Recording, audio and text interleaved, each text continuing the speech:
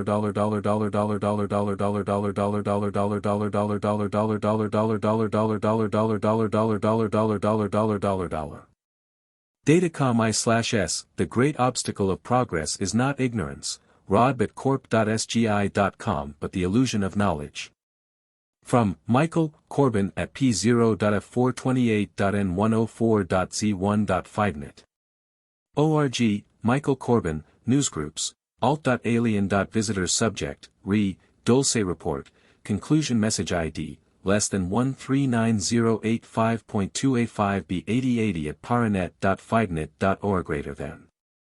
Date, July 8, 92, 23:19 and 2 seconds Greenwich Mean Time. Sender, ufgate at paranet.fidenet.org, NewsOut 1. 26. Organization, FidoNet Node 1:104/428.0, less than Paranet, SM, Arvada Colorado Lines, 22. Greater than Dear Michael. Greater than I read all of the information that you posted and appreciated your greater than work and the work of the Phoenix Report, but I don't believe it. It. Greater than doesn't add up to me and I won't explain why. You may be right. Greater than and I'm wrong. I hope I am wrong in this case. That's all folks. Greater than John Winston. First, that was not my work, nor did I have anything to do with it. Someone uploaded that material to Paranet and I simply reposted it with permission. I have found numerous problems with it myself and, although I do not necessarily believe that something is happening at Dulce, I think that the Phoenix material is just more disinformation. Mike. From Paranet, Information, Service at p0.f428.n104.z1. Fidenet.org, SM. Newsgroups, alt.alien.visitors. Subject, Rating on Dulce Report and K2 Report. Message ID, less than 139.161.2a610fc9 at paranet.fidenet.org greater than. Date, July 13, 92, 5:02 and 2 seconds Greenwich Mean Time. Sender, ufgate at paranet.fidenet.org, NewsOut 1. 26. Organization, FidoNet Node 1:104/428. 0, less than Paranet, SM, Arvada Colorado Lines, 49. Forwarded from Paranet UFO Echo. Originally from Paranet, SM, Information Service. Originally dated July 12, 92, 22:01. Recently we published 2 reports generated by the Phoenix Project. A group in Carson City, Nevada. These 2 documents allege that members of this group investigated reports of underground alien bases in Dulce, New Mexico, and an underground alien base located in the Plumas National Forest in Northern California. Note, basically their investigation proved that the Dulce base did not exist, but that the K2 UFO base in California did. Why do I get the feeling that if the K2 base does in fact exist, then we should not be too concerned about it? Could it be that there is an actual alien force based in the Plumes National Forest that is contesting the activities at Dulce? Just remember that for every visible conflict, there is often an invisible conflict taking place behind the scenes. Often the pawns cannot see who the real chess players are. Branton. Because of the following findings/reasons, Paranet has assigned a high level of probability that the material contained in the documents is disinformation and is inaccurate. The reasons are as follows. 1. The Phoenix Project is unknown to the general UFO research community. Nowhere in any of the materials are the principles of the organization identified. As is the case with any materials where substantive findings are reported, it demonstrates a strong lack of credibility when the names and addresses of the investigators are not provided. 2. Due to an investigation that has been ongoing, we have found that the material on Dulce is inaccurate. It is interesting that the Dulce report denies that anything exists at Dulce. Although we have found no information to the contrary, we feel that the report from the Phoenix Project is inaccurate as to location of buildings and other factors. There are things down there which are unusual. 3. The K2 material is too ambiguous and does not provide enough reliable data bits to launch an investigation into the claims. It appears that although the report is written with some literary license, the findings are presented in a very unscientific fashion. Paranet will provide a complete report of its investigation into the various other claims contained in the reports as soon as the information is available. We have written to the Phoenix Project requesting further information. In the meantime, we urge caution in the use of this material. Michael Corbin, Director. Paranet, SM, Information Service, via Paranet Node 1:104/422 UUCP, SICM, Paranet, user_name. Internet, Paranet, SM, Information, Service at p0.f428.n104.z1.5net. org. From Paranet, Information, Service at p0.f428.n104.z1.5net.org, SM. Newsgroups, alt.alien.visitors. Subject, Strong Word of Caution. Message ID, less than 139389.2a739f99 at paranet.5net.org greater than. Date, July 27, 92, 6:56 and 3 seconds Greenwich Mean Time. Sender, ufgate at paranet.5net. org, Newsout 1.26. Organization, FidoNet Node 1:104/428. 0, less than Paranet, SM. Arvada, Colorado Lines, 25. Forwarded from Paranet UFO Echo. Originally from Paranet, SM, Information Service. Originally dated July 26, 92, 23:56. Over the last few days we have been posting information supplied by the Phoenix Project of Carson City, Nevada. This information has been strongly disclaimed by Paranet pending the results of our investigation to determine the validity of the Phoenix Project and its officers. While the investigation is still ongoing, we have found some highly disturbing things relating to credibility of the group. This information will be reported as soon as the investigation is completed. This should be in the next few days. Until this investigation is complete and the findings published, Paranet wishes to urge everyone not to send any money to the group. Michael Corbin, Director. Paranet, SM, Information Service, via Paranet Node 1:104/422 UUCP, SICM, Paranet. User_name. Internet, Paranet, SM, Information, Service at p0.f428.n104.z1.5net.org. From Paranet, Information, Service at p0.f428.n104.z1.5net.org, SM. Newsgroups, alt.alien.visitors. Subject, Report on Phoenix Project. Message ID, less than 139577. 2A817124 at paranet.5net.org greater than. Date, August 6, 92, 1816 and 1 second Greenwich Mean Time. Sender, ufgate at paranet.5net.org, Newsout 1.26. Organization, FidoNet Node 1:104/428. 0, less than Paranet, SM, Arvada, Colorado Lines, 177. A few weeks ago, Paranet received online copies of several documents which purported to come from a previously unknown organization called the Phoenix Project. The project is described in the documents as a private, civilian, research organization, which was formed in 1952 to investigate and correlate information concerning UFOs and ETs.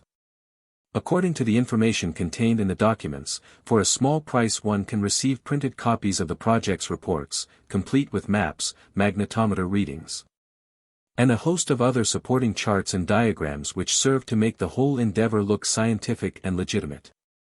The documents we received were formulated as investigative reports on two of the hottest and most controversial issues within the UFO research community, the underground alien bases which are said to exist at numerous locations around the United States, and the cluster of alleged UFO-related projects sometimes referred to collectively as Operation Majestic.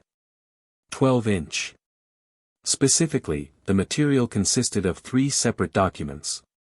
1. The Ultimate Secret, originally dated August 4, 1989 and revised most recently May 5, 1992, purporting to lay bare the inner workings of the government's secret UFO projects. including the recovery of alien technology and bodies from crashed UFOs, the exploitation of this technology by a number of codenamed government projects, and the involvement of NASA and the SDI program in preparing for conflict with alien invaders. 2. The Dulce Report, dated May 27, 1992, describing an on-site investigation of the Dulce and Archuleta Mesa area in New Mexico, which purportedly proved beyond any doubt that there is nothing there of any interest to UFO researchers despite persistent reports to the contrary. And 3. The K2 Report, originally dated July 28, 1989, revised June 27, 1992, which purports to document the discovery of a genuine, secret alien base in the Pilot Peak area of Plumas County, California. Paranet quickly reviewed this material and posted it in its entirety for our subscribers, pursuant to the permissions attached to the material by the publisher. We also posted a preliminary evaluation which warned that the material might contain inaccuracies or deliberate disinformation. This evaluation was based on a number of factors. 1. Much of the information in The Ultimate Secret about Operation Majestic 12 and associated projects is clearly related to, and probably derived from, earlier material which has been dismissed as worthless by almost all reputable UFO researchers. 2. Much of the information in The Dulce Report about Dulce and the Archuleta Mesa contradicts information already provided to Paranet by other capable investigators. 3. Some of the information in the K2 Report is intrinsically implausible, although, admittedly, not impossible. Such as the claim that a seasoned military intelligence operative forgot his camera when rushing to document a UFO landing site, or that by the next day that same landing site had been resodded by the aliens to obliterate all the evidence. Paranet received the 3 documents as uploads from a Mr. Jack L. Mathias of Carson City, Nevada, who represented himself as the sole public spokesman for the project. But the reports themselves name neither the authors of the documents nor the principals of the Phoenix Project. Instead, they cryptically state that they are the work of former military personnel who have all been associated with intelligence activities, and have knowledge of covert government operations concerning UFOs, and also disinformation projects. Branton. Given the sorry history of anonymous documents and former government agents in the UFO community, Paranet felt it necessary to start its own investigation in an effort to determine just who was behind the Phoenix Project and what their motives might be. First, we sent a letter to the post office box listed in the documents, asking for further information about the group, but the letter was not answered. We corresponded by electronic mail with Mr. Mathias, who represents himself as an agent for the group, but he refused to provide any of the information we requested. So much for the direct approach. Each document formally states that the Phoenix Project logo is a registered trademark, presumably in the state of Nevada, since that is where their mailing address is located, so we tried a query to the Nevada Trademark Office in Carson City. That office informed us that the state of Nevada has no record of any current trademarks under the Phoenix Project name. They did say that articles of incorporation were filed under the name of the Phoenix Project on August 25, 1988 by a Mr. Thomas Naylor of Las Vegas, Nevada. However, the corporation failed to file the names and addresses of its officers by July 1, 1989 as required by Nevada law, as a result of which the incorporation was revoked by the Nevada Secretary of State. And so we reached another apparent dead end, except for one bit of trivia uncovered by a Paranet investigator in Las Vegas. An attorney named Thomas C. Naylor had recently moved into an office building at 2810 West Charleston in Las Vegas. Next, we contacted the U.S. Postal Service in Carson City, Nevada, to determine the box holder for the Phoenix Project's publisher, Advent Publishing Company. We were told that the box was registered to a Richard T. Miller, whose address was given as a mobile home park in Carson City. Following this, we contacted the clerk and recorder's office in Carson City, and determined that a Richard Miller is listed with them as the legal owner of Advent Publishing. However, the telephone number they gave us for Mr. Miller has been disconnected, and directory assistance was unable to provide a new one. Another brick wall. To this point, all attempts to verify the Phoenix Project's legitimacy using conventional methods had proved futile, so we decided to try a different approach. The Phoenix Project explicitly and emphatically disclaims affiliation with any other groups using the name Phoenix.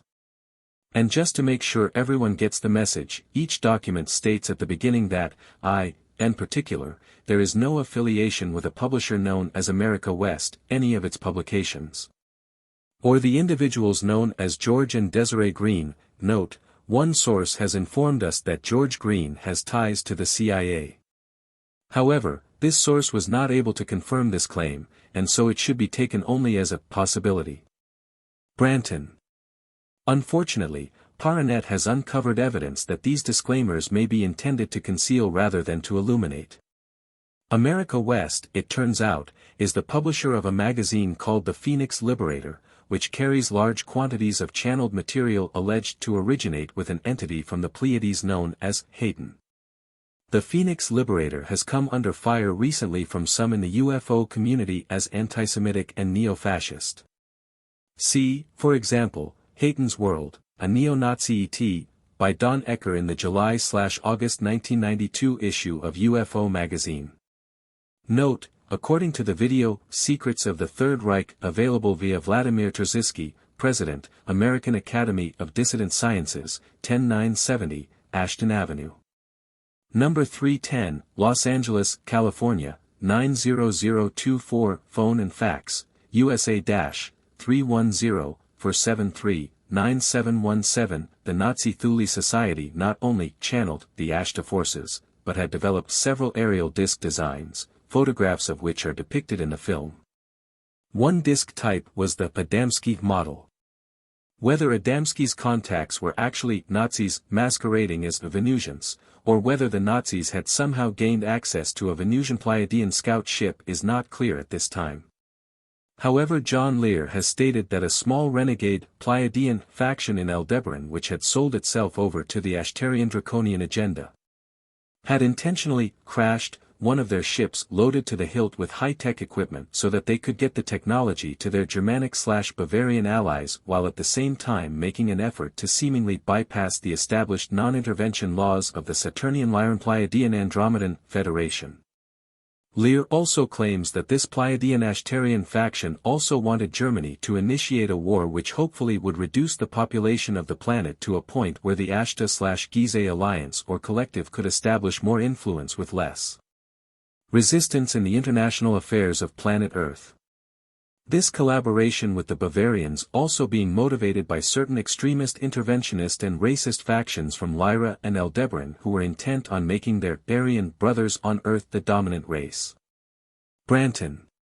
But Hayton and his defenders vehemently deny the charge of being Nazis, and the whole affair has been widely and rather nastily trumpeted both on the net and in print. It seems that until recently America West Publishers and the Phoenix Liberator were operated out of Tehachapi, California, which, according to many investigative sources, is a major center for collaborative alien and military-industrial activity. Branton. But a few days ago one of Paranet's subscribers uploaded a response from Hayton to Don Ecker, which he said he had pulled down from the Phoenix Liberator BBS, and with it he posted a new address for the Liberator. That address was all too familiar, 2810, West Charleston Boulevard, Las Vegas, Nevada, the same building, it seems, where an attorney named Thomas Naylor also has his new office. And then another strange coincidence, a posting coming across the internet stated that before Hayton channeled through his current host, he used to convey his messages through a Mr. Richard Miller, who started an organization which was known as the Solar Cross and which was apparently a forerunner of the Phoenix Liberator. Note, these channeled messages are apparently received through psionic beams from hovering craft which interact with microelectronic implants that have been placed in various individuals who have been connected to the Ashtar collective in this manner. Branton. Is this the same Richard Miller who owns the Phoenix Project's publisher, Advent Publishing Company? We do not yet know if the Thomas Naylor who tried to incorporate the Phoenix Project is the same Thomas Naylor who apparently shares 2810 West Charleston with the new offices of the Phoenix Liberator. We do not yet know if the Richard Miller who owns Advent Publishing is the same Richard Miller who reportedly once channeled Hayton. In short, we do not yet know if the Phoenix Project is truly an independent organization, or merely another incarnation of America West Publishers and the Phoenix Liberator. But the coincidences are certainly striking and suggestive. And in light of this we again urge extreme caution in dealing with the Phoenix Project material, until such time as a definitive assessment of the project's motives and reliability can be made. Paranet will keep you advised of our findings as they become available. If you have any information about the Phoenix Project, especially regarding its possible relationship with the Phoenix Liberator or America West Publishers, please send it to Michael Corbin by internet mail to mcorbin@paranet.org. By FIDNet to 1:104/422, by U.S. mail to P.O. Box 172, Wheat Ridge, Colorado, 80034-0172, or by phone at 303-431-8796. Begin _of _ the _Skype highlighting 303-431-8796 end _ of the _Skype highlighting. Paranet, SM, Information Service, via Paranet Node 1:104/422 UUCP, SICM, Paranet, user _name. Internet, Paranet, SM, Information, Service at p0.f428.n104.z1.fitnet.qrg. From, Paranet, Information, Service at p0.f428.n104.z1.fidnet. ORG, Paranet Information Service. Newsgroups, alt.alien.visitors. Subject, Our Response to Phoenix Project. Message ID, less than 139863.2a9405 AD at paranet.fidnet.org greater than. Date, August 20th, 92, 2025 and 7 seconds Greenwich Mean Time. Sender, ufgate at paranet.fidnet.org, Newsout 1. 26. Organization, FidoNet Node 1:104/428. 0, less than Paranet, SM, Arvada, Colorado lines, 159. Forwarded from, Paranet UFO Echo. Originally from Paranet Information Service. Originally dated August 20th, 92, 1323. On August 6, 1992, Paranet Information Service posted a preliminary statement on our investigation into an organization known as the Phoenix Project, which had recently released investigative reports entitled The Dulce Report, the K2 Report, and The Ultimate Secret. In our statement we pointed out some apparent problems with all three Phoenix Project reports, as well as some suspicious aspects of the project's organization itself. In our conclusion, we issued a warning not to take the Phoenix Project reports at face value, pending further investigation. On August 10, 1992, Jack Mathias of the Phoenix Project responded in a long, rambling message posted to a number of bulletin boards and news groups. Unfortunately, rather than dealing with the substantive issues raised in our previous postings regarding the project and its publications, Mr. Mathias's statement consisted mostly of ad hominem attacks impugning the motives, integrity, and competence of Paranet's officers and investigators. Here is some typical language excerpted from the Phoenix Project statement. You blew it. A snap judgment without examining the evidence. Your spontaneous and instant negative reaction. Your attitude problem. You abused your position of trust and responsibility. Inexcusable. A new record for prejudice. You've just won the Golden Fleece Award. Outstanding ineptness. Amateur sleuthing. Self-centered. Lacking any real expertise. Seated upon your starry throne. Elected yourself to be the final arbiter of the truth. Judge, jury, and executioner. Kangaroo court proceeding of your own fashioning. Armchair expertise. Laughable. Following paragraph after paragraph of this kind of personal invective, Mr. Mathias then suggests that peep greater than in our opinion, the public deserves the truth regarding the real peep greater than story of UFOs, government involvement and the alien threat. Peep greater than that should be our objective. Perhaps you'll agree that peep greater than objective is more productive than entertaining the public via the peep greater than BBS links with a sideshow of petty squabbles and bickering peep greater than between individuals and organizations. This is a noble sentiment, and one which we at Paranet wholeheartedly agree with. Hopefully in the future the Phoenix Project's representatives will take some of their own advice and try to keep the rhetoric down to a more civilized level. Having said that, let's look at the actual issues raised by this latest salvo from the Phoenix Project, and see how they stack up. Peep greater than let us review the facts. You reacted by issuing a public warning peep greater than to the members of Paranet, which was also widely distributed via peep greater than other BBSs nationwide. That warning contained language which peep greater than implied the information, and the source, were highly suspect. Peep greater than thus, single-handedly, you created a strong impression throughout peep greater than the UFO community, that our information was false. Many sincere peep greater than people, trusting your qualifications, accepted your warning. True. Peep greater than you took it upon yourself to make a snap judgment without peep greater than examining the evidence. False. We did not arrive at our conclusion single-handedly or instantaneously. Our analysis and the resulting warning were the products of considerable discussion among Paranet's researchers and subscribers. They were also labeled as tentative, pending further investigation. Peep greater than in your message, you mentioned that you wrote to the Phoenix Project. Peep greater than after the fact in your preliminary judgment, requesting further peep greater than information. You made the same comment in other BBS messages. Peep greater than you state that we did not respond to your request. You also imply. Peep greater than by insinuation, that this is a mark against us and a further indication peep greater than that we are suspect. To date we have not received your letter of peep greater than inquiry. Apparently, of all the mail we receive, your letter is the peep greater than only one that has gone astray. We can only conclude that it was either peep greater than lost in the mail or you didn't mail it. Did it ever occur to you to peep greater than mail us a second request, when you did not receive a response to your peep greater than first inquiry? The letter was followed up with electronic mail to the project spokesman, Jack Mathias. The request for information was repeated through that channel. The request was refused.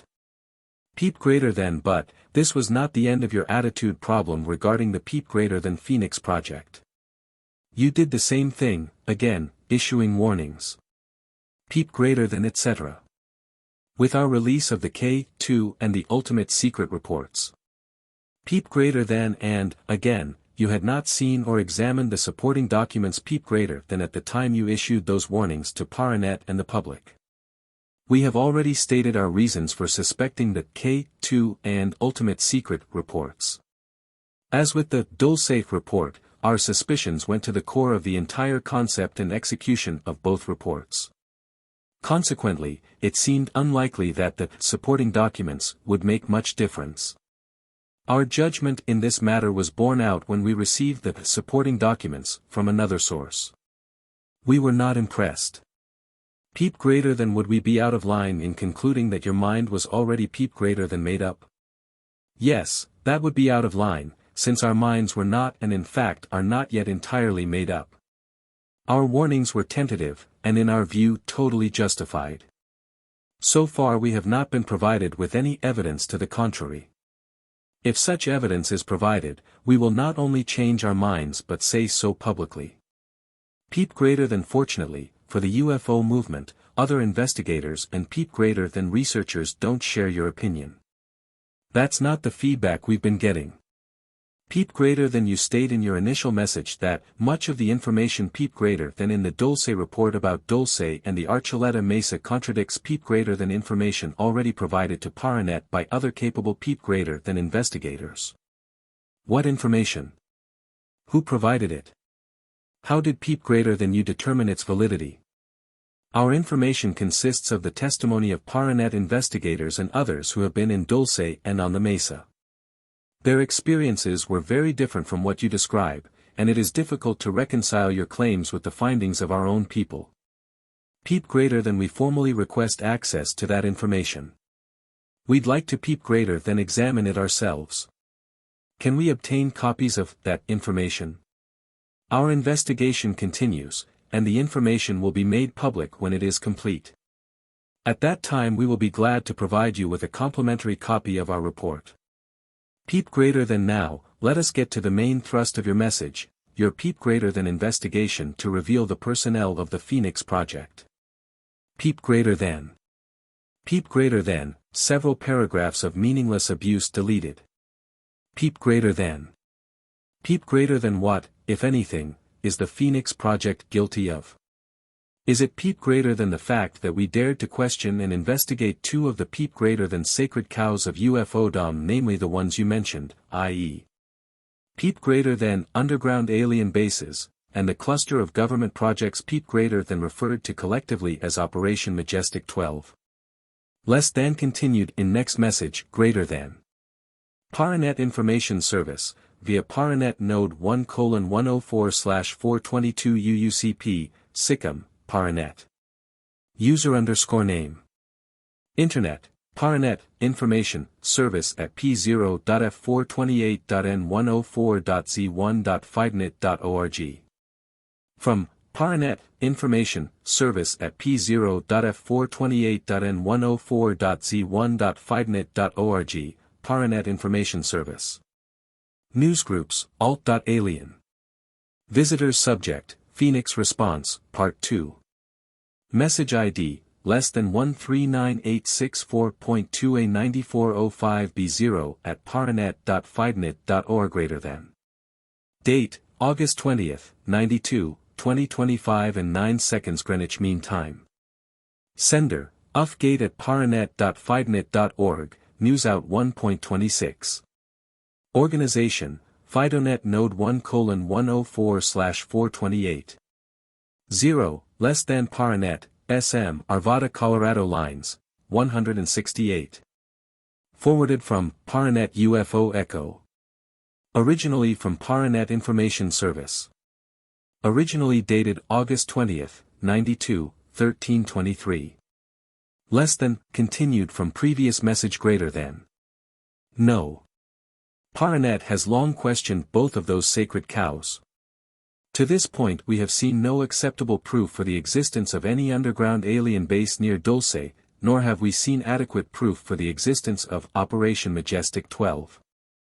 We have publicly stated as much on many occasions.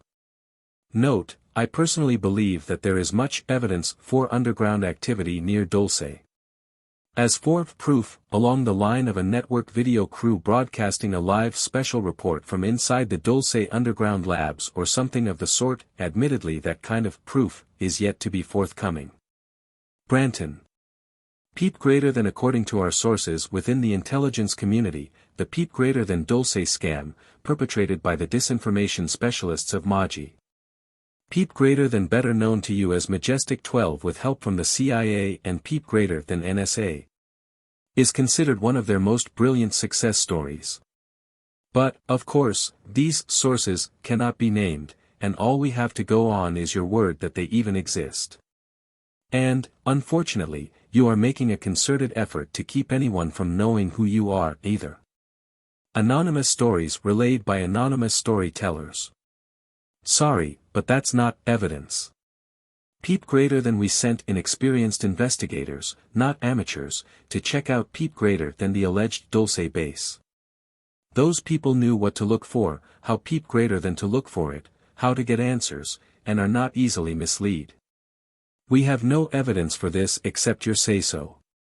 Peep greater than. If you do not agree with our findings, get off your posterior, go peep greater than to Dulce, and check it out for yourself. We have. Peep greater than. In fact, we invite anybody to do the same thing. We're sure you'll peep greater than find exactly what we did. We didn't. Peep greater than. You imply that you're good at asking questions, how are you peep greater than at answering them? We have a few questions.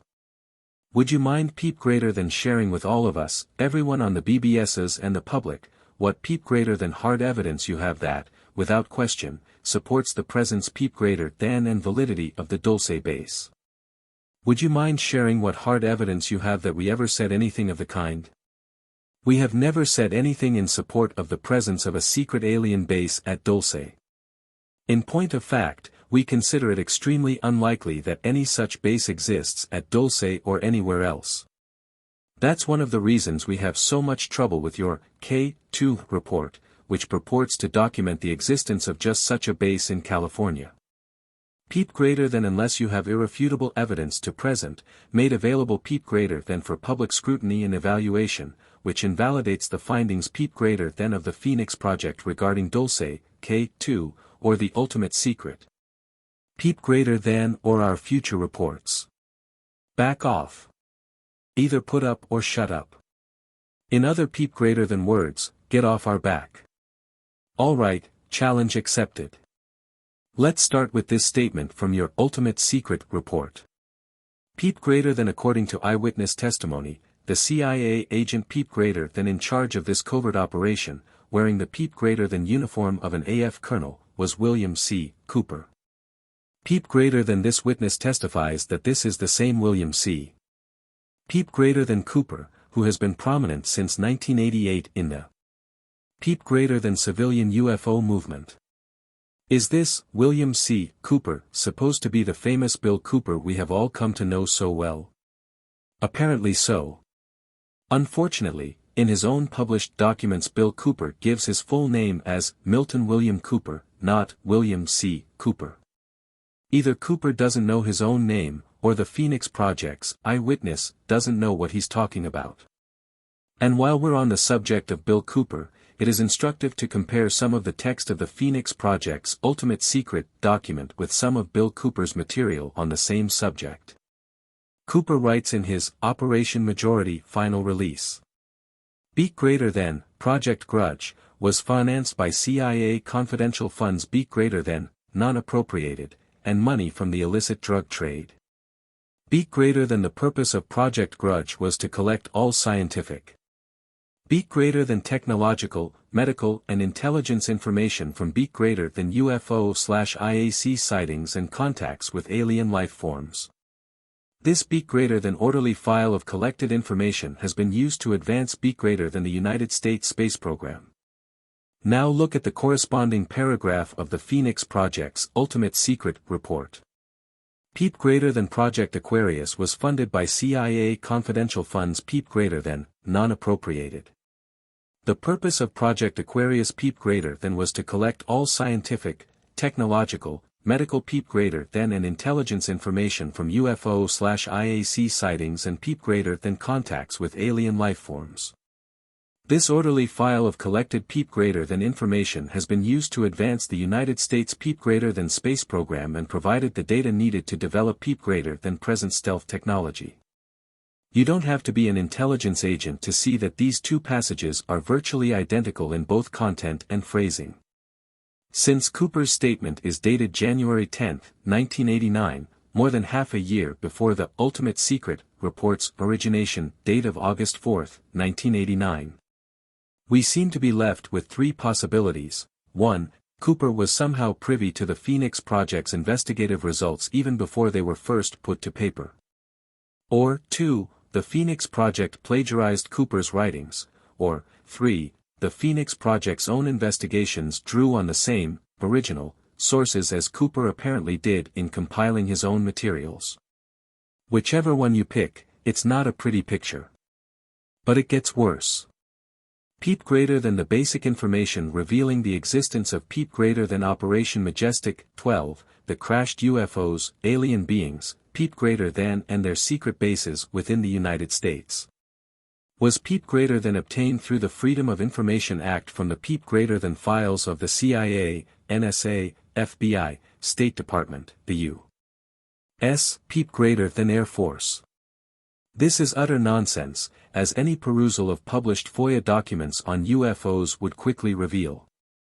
FOIA requests have forced the government to disgorge many hundreds of pages of UFO documents over the years, but they provide little if any support for the existence of Operation Majestic 12, crashed saucers, alien beings, or secret bases.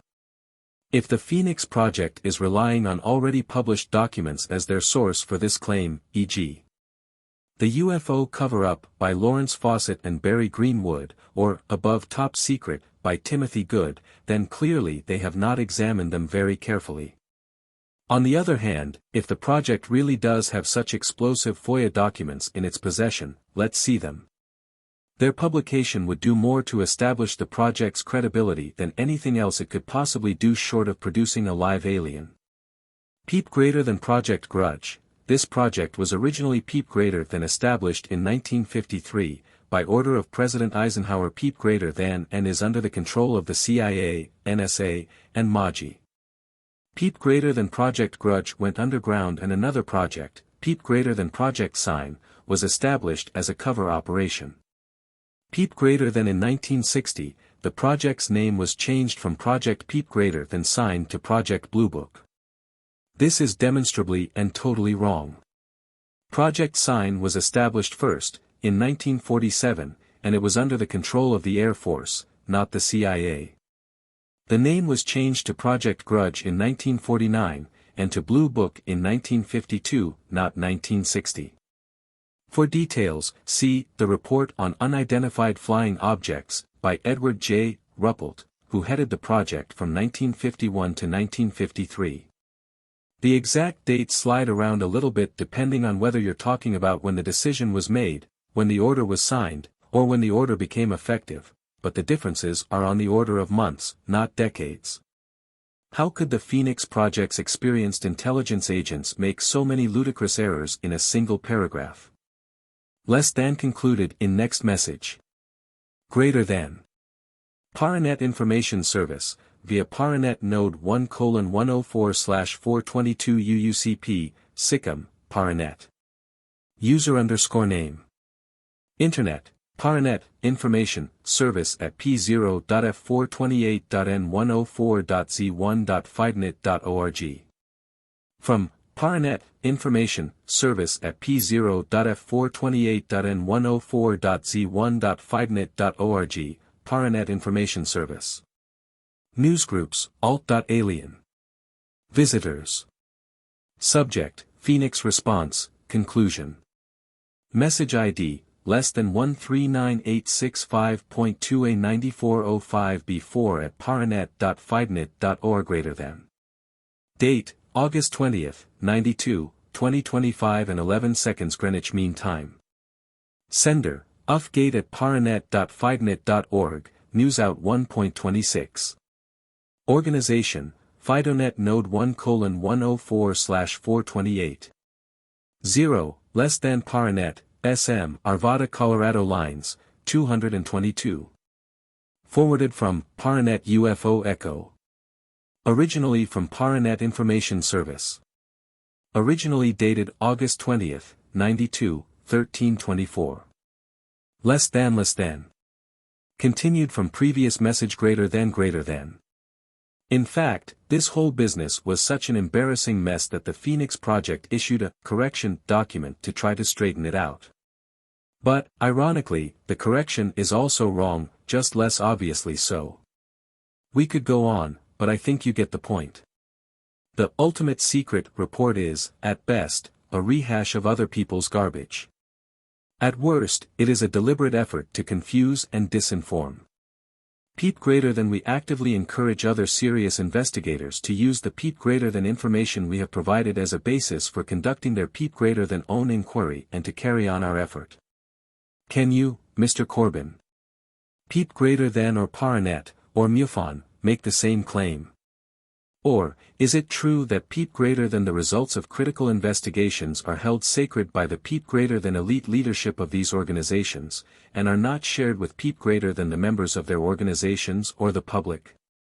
We can't speak for other organizations, but in the case of Paranet we have always made our results public as soon as our investigations are complete. Peep Greater Than. In your message, you insinuate that because of our past military Peep Greater Than and intelligence backgrounds, our area of expertise so to speak. Peep Greater Than that the motives of the Phoenix Project are suspect.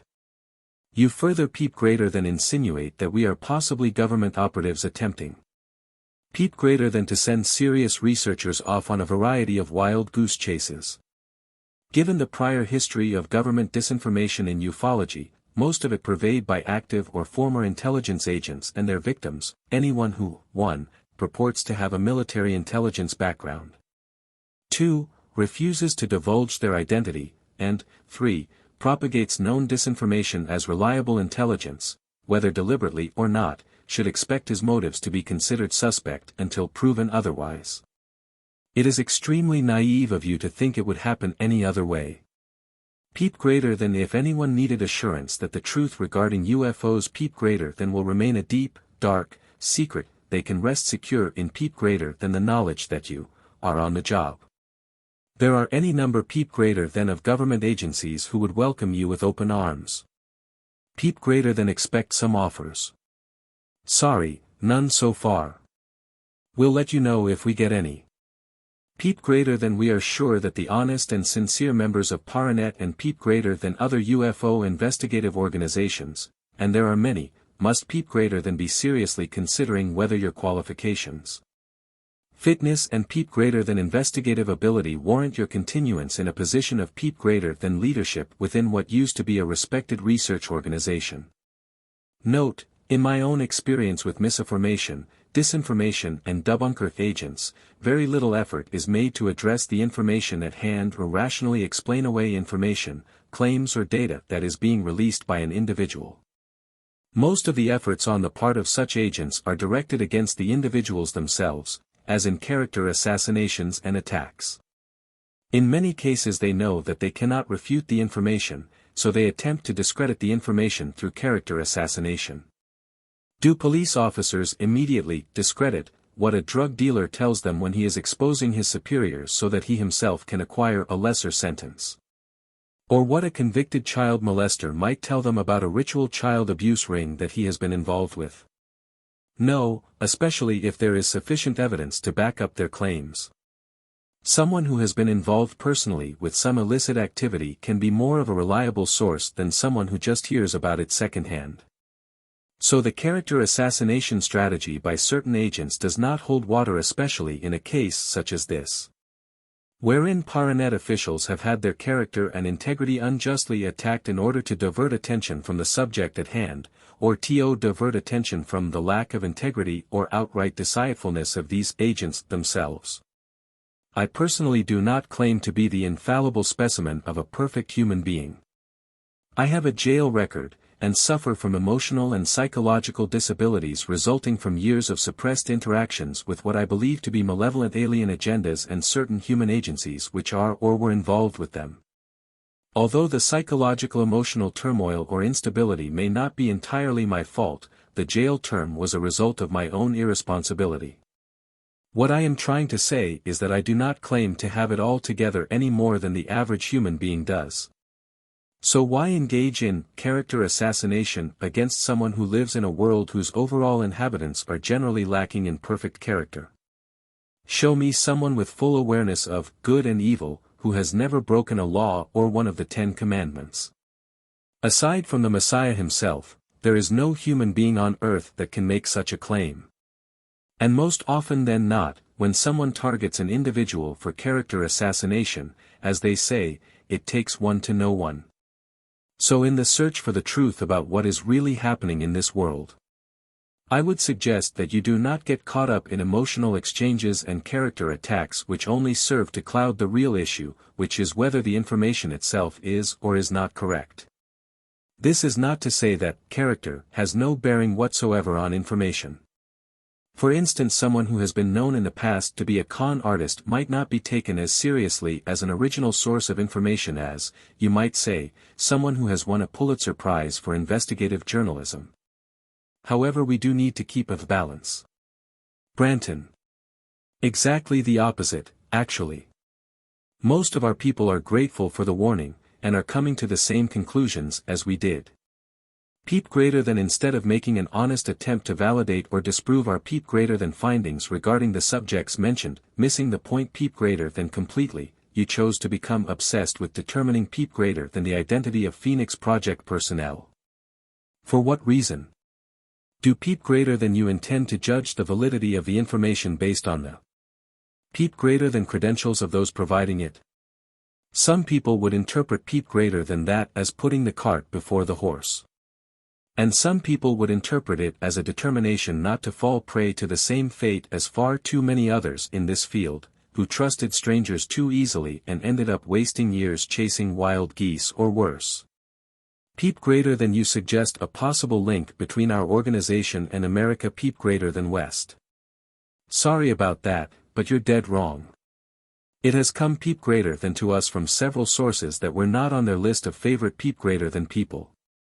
We will take this opportunity to categorically deny that peep greater than we have any affiliation with America West, their publication the peep greater than Phoenix Liberator, or any other publication they provide. Do peep greater than not expect us to respond to the other coincidences, suppositions? Peep greater than insinuations or innuendos contained in your message.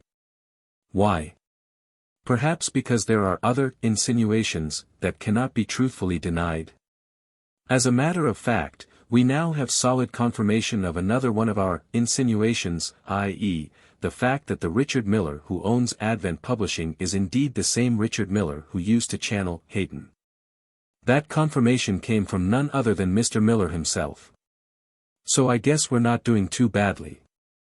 In consideration of your explicit denials of any ties to America West, and in view of the additional information provided privately by Mr. Miller, we withdraw our previous suggestion of possible connections between the Phoenix Project and the America West/Phoenix Liberator operation. As we stated before, those suggestions were tentative pending further investigation, and further investigation has not uncovered any additional evidence to support them.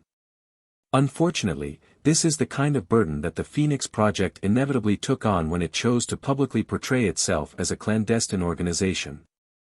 Peep greater than since you brought up America West and the Phoenix Liberator. Peep greater than why not turn your investigative abilities loose on their peep greater than organization. Just suppose that Milton Cooper is, quietly, peep greater than linked to their organization. That should intrigue you. Peep greater than equally intriguing, is where their funding comes from, not the peep greater than obvious subscription income, the covert funding. Or, how about peep greater than the busy and numerous, off-premise, writers that prepare the volumes. Peep greater than of Hayden material. And their use of high-speed modems to provide.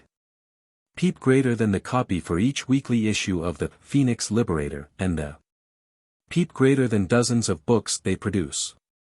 In our supposition, we're talking peep greater than about a big-time operation. You might also check out their printing. Peep greater than facilities, distribution centers, and worldwide circulation.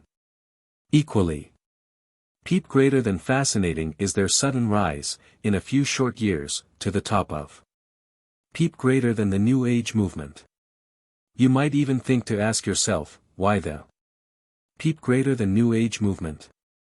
What possible connection is there with covert peep greater than government UFO activities, or a new world order, with the New Age peep greater than movement?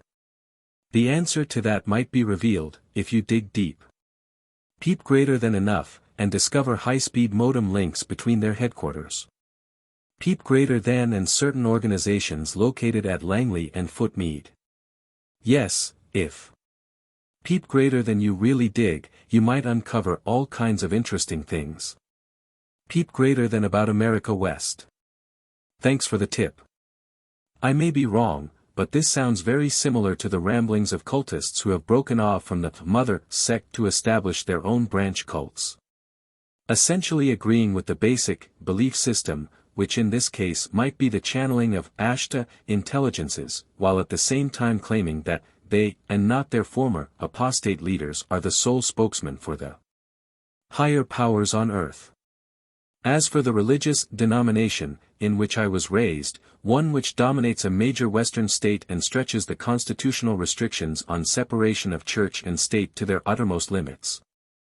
I have come to find out that over 500 branch religions ranging from a few followers to tens of thousands of followers have separated from the main denomination. This is one of the main reasons why I became a non-denominationalist Judeo-Christian. One of these 500 or so branches incidentally was the Freeman Order, which was involved in a drawn-out FBI standoff in 1996. The U.S. Constitution and Bill of Rights allows for the right to worship as one wishes so long as one does not infringe on the constitutional rights of others and the laws of the land.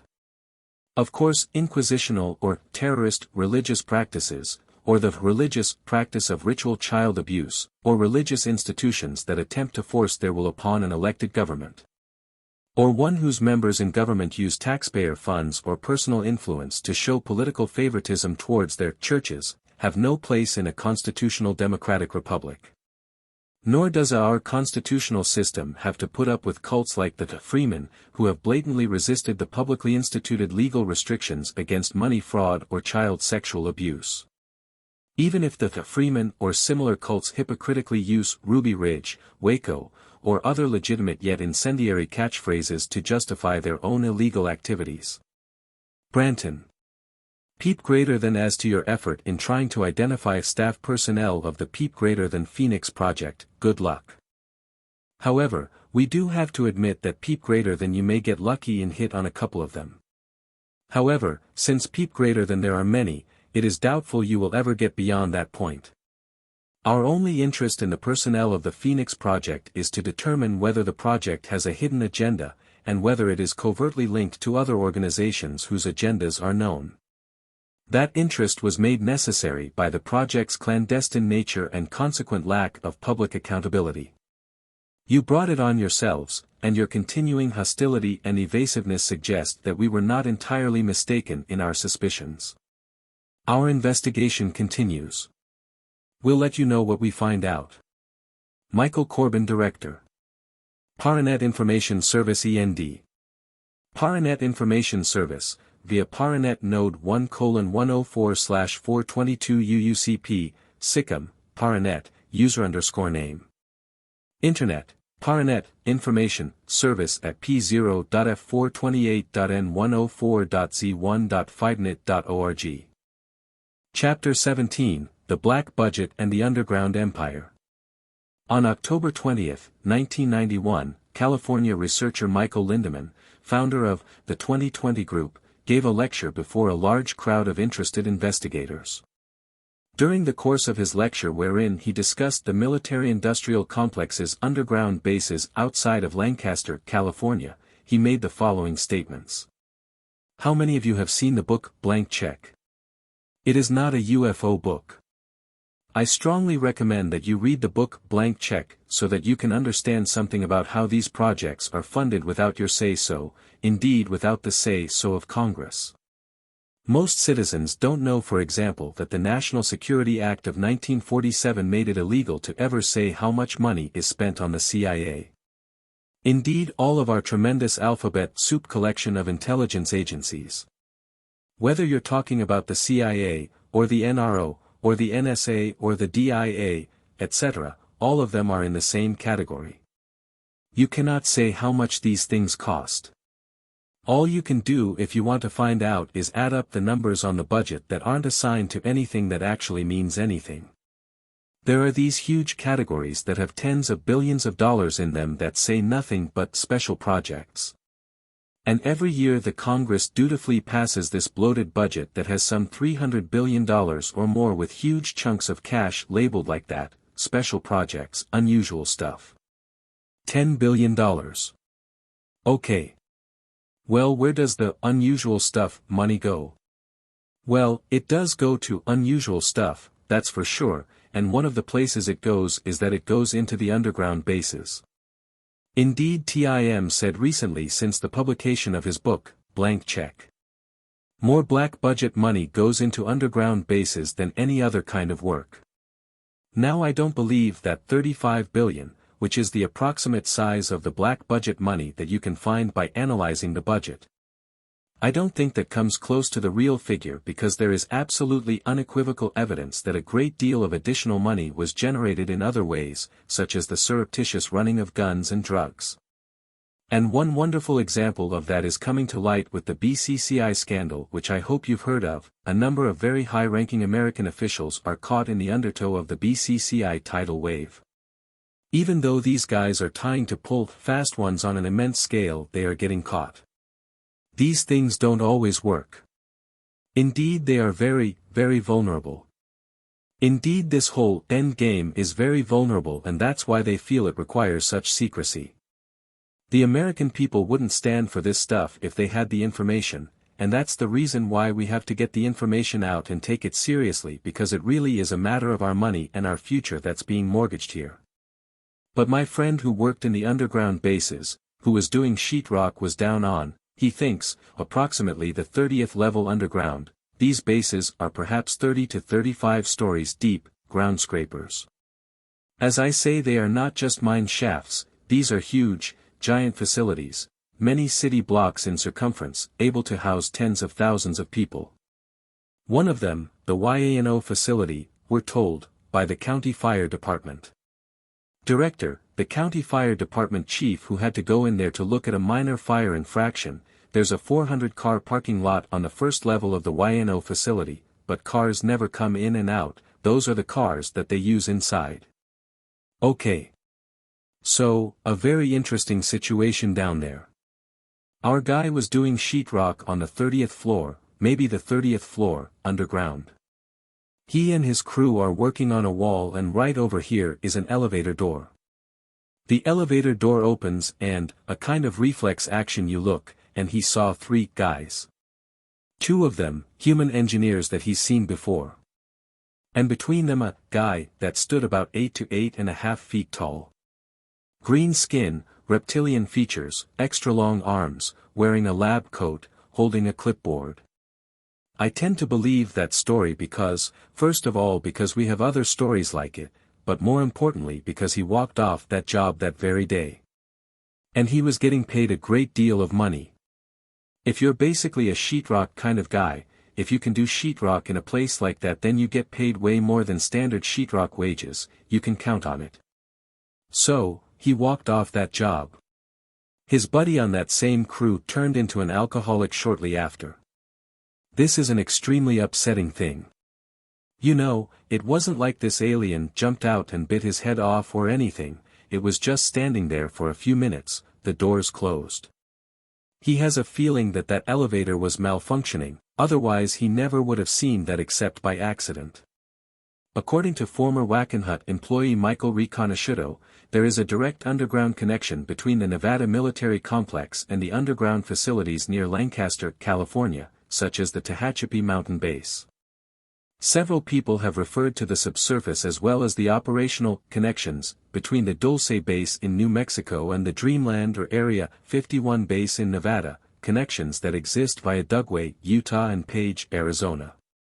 If alien forces are intent on taking control of this planet, then it would be logical for them to target our major military weapons research and development centers. This might involve actual infiltration of our military-industrial complexes and control of the line of command through mind control of specific and strategic personnel. The deeper one descends into the underground alien empire, the greater the security and therefore the greater the control will be in regards to this, from the bottom up, takeover attempt. In many cases, patriotic Americans have become caught in the middle of this underground war, between loyal American military personnel and alien or alien-controlled personnel, as was the case in the Dulce and the Groom Wars themselves. Some have managed to escape from their terrifying encounters and, whether intentionally or unintentionally, as in the following incident, have voiced their fears, concerns, or even rage to those on the outside, who will listen. The following conversation, in relation to the Nevada military complex and the underground facilities, took place on the Billy Goodman Happening, KVEG Radio 840 AM, Las Vegas, Nevada, on November 19, 1989. It was transcribed by a Las Vegas resident.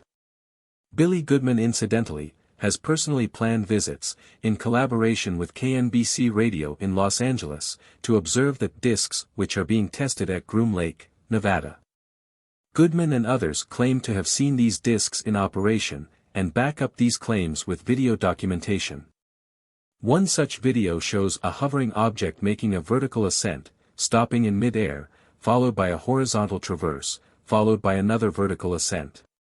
Something like this would be impossible for any conventionally known aircraft of the time to duplicate. Billy Goodman, who has since moved to another radio station in Los Angeles, has been very instrumental in getting the information out about the underground base at Site 51, or Area 51. One contact of ours has informed us that a good friend of hers in Las Vegas, Nevada, had uncovered some very disturbing facts and testimonies concerning construction workers and others who had been involved in the installation of certain equipment within the tunnels beneath the Nevada military complex, and particularly under the Mercury, Nevada area. Many of these later died under bizarre circumstances, and there were rumors that others were being held captive underground because they saw too much. This informant, Stacy Borland, was later found dead, along with a brother of hers, in Las Vegas, as the result of a gangland-type execution. Someone had apparently entered her place and murdered them in cold blood. In the following annotated transcript, the caller who claims to be a worker in the underground facilities below Mercury, Nevada, will be identified as C and Billy Goodman as G. G, hi. You're on the Billy Goodman Happening on KVEG. Sir, what can I do for you tonight? C, okay. Are you ready?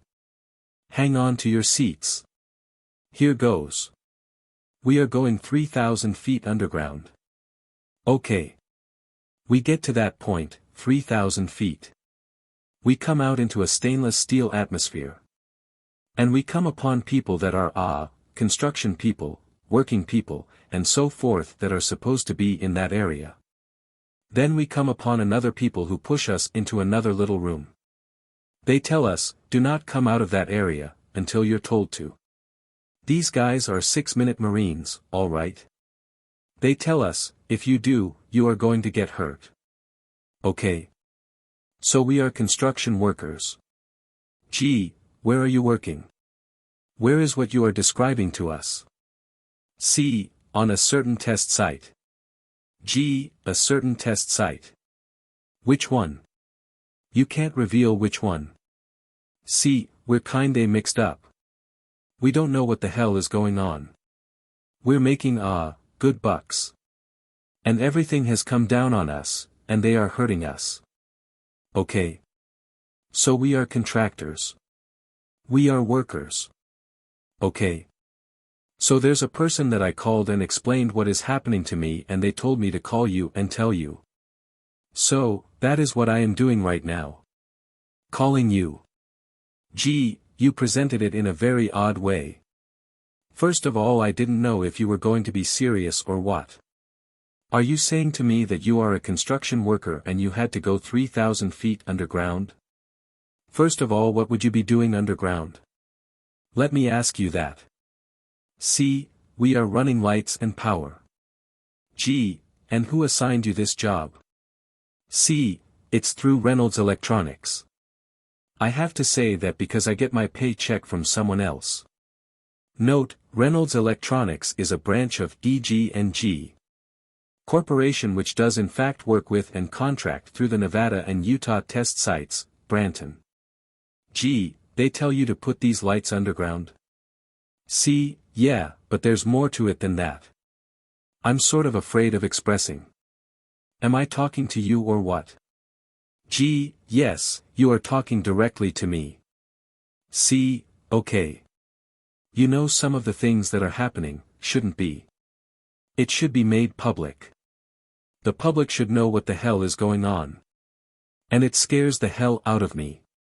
What is not being brought out, you know? For example, can I give you an example? Here's an example. A few weeks back we were inside a certain cavern going through stainless steel halls, going north, and as we move along we are hanging lights. In the rooms they're like operating rooms.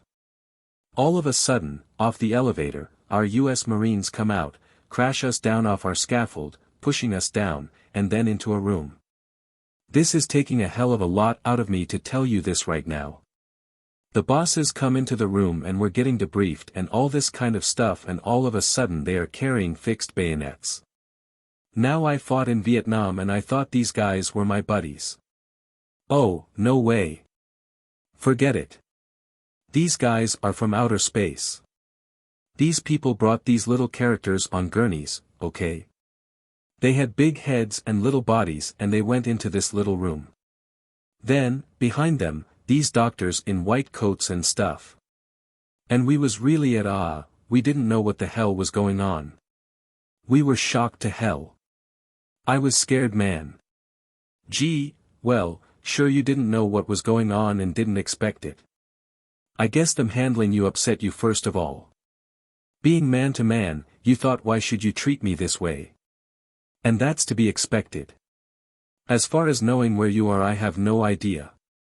See, I know where I was. I worked there every day. I keep a log, and if someone asks me, I know what's going on. I'm telling you, man, they're not telling us the truth. There is something damn wrong within our government. I only got a glimpse of this scientist on television, i.e. most likely referring to Robert Lazar, Branton, but I know he's not telling much of what he knows. I'm just a worker. A hammer and nail man. This guy's got more brains than I do, and would know more about it than I do. There's something inside they aren't telling us. Gee, okay. I understand that. Now what do you want us to do about it? See, expose it. Gee, I think you've done that yourself, just now. Now you haven't told us your location, and I think that's important so we have some idea where this is. I hope you understand at this moment. See, I work at Mercury, Nevada, and I'm the best electrician there. This is between you and me now. I don't want anybody else to know about this. Gee, but you're on the air, sir. See, you mean somebody knows about this besides you and me? Gee, but you are talking over the radio, sir. Everybody, all over the West Coast that is listening has just heard you. So you've gotten your word out. Now let's see if anybody else knows about it. Maybe, just maybe, we'll get some calls from some of the people that work with you. See, wait a minute. You mean somebody else knows about this besides you and me? Gee, now, this is a talk show, you called a talk show. I am over the radio, that's where you called. See, oh, my God. Gee, why, what's wrong with that? You called a talk show. See, I thought I was just talking to you. Gee, now you said someone told you to call me. Was it someone you work with? See, yes. Gee, nobody knows who you are. You haven't said your name or anything.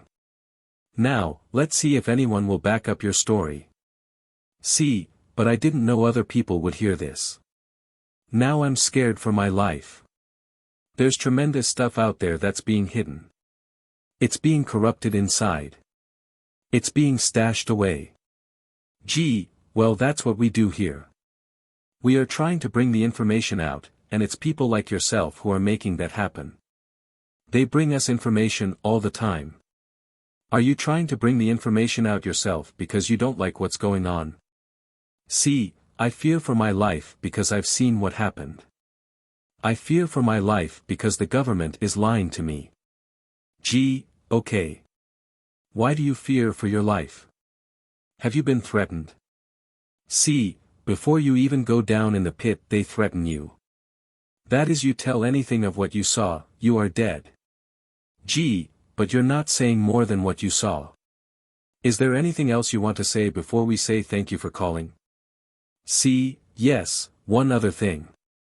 Whenever it gets down to the nitty-gritty, it will be clear to the people that what they are seeing on the news is true. We've got 6 little bodies underground, man. Gee, please keep in touch, okay? End of transcript. Chapter 18, Dulce and the Military-Industrial Establishment. Researcher William F. Hamilton was one of the first to write about the Mccampbell Shasta subterranean colony of Telos, an underground city which is said to be the western branch of a subterranean kingdom that certain Asian fraternities refer to as the Bhagardi network. Mr. Hamilton had personally met with the reputed Crown Princess of Telos, Sharyula, as well as with some of her immediate relatives in the mid-1980s, during his investigations into underground base activity in North America. Based on what Bill has learned, Telos might not be as safe a place to live as one might at first believe. Just like anywhere else on Earth, Telos itself suffers from its own conflicts between factions with different agendas ranging from those who align themselves with the Andropleiadian Federation and their non-interventionist, individualist, beliefs, and those who have taken sides with the Draco-Orion Empire and their interventionist, collectivist, philosophies. One might say that the scenarios taking place within Telos are somewhat of a counterpart of similar power struggles taking place within Sirius and within the U.S. government. The same could hold true within the entire Bhagardi network, which has its center of activity under the Gobi Desert of Mongolia, and which allegedly contained two opposing factions during the Second World War period, the technologists who secretly sided with the Allied forces, and the occultists who sided with the Axis forces. Since the Telos-Bhagardi alliance is tied in with the Ashtar collective, there are bound to be some internal conflicts within those cultures, just as there have been reported conflicts between the Orionite interventionists and Pleiadian non-interventionists within the Ashtarian collective itself.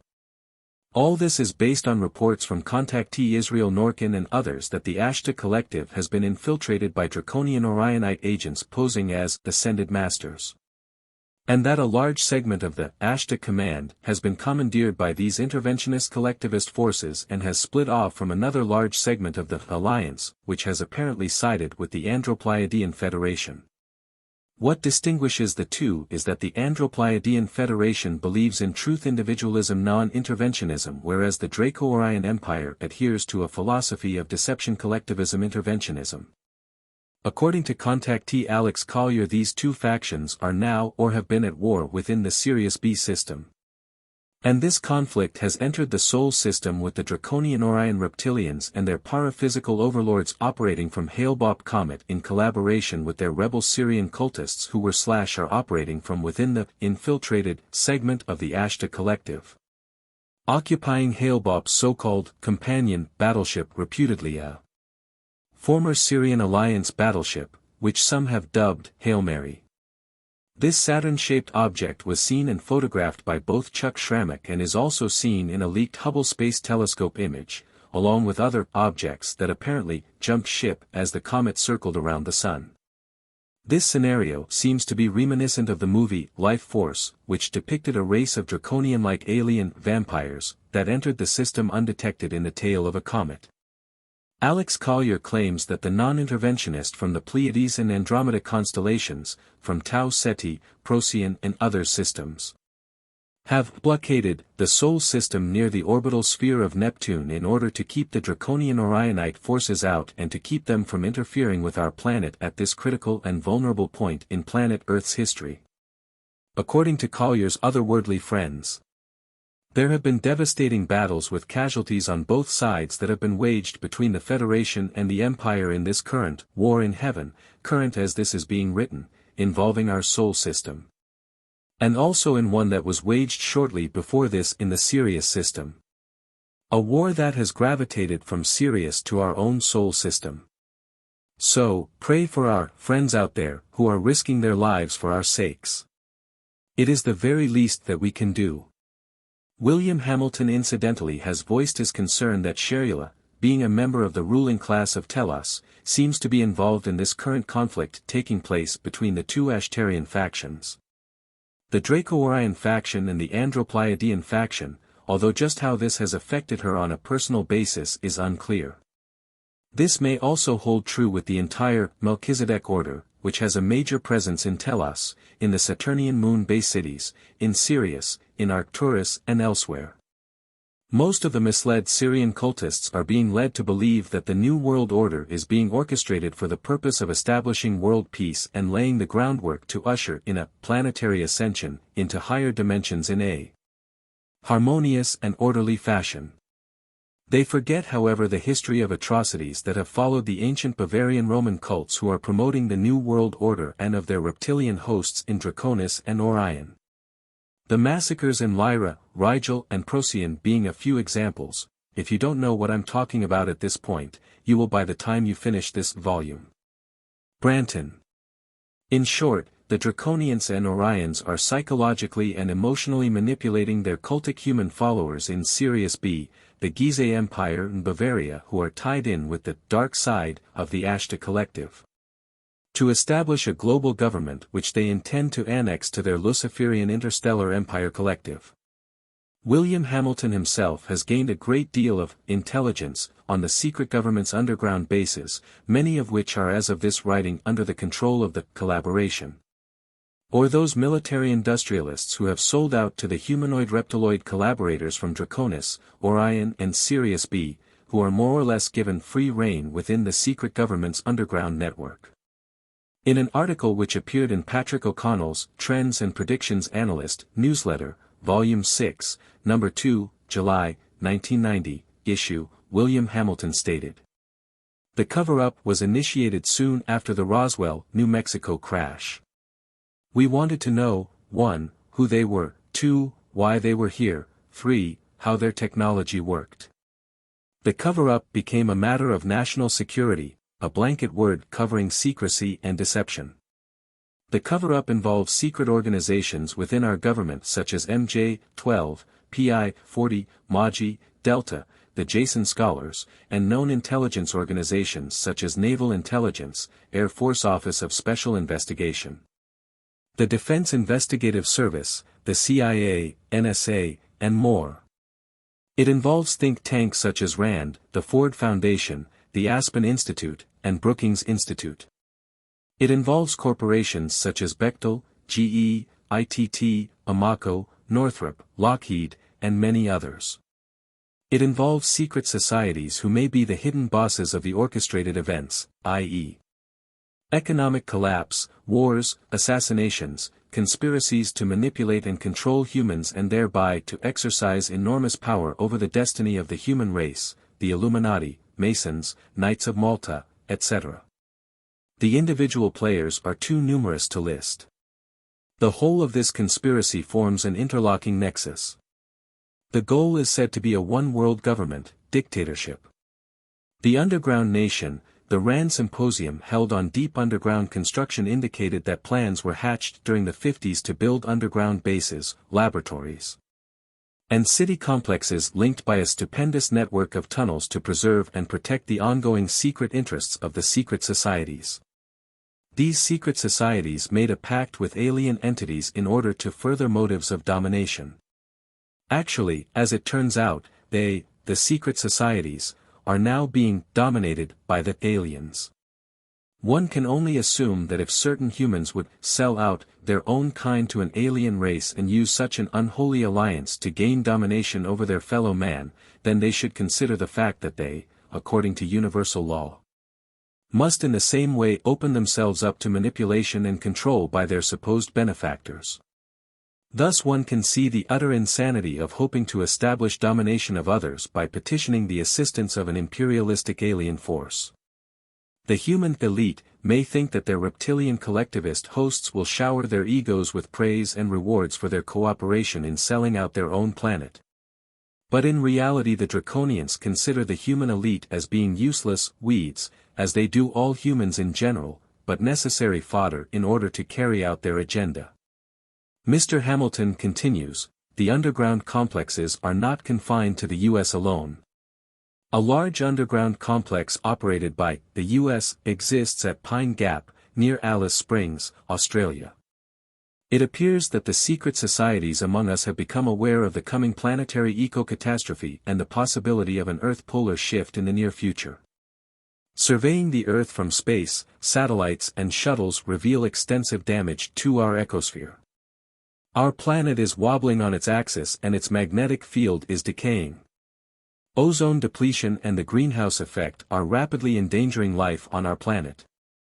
Alternatives, which include, 1. Direct handling of the atmospheric problems, 2. taking shelter in underground domains, and 3. Escape to other planetary bodies in the solar system, have been devised in secret. However, there is a possible alternative for which mostly depends on a completely different idea on how to save the Earth.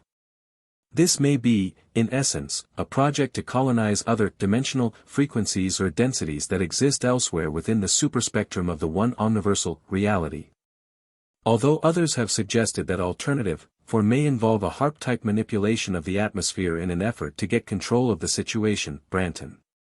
Bill Hamilton then explains some of the mystery surrounding the so-called hybrids who have been encountered by UFO abductees, and why an actual cross between humanoids and reptiloids, thank God, might never succeed.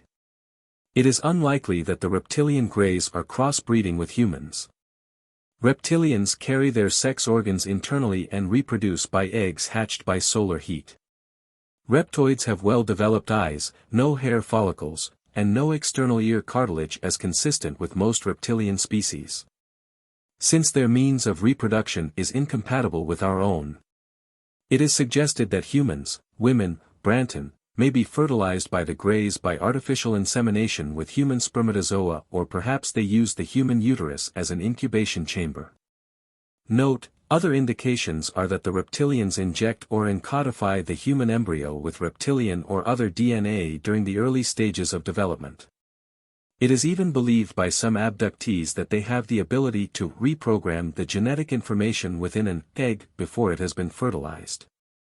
As for the so-called hybrids, Hamilton's statements seem to be confirmed by others, including abductees, who have hinted that the hybrid fetuses are actually alien-looking or human-appearing hybrids, who are conceived through human seed taken from human male and female abductees. In other words, the fetus would fall to one species line or the other, an alien-appearing being lacking a soul, or a human-like child with a soul. It is said that within the hybrid society, the more human-looking hybrids consider themselves superior to the alien-appearing hybrids. Their more human-like features are a source of pride and status, even though many of the hybrids are nevertheless servants of the greys. Some abductees have reported that they have observed experiments involving the attempted mixtures of human and cattle DNA to create a hybrid being. Many of the so-called hybrids, however, are nevertheless essentially human. For instance, the hybrids, or humanoid hybrids, would possess crimson blood, 5 fingers, round pupils, ears, and exterior reproductive organs, although the reproductive organs might be minimized and non-operative. If they possessed even one of these traits, there is a chance that the hybrid might possess a human soul, although this may not always be the case, as with the chameleons, and so on. In such a case, aura detectors, which could detect whether or not the being has a multicolored chakra system, would be a possible failsafe means to determine the imposters from the real thing. The hybrids, or reptiloid hybrids, would generally possess greenish blood similar to that which the greys themselves possess, 4 fingers, opaque black and or vertical slit pupils, no visible ears, and no exterior reproductive organs. Hamilton continues, alien vehicles are being tested at the Alien Physical Technology Center at S4 at the Nevada test site. Alien vehicles are being replicated at Kirtland AFB and Sandia Laboratories, and these replicas are referred to as ARVs, Alien Reproductive Vehicles. Subsequent research by William Hamilton and Norio Hayakawa have confirmed that McDonnell Douglas, Lockheed, and Northrop Corps are now involved with the replication of alien hardware for the military-industrial establishment. If this technology is being used for our own American defenses, then this is all well and fine. However, if the technology is being appropriated by the New World Order interests, under the oversight of the reptiloid/greys, then the sellout of our military-industrial complex to a pro-Draconian and or anti-American superpower would be considered high treason. Just as the sellout of our entire stealth fleet to the United Nations/New World Order control structure, which has taken place, should be considered high treason. Branton. At least 3 of these vehicles are stored in hangars at Norton AFB, California. It is alleged that vehicle propulsion units were constructed by General Electric and composite materials were provided by Amaco. Alien vehicles generate an artificial gravity field which can be focused and intensified for high-speed travel. Alien organisms and biological technology are tested, in the upper levels, Branton, at the underground biogenetic laboratories at Dulce, New Mexico. Alien genetic engineering, cloning, and cryogenic technology have been studied with a view towards enhancing human genetics, deciphering the human genome, and gaining a biological advantage by artificial biological engineering. Strange life forms have been bred in these laboratories. Chapter 19, Who Controls the Draconian Collective? The following chapter is based upon some thoughts and questions that had been forming in my mind for some time, until many of these questions were answered when I discovered an interesting volume titled Cosmic Voyage, by Mr. Courtney M. Brown, Ph.D. This work deals with the author's personal experiments with remote viewing, along with his trainer Ed Dames, a former remote viewer for U.S. military intelligence who taught Courtney Brown the secret military, RV. or astromagnetic body viewing techniques which he himself had learned as a member of the military Psi Corps. From my own perspective, remote viewing operates through the subspace body of a human being who is able to tap into the universal psionic field. Since the psionic field is the very foundation of all spacetime material reality, the so-called master program of the universe which is made up of a field of psionic or thought form energy, it is not necessarily bound by the limits of space, time and matter. The psionic energy field seems to be interwoven into the electromagnetic grid structure of all gravitational bodies, with the electromagnetogravitic fields of those bodies serving as psionic traps for thought forms which are essentially the psychic residue of all thinking beings, and in turn the accumulated memory matrix of those gravitational planetary bodies. These psionic fields contain thought energy. Now thoughts can either be based on truth or on deception. So just because this thought form energy has accumulated within the gravitational grid structure of a planet from the time that thinking entities begin interacting with a gravitational sphere, this does not mean that the information which has been programmed into these psionic thought-emotion energy fields is always true. Reality, imagination, truth, and deception-based thought forms are all recorded regardless of their content within these electromagnetogravitic energy grids. Just as one might record information within a multi-layered crystal via laser technology. Supposing one had the appropriate sophisticated technology, they could bleed a wall, a rock, or any other object of its thought forms, sounds, or visual vibrations which have accumulated within that object over the years. They could literally read the past through these objects. Like a biochemical radio transceiver, some individuals, for better or for worse, seem to have the ability to tune in to and surf the universal consciousness, the flow line, or the Akasha memory matrix which links all thinking entities together on the deepest levels of the unconscious, allowing them to travel to specific places in space and time. You could say that conscious awareness is composed of neural short waves which are localized with the individual. However, unconscious awareness is composed of neural long waves that reach beyond the individual, for instance the neural states that are active during dreaming. Thus explaining why many have reported experiencing shared dreams with other people. You could liken neuropsionic activity to an ocean. On the surface are islands representing individual third-dimensional consciousness, however the deeper one goes the more the thought forms merge with each other. Just as the sunken earth beneath the islands eventually connects to other islands at the deeper levels, representative of a collective unconscious where the thought forms of thinking creatures merge into one reservoir. One of the targets to which Mr. Brown's military RV trainer sent him was the Grey Alien's collective mind, and more specifically he was instructed to search out the ultimate command or control center of the collective. Shortly after this particular experiment began, one of many, Brown found himself in an area where several Greys were working, although he did not know exactly where this was.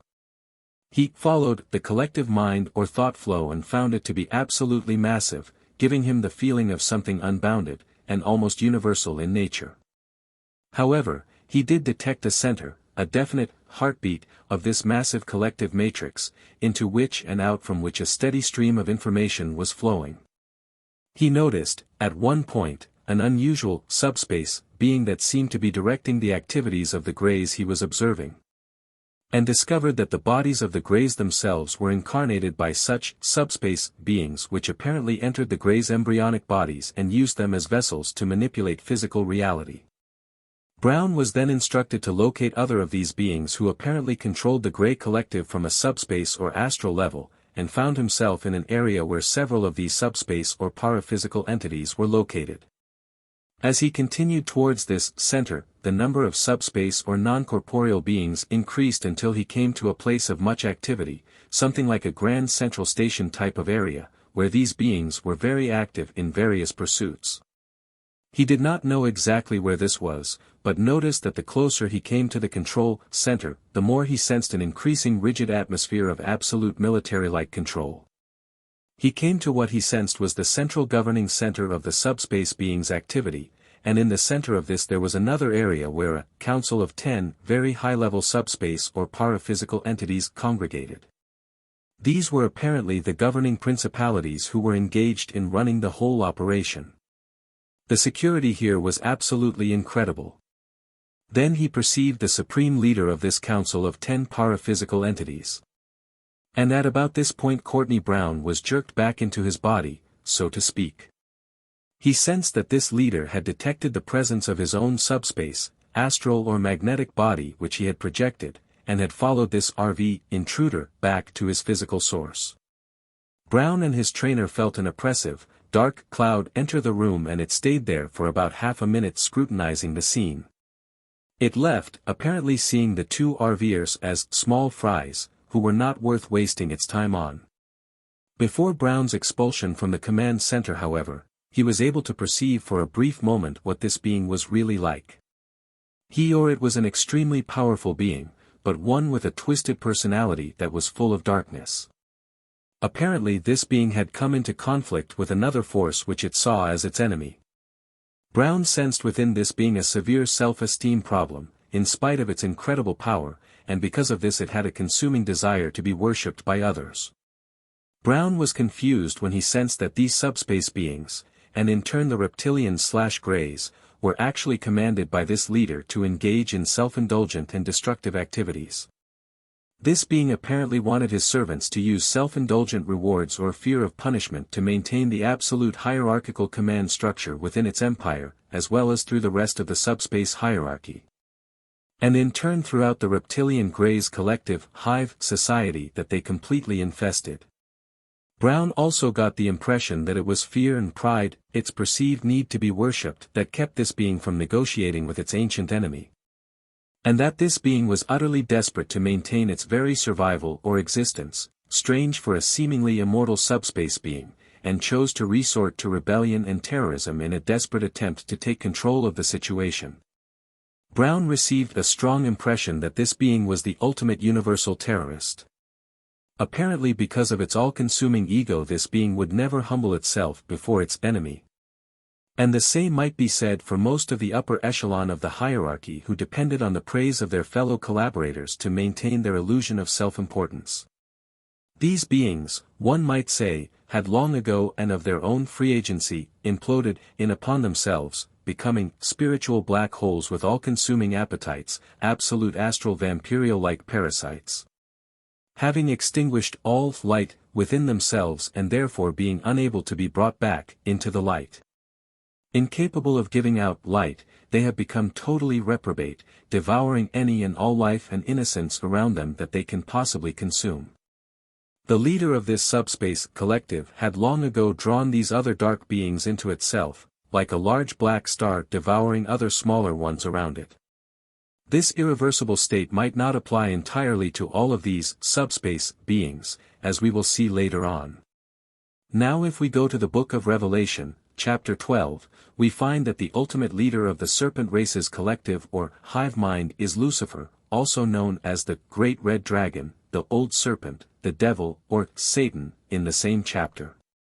Lucifer was one of the three original archangels, aside from Michael and Gabriel, who each apparently had charge over 1/3 of the light beings whom the Almighty had created, possibly numbering in the billions or trillions. Now if you're a hardcore evolutionist you may not want to suffer through the rest of this chapter, as physical evolution cannot account for spirit entities, nor for the human soul for that matter. As for myself, I have a creationist evolutionist concept of reality, or that life in this universe was created by an infinite intelligence and then allowed to evolve from there in various directions guided by the Creator. A better term might be change rather than to evolve, in that the term evolution is equated with Darwinism in many minds. Remember, it has always been the theory of evolution, not the law of evolution. If one is honest with themselves, they must accept the fact that evolution flies in the face of the second law of thermodynamics. Now that is a law, not a theory, so which one are we to believe? In addition to this, a vast number of protein molecules would have had to exist for even the simplest life form to appear. Just how these molecules could have come together by chance and resulted in an organized life form with complex DNA programming and all is beyond me. According to the laws of probability, the lifespan of an entire galaxy would not be enough time for just one protein molecule to come together by chance out of the dark chaos of lifeless matter, if at all. Then again there is the question of where the original matter came from, which supposedly resulted from the Big Bang theory, if ever there was such an event. Lucifer, as most may know from theological and eschatological traditions, reflected the infinite light of the Creator with great brilliance, and therefore was given the name Lucifer. Meaning, light-bearer, bearer, being the operative word here.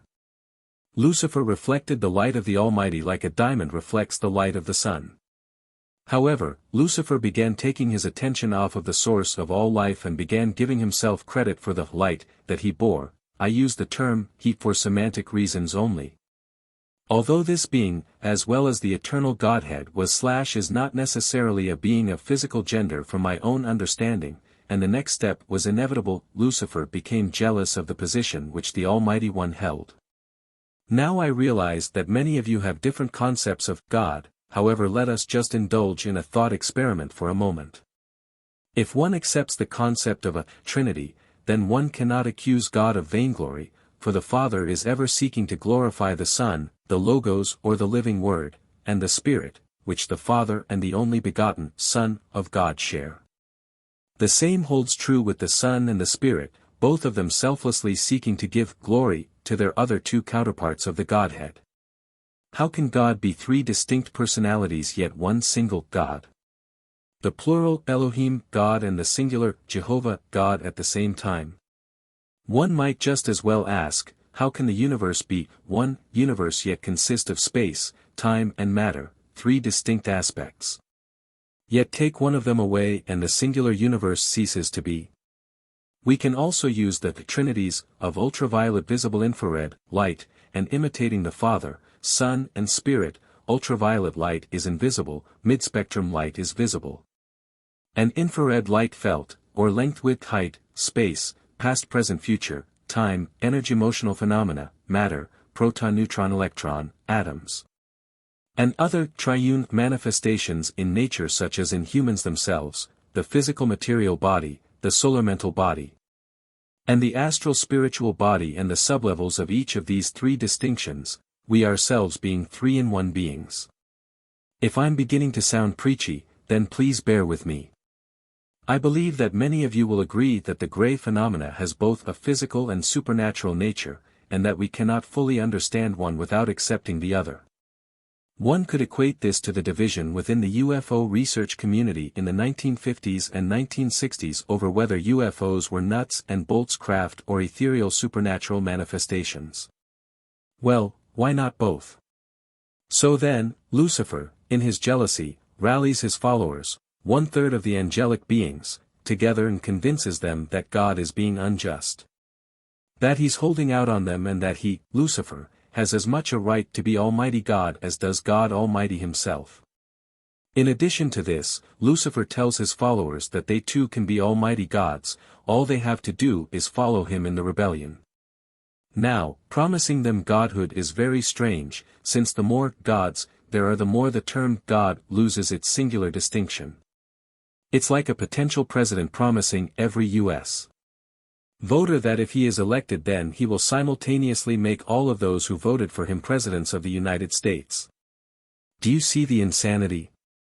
Perhaps not, but it seems to be obvious to me. You see, from my perspective, if we are all gods then there is no God. Pantheism must ultimately lead to atheism. If that's the way you wish to believe then you certainly have the free agency to do so. But I'm only trying to make a point that according to traditional Judeo-Christian eschatological beliefs, this is the deception that Lucifer used to gain his recruits, the promise of godhood or self-deification being the original venom of the serpent, Genesis chapter 3. And this is the deception that the serpent-inspired Bavarian Illuminati cults via the Scottish Rite have used to gain their recruits for a Luciferian world order on Earth. First by infiltrating Masonry and then in turn by infiltrating the major religious denominations of the world. Now you can accept this or leave it as you will. I'm not trying to force any beliefs upon anyone, just attempting to provoke some thought on the possible nature of the supernatural forces motivating the Greys collective.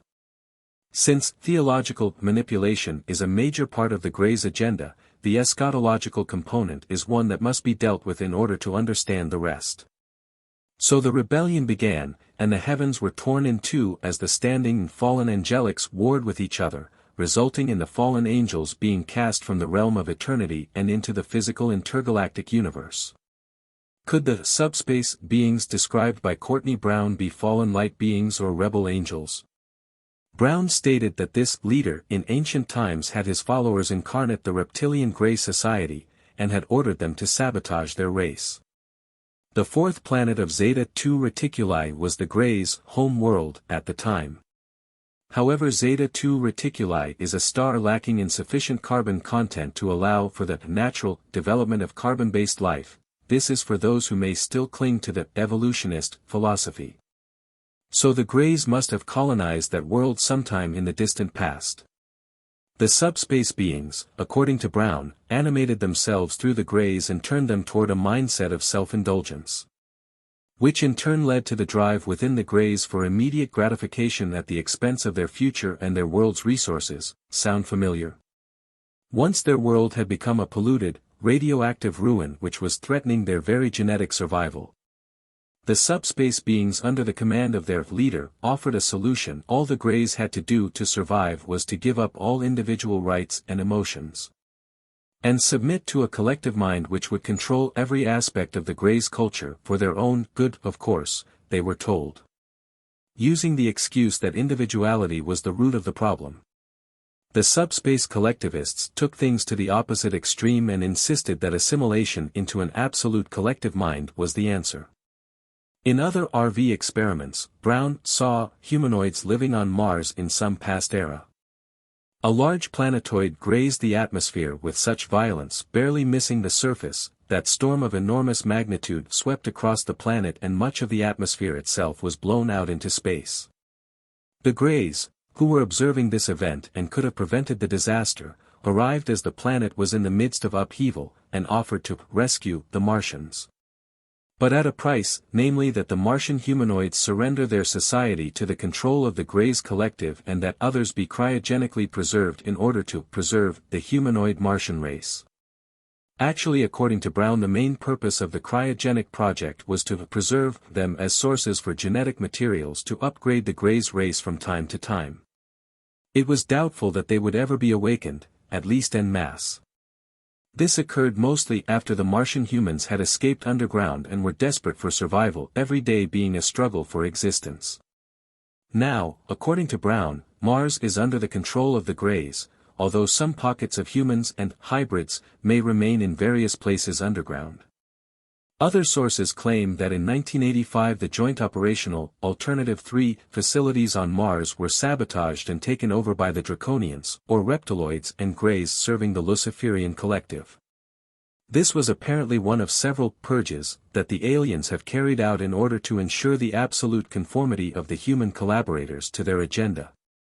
That is by purging out those renegades who possess too much, from their perspective, individuality, which is the mortal enemy of their collective.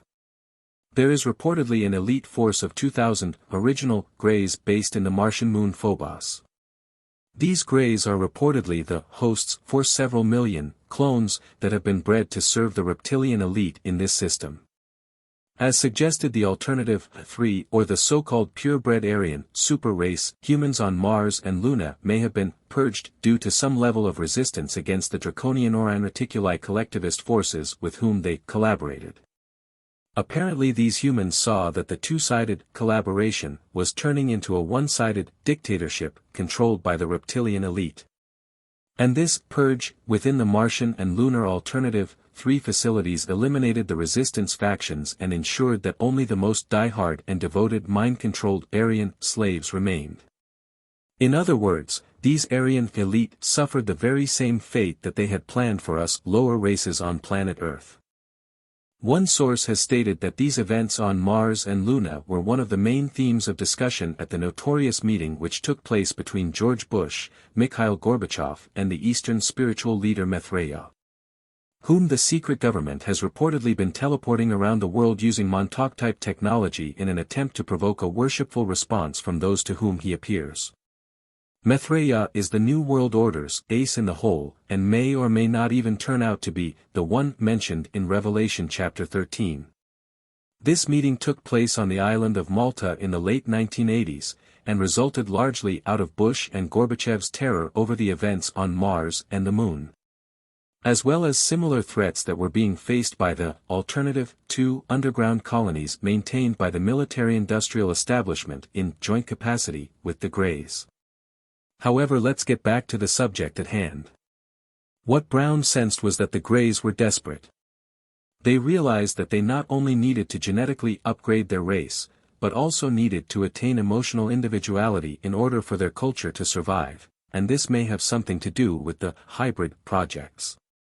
However, they are trapped by the collective itself. There is presently a great sense of panic within the collective combined with a bizarre sense of protection which the combined psychic continuity of the collective provides. Although they are desperate to attain emotional individuality, which they are attempting to do by interfacing with humans, assimilating human genetics, and producing quasi-hybrid genetic offspring, they cannot fully make the break from the collective without the help of those who already exist in an individualized state, namely the humans. For those of you who are familiar with the scenario of the Borg collective in the Star Trek, Next Generation series, certain episodes depicted a Borg entity by the name of Hugh, who had developed emotional individuality during his captivity aboard the Enterprise that resulted from his association with human individuals. He was later sent back into the collective and introduced the idea of individuality, and in later episodes gathered quite a following of other Borg, who had also broken free from the collective and had developed emotional individuality. The reptilians are not alone in this dilemma, since many human cultures are trapped in collectivism as well, such as those who are part of the Ashtar or Astarte collective. The problem with the collectivist Greys is that, although they need the humans, the self-destructive instructions coming down through the collective itself from the Luciferian hierarchy are sabotaging all attempts to deal with humans on a reasonable basis. Once they establish an agreement with a humanoid culture for whatever motive, the collective commences to use the agreement for its own imperialistic agendas. And the human collaborators are betrayed and sometimes destroyed, as in the case of some of the alternative 2 and 3 bases, and war and/or conquest inevitably results.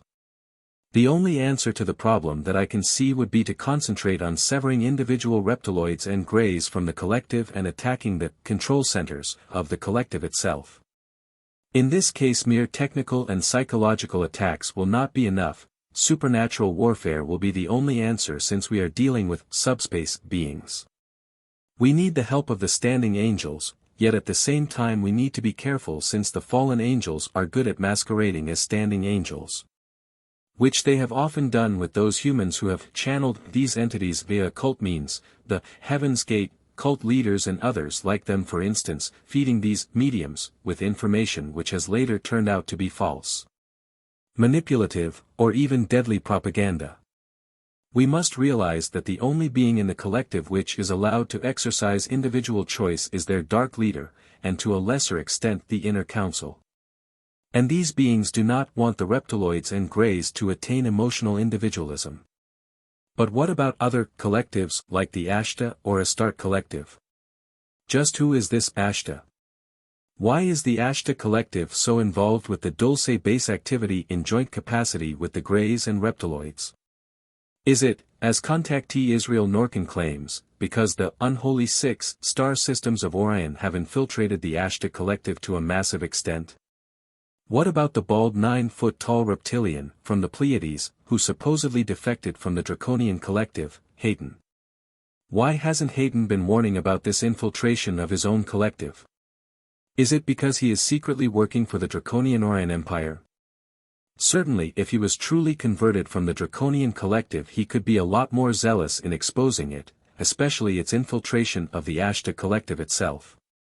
If we are to believe reports of Star Wars taking place within Sirius B where the Ashtar collective has one of its major headquarters, then this leaves open the possibility that the Ashtar collective alliance is in the process of splitting or has split down the middle between an interventionist Draco-Orionite faction and a non-interventionist Andropleiadian faction. Now for some further theological speculation.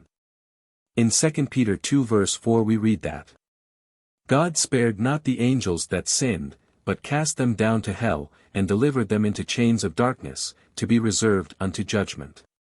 This verse is apparently speaking of the high-level leaders of the ancient rebellion, who were so malignant and evil that they were bound in dark prisons deep under the earth. However, the Bible gives several accounts of fallen angels or demons that are fully active on the surface of the earth, so we must conclude that these were lower-ranking angels like the elementals, who were merely following the party line. Since they are allowed more or less to roam about the earth freely. If such angels were condemned when the first war in heaven ran its course, then why are they still allowed to more or less roam free? Is God possibly giving them time to reconsider their ways? Does the above verse mean that all fallen angels are irreparably doomed? Or, has the Creator in His infinite mercy given some of the fallen angels, those who still maintain a semblance of regret for their part in the rebellion, one last chance by allowing them physical incarnation through the Reptiloids and Greys? Could this be why the Greys are so absolutely desperate to attain emotional individuality in spite of the restraints of an individuality-killing collective? Could their very eternal destinies be at stake? A few years ago I would have totally rejected the possibility that some of the fallen angels could be included in the plan of redemption, yet now I wonder. Now before you begin labeling me a heretic, I would like to quote 3 verses regarding the serpent race, Greys, Reptiloids, etc. Now the serpent was more subtle, intelligent/cunning, than any beast of the field. And the Lord God said unto the serpent, I will put enmity between thee and the woman, and between thy seed and her seed.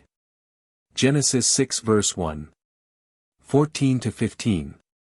In its full context these verses imply that the fallen archangel Lucifer was the being that had incarnated this particular reptilian, possibly something akin to a velociraptor or Stenonychosaurus equalis or a similar type of biped saurian hominoid, and in turn the entire serpent race, promising them power over man and nature if they would allow the Luciferians to reincarnate through their race at will. Whether you take this passage literally or symbolically, the message is essentially the same. Lucifer used the serpent race to deceive the humans into sabotaging their own connection with the God Source and thereby sabotaging their supernatural dominion over the lower life forms, and from that point onward these lower life forms began turning wild and untamed because the downward flow of life and order had been broken at the human level, as death and chaos began to reign. One of the races which reverted to their base animal or predatory instincts was of course the serpent race, which originally held a position somewhere between mankind and the beasts. Due to mankind's fall and the reptilians' alliance with the Luciferians, the serpent races began taking the upper hand over the human race, or rather, the fallen angels began taking the upper hand over the human race through the serpent races.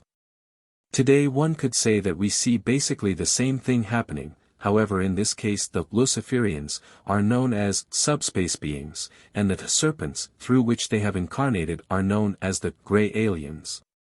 who are attempting to enslave humankind by offering them /us Trojan horse gifts or forbidden fruit in the form of occult technology to those intent on using this technology to establish godlike control and domination over their fellow man. As King Solomon once said, there is no new thing under the sun. But the point I want to make is that according to the verse given above, fallen angels have been reincarnating through the gray and reptiloid, serpentine, races for several thousands of years. And another verse. In that day the Lord with his sore and great and strong sword shall punish Leviathan the piercing serpent, even Leviathan that crooked serpent, and he shall slay the dragon that is in the sea. Isaiah 27 verse 1. This verse, unless I'm mistaken, is speaking of the reptilian collective itself, which could be considered as a piercing serpent. And then the following verse, which literally threw me for a loop. Praise ye him, all his angels, praise ye him, all his hosts. Praise the Lord from the earth, ye dragons, and all deeps. Psalm 148 verses 2 and 7. Now unless I'm grossly misinterpreting scripture, it would seem that here God is saying that the fallen angel incarnated, serpent races are told to praise the Almighty, who after all was their creator before they allowed their own race to be corrupted. This may apply to both the spiritual angelic and physical bestial natures of the serpent races. Other verses that we might add to the one above include: Let everything that hath breath praise the Lord. Psalm 150 verse 6. And he said unto them, Go ye into all the world, and preach the gospel to every creature. Mark 16 verse 15. And every creature which is in heaven, and on the earth, and under the earth, and such as are in the sea, and all that are in them, heard I saying, Blessing, and honor, and glory, and power, be unto him that sitteth upon the throne, and unto the Lamb for ever and ever. Revelation 5:13. In order to make the choice to appropriate the redemptive work of the Christ, the reptiloids and greys would have to develop emotional individuality and somehow become disconnected from the Luciferian collective. They already possessed the first requirement, being creatures possessing the breath of life. In order for a created being which has fallen from grace to be redeemed, they must possess both a spiritual and physical nature. Part of their nature has to die in order for the other part to live, just as the outward worm of a caterpillar must die so that the inward butterfly can live. Although in this case the symbolism is spiritual, it is essentially the same. An entirely spiritual being like a fallen angel in this case could not be redeemed unless it possessed a physical body, as they would not possess a physical counterpart of themselves that could die so that the spiritual counterpart could live. This would not necessarily be a physical death of the body, but a death of the corrupted or fallen nature resident therein. This fallen nature must first be acknowledged just as any other disease must be acknowledged in order to be cured. The death of the fallen nature is a death by proxy resulting from a faith connection to the mysterious working at Calvary, wherein the second member of the Godhead became flesh to serve as the final Passover lamb in order to receive the full retribution for all of the imperfect acts that all created beings with the breath of life have committed before an absolutely perfect Creator. The key would be, however, to consciously appropriate this work by directly asking the Almighty for the chance to become a part of this mysterious working at Calvary, which in essence serves as the heartbeat from where the universe is to be regenerated from its fallen state. If all physical life in the galaxy or universe originally had its origin on planet Earth, then Earth would have been the appropriate place for the Almighty to manifest himself in physical form, to shed his lifeblood so that the creation might be redeemed by this very divine and absolutely pure/pristine life essence which the Creator had loosed into his creation, as a divine blood transfusion, if you will. This divine flow was loosed into the physical universe through the uncorrupted and incorruptible lifeblood of the last Passover lamb, which was shed and poured out into the cradle of life, planet Earth. More and more cultures out among the stars are beginning to realize, through ancient records that are being uncovered, that planet Earth is indeed the cradle from whence their distant ancestors emerged, the original cosmic gene pool. And that in a sense they are connected by an invisible umbilicus to the mother world, and as they begin arriving here en masse to visit the Genesis world, we Terrans or Earthians must realize that in a sense they are also a part of this world. The challenge will be to learn how to respect each other's individuality, and how to claim the freedom and liberty that is the inherent right of all human beings. So long as it is practiced without violating the personal space and sovereignty of our neighbors, whether they come from realms below, above, upon, or even parallel with this world. This emerald world, this garden planet, this divine tier known as planet Earth. So long as an alien force with ancient documented ties to planet Earth claims territory adjacent to this planet which has not yet been claimed, such as undeveloped underground areas, there should be no problem from those living on the surface. In the same way surface dwellers should respect subterranean cultures to the extent that those cultures respect them. Being an individualist, I am a firm believer that every nation on / Earth deserves to maintain its individuality and cultural distinction so long as they do not violate the sovereignty of their neighbors. Each country should have the right to determine its own economic, political and spiritual destinies so long as they do not violate the same of other countries. It goes without saying that I am totally against a one-world collectivist government which cannot tolerate individuality or independence in any form. However, the loss of national sovereignties are often the result of human greed. For instance, international bankers loaning billions to smaller countries fully knowing that the selfish leaders of those countries will squander the wealth and fail to repay the loans. Thus opening the way for the banksters to claim that countries' national reserves, mineral rights, properties, and other national resources along with a loss of sovereignty. I would hope that the respect for sovereignty on a national basis would cascade down to the individual level also. In addition to the above, unless their existence is being threatened by radioactive dangers or some other threat, a subsurface culture should not interfere with the activities of surface cultures. They should not steal resources, release radioactive poisons into surface environments, or biological diseases, or mutilate animals, or abduct people against their will, or use focused electronic beams to invade the privacy of those on the surface, or interfere with the minds of surface dwellers in any way, or engage in any form of invasion of our sovereignty or the sovereignty of any other non-surface community. Many alien forces, especially the Draconian interventionist collectivists who do not respect individual sovereignty, have violated this universal law, and as a result their territories must inevitably be invaded by those cultures whom they are abusing or violating in order to preserve their national security. And it also goes without saying that the Dulce Empire has earned the wrath of Americans due to the unspeakable atrocities being carried out there against our own people. I absolutely recommend that a full-scale congressionally backed invasion and takeover of the Dulce base and its peripheral facilities would be fully justified, and the sooner the better. After all, didn't we as American citizens pay for the underground empire with our own tax dollars? Once all resistance within the Dulce facility is smashed and its captives are liberated, and after all activities there are brought under full congressional oversight, those agents operating within this facility should be tried and prosecuted by due process of law, be they human or alien. And if not executed or imprisoned, they should be banished from the planet until they can prove that they are able to respect human individuality and freedom. We ourselves must learn the same lesson, since it was in most cases men who violated our trust and constitutional sovereignty as U.S. citizens, and in fact as world citizens who have betrayed us to these alien parasites by opening up the door for them to come in many cases in order to facilitate their own desires to dominate their fellow human beings. When the Dulce base is conquered and subdued, we should commence to liberate other oppressed areas within the underground network. Let us remember, however, that, aside from assisting in their liberation, we as Americans or world citizens should not, in our retaliatory actions against invasive subterranean centers, violate the territories or sovereignty of other interior dwellers who have not participated in the Draconian-backed abductions and attacks against the citizens of America and of the world. Chapter 20, Special Forces, Defenders of Planet Earth. The mysterious insider, Commander X, related the following information in one of his numerous reports.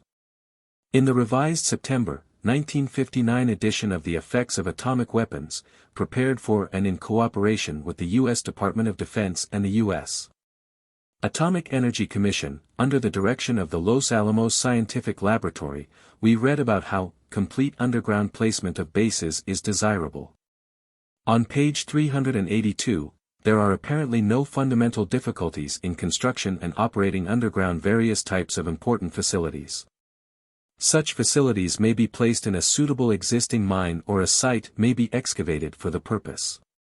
In reference to the Delta Force, which is believed to supply security for above top secret projects involving interaction with the aliens, Greys, etc., this government insider states. The Delta Group have been seen within the intelligence support activity, with badges which have a black triangle on a red background. Delta is the fourth letter of the Greek alphabet. It has the form of a triangle, and figures prominently in certain Masonic signs. Each base has its own symbol. The Dulce base symbol is a triangle with the Greek letter tau, T, within it, and then the symbol is inverted, so the triangle points down.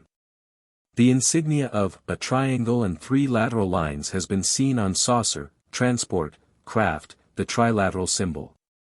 Other symbols mark landing sites and alien craft. On January 10, 1989, former Naval Petty Officer William Cooper posted the following statement on a computer network devoted to the investigation of paranormal events, which detailed still further information about the Delta forces. Take note that the Deltas, according to William Cooper, John Lear, and Thomas E. Costello, had played a major part in the so-called Dulce Wars, which began in 1979. The following information was extracted from a rather long treatise transcript conversation between an individual and another who was assigned to Delta Security. 01. Delta Security has a lot to do with inter-service projects. 02. The trilateral insignia, alien, is valid and has been used to mark equipment. 03. The whole thing is grim and won't get any better. 04. The trilateral insignia has been seen on a disc at Edwards AFB, California and Area 51 in Nevada. 05. There is a hangar at Edwards referred to as the Delta Hangar. 06. The Delta Hangar is on the north base at Edwards. 07. You need a special badge to get near it. It is a red badge with a black triangle on the face of it and personal information on the back. 08. Disc and hangar at Edwards described as having insignia on the underside and on the top. It was about 50 foot in diameter, appearing like tarnished silver, about 15 to 18 feet thick. There were what looked like windows around the raised portion that were mostly described as rectangular. There was a groove around the disc about 4 feet from the edge all the way around. There was an area on the bottom that looked like vents or louvers. 09. When people assigned to Delta would break down and cry for no apparent reason, you would never see them again. 10. Apparently, the NRO, National Recon Organization, recruits for Delta out of Fort Carson, Colorado. 11. Just about everyone assigned to Delta are orphans, have no relatives, etc. 12. There are bounty hunters connected with Dreamland. 13. If you work at Dreamland and go on leave or are not back on time, they send bounty hunters after you. That's where the visitors live. There is an underground facility. 14. Area 51 is at Groom Lake in Nevada. The discs are flown there. 15. One of the craft looked like an upside-down diamond. 16. There is a radiation hazard apparent when some of the craft fly. 17. No one stays at Dreamland for more than a few months. 18. Everything is way out of control. From his apparent though guarded vantage point within the intelligence community, Commander X claims to be privy to much deep-level inside information. One of the many reports that has crossed his desk involved the experience of a woman who was abducted and taken over 1,000 miles to the underground facility below Dulce, New Mexico. One woman I have spoken with was abducted from the roof of a New York City apartment building and apparently held underground at the Dulce facility. She was taken to a cabin in the desert which was being used as a camouflaged entrance to the alien base. She was eventually escorted to the laboratories to be used as a test subject, but at the last minute managed to escape thanks to the aid of one of the Nordic-type, tall aliens, who befriended her and showed her a secret way out. Down an unguarded shaft.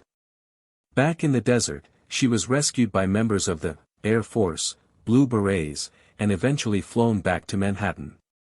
During a debriefing session with the military, she was warned to remain silent about her experiences. Anyone hearing such a bizarre tale would certainly think she had gone insane. It was inferred she could be committed to a mental institution at any time should she refuse to go along with the cover-up conspiracy, which she was told was being conducted, for the sake of the country, and the sake of the world. If you believe that excuse, then I have some nice beachfront property on Mercury that you might be interested in. Branton. Chapter 21, Probing Deeper into the Dulce Enigma. The following information on subsurface anomalies and the Dulce base was compiled by researcher and explorer John Rhodes. Legends from different parts of the globe all tell of an underworld, inhabited by mystical beings of varied forms. I believe that the reptilian race still resides to this day underground, hidden away in the dark crevices of the earth and in the depths of the oceans. The evidence supporting this proclamation is also available through recent reports and historical documentation. In the early 1960s, a subterranean nuclear blast occurred about 30 miles southwest of Dulce, New Mexico, right off US 64. This nuclear blast was conducted under the umbrella of Project Plowshare, and was named Gas Buggy. It has recently been alleged that this particular subsurface nuclear blast was used to create a hollowed-out chute or chimney for development of a substation for a super-secret tunnel system attached to an underground Black Book project base. According to the infamous Thomas Costello, a former Dulce base security technician, this particular underworld city is a highly secret base operated by humans as well as reptilian aliens and their worker caste, the commonly encountered Greys. It is here, apparently, that a multitude of experimentation projects are carried out. Primarily genetic experiments on kidnapped men, women, and children. There are a myriad of other specialty science projects taking place at the Dulce base, including, but not limited to, atomic manipulation, cloning, studies of the human aura, advanced mind control applications, animal/human crossbreeding, visual and audio wiretapping, the list goes on. Dulce, New Mexico is a strange place indeed. It's a sleepy little town perched upon the Archuleta Mesa, just south of the Colorado border in northern New Mexico. Tourists passing through sometimes see little more life in the town other than that of a scruffy dog lazily spread out alongside of the dirt road. Some claim that upon entering the town, black vehicles with heavily tinted windows tailgate them until they are outside the city limits and, heading out of Dodge. In addition, several other sources, who wish to remain nameless, reported oddities in their work with Operation Plowshare during the 1960s. The project was created under the guise of the use of atomic bombs during peacetime, and forged ahead under the umbrella of natural gas exploration. In fact, several of these multi-kiloton blasts were used as a rapid way of developing huge subsurface chambers for facility development.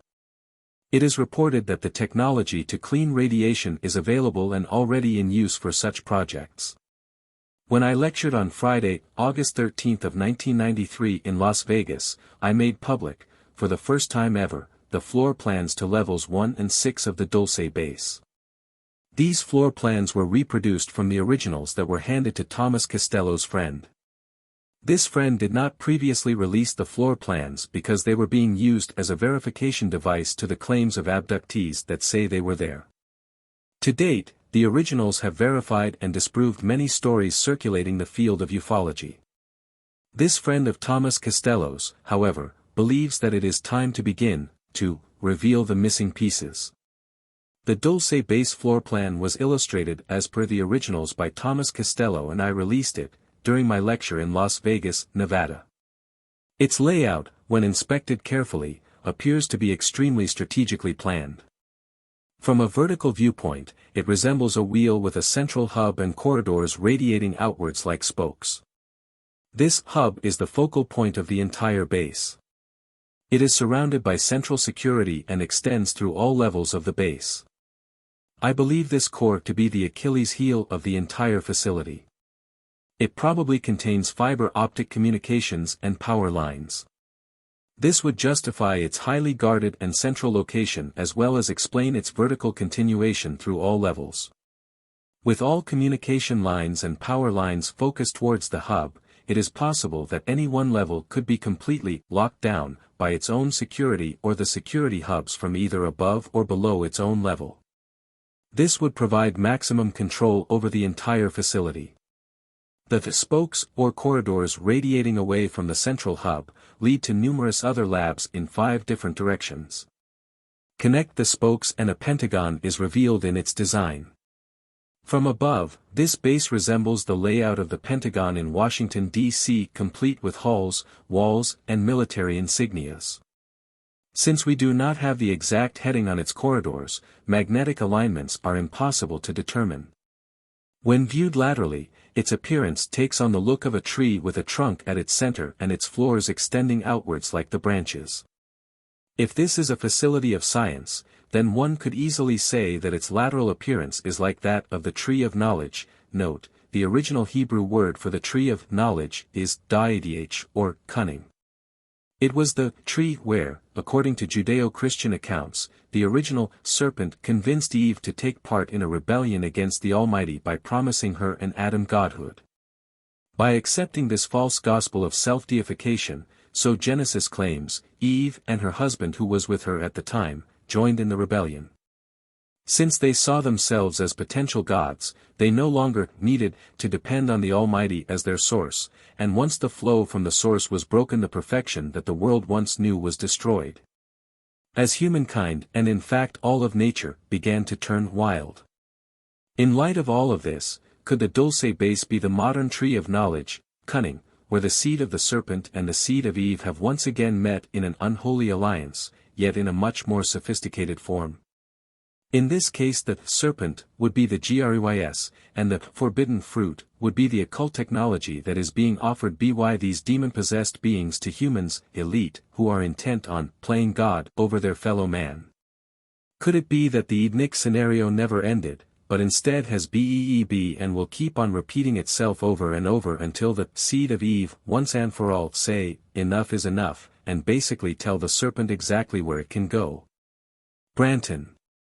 Was this purposely designed this way, or does it just happen to be a coincidence? The overall design of this facility reminds one of a multi-stacked subterranean Hopi Indian kiva. Although I believe that it's somewhat of a disservice to the Hopi to even be spoken of in association with a cave of horrors like the Dulce base, its similarity in design should not be forgotten. As cultures around the world tend to bring their own styles of architecture with them during periods of migration, so perhaps did the advanced civilization that originally built the Dulce base. If the reptilian influence over man is as great as archaic documentation and myth would have one believe, then there have to be other subterranean dwellings similar to this in other locations.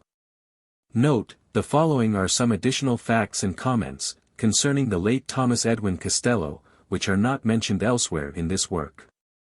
These have been paraphrased from the research files of John Rhodes. Branton. In 1961, Costello was a young sergeant stationed at Nellis Air Force Base near Las Vegas, Nevada. His job was as a military photographer with a top-secret clearance. He later transferred to West Virginia where he trained in advanced intelligence photography. He worked inside an undisclosed underground installation, and due to the nature of his new assignment his clearance was upgraded to TS4. He remained with the Air Force as a photographer until 1971, at which time he was offered a job with Rand Corporation as a security technician. And so he moved to California where Rand had a major facility and his security clearance was upgraded to Ultra 3. The following year he met a woman named Kathy, they married and had a son, Eric. In 1977 Thomas was transferred to Santa Fe, New Mexico where his pay was raised significantly and his security clearance was again upgraded, this time to Ultra 7. His new job was as a photo security specialist in the Dulce installation, where his job specification was to maintain, align and calibrate video monitoring cameras throughout the underground complex and to escort visitors to their destinations. Once arriving in Dulce, Thomas and several other new recruits attended a mandatory meeting where they were introduced to the big lie, that the subjects being used for genetic experiments were hopelessly insane and the research is for medical and humane purposes.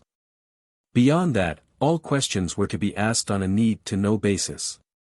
The briefing ended with severe threats of punishment for being caught talking to any of the insane or engaging in conversations with others not directly involved with one's current task.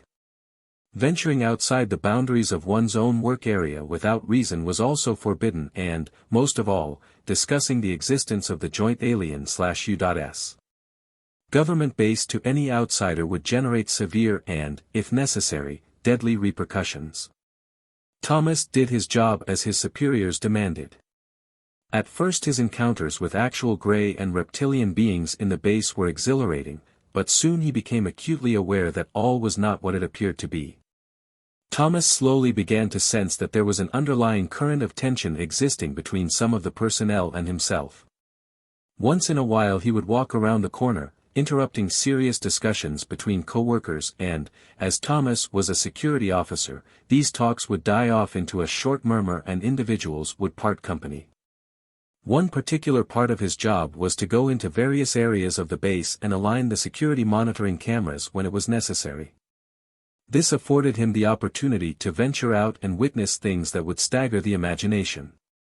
Later he was to report seeing laboratories that investigated the following: auric energy fields of humans, astral or spirit body voyaging and manipulation, psi studies, advanced mind control analysis and application, human brain memory recognition, acquisition, and transfer, matter manipulation, human/alien embryonic cloning, rapid human body replicating by use of energy/matter transfer, complete with an individual's memory from the computer memory banks, and other scientific advances. Once in a while Thomas would see some of the horrifying genetic creations that were housed in separate sections of the base. These, he knew, couldn't have had anything to do with mental illness or health research. Thomas didn't want to look any further. For every time he discovered more pieces to this underground maze, it became more and more overwhelming to accept. His curious mind, however, implored him to search for the truth regardless of his own desire to turn away in horror. One day, Thomas was approached by another employee who ushered him into a side hallway. Here he was approached by two other gentlemen that whispered the most horrifying words. The men, woman and children that were said to be mentally retarded were, in fact, heavily sedated victims of abduction. He warned the men that their words and actions could get them in big trouble if he were to turn them in. At this, one man told Thomas that they were all observing him and noticed that he too was uncomfortable with what he was witnessing. They knew that Thomas had a conscience and they knew they had a friend.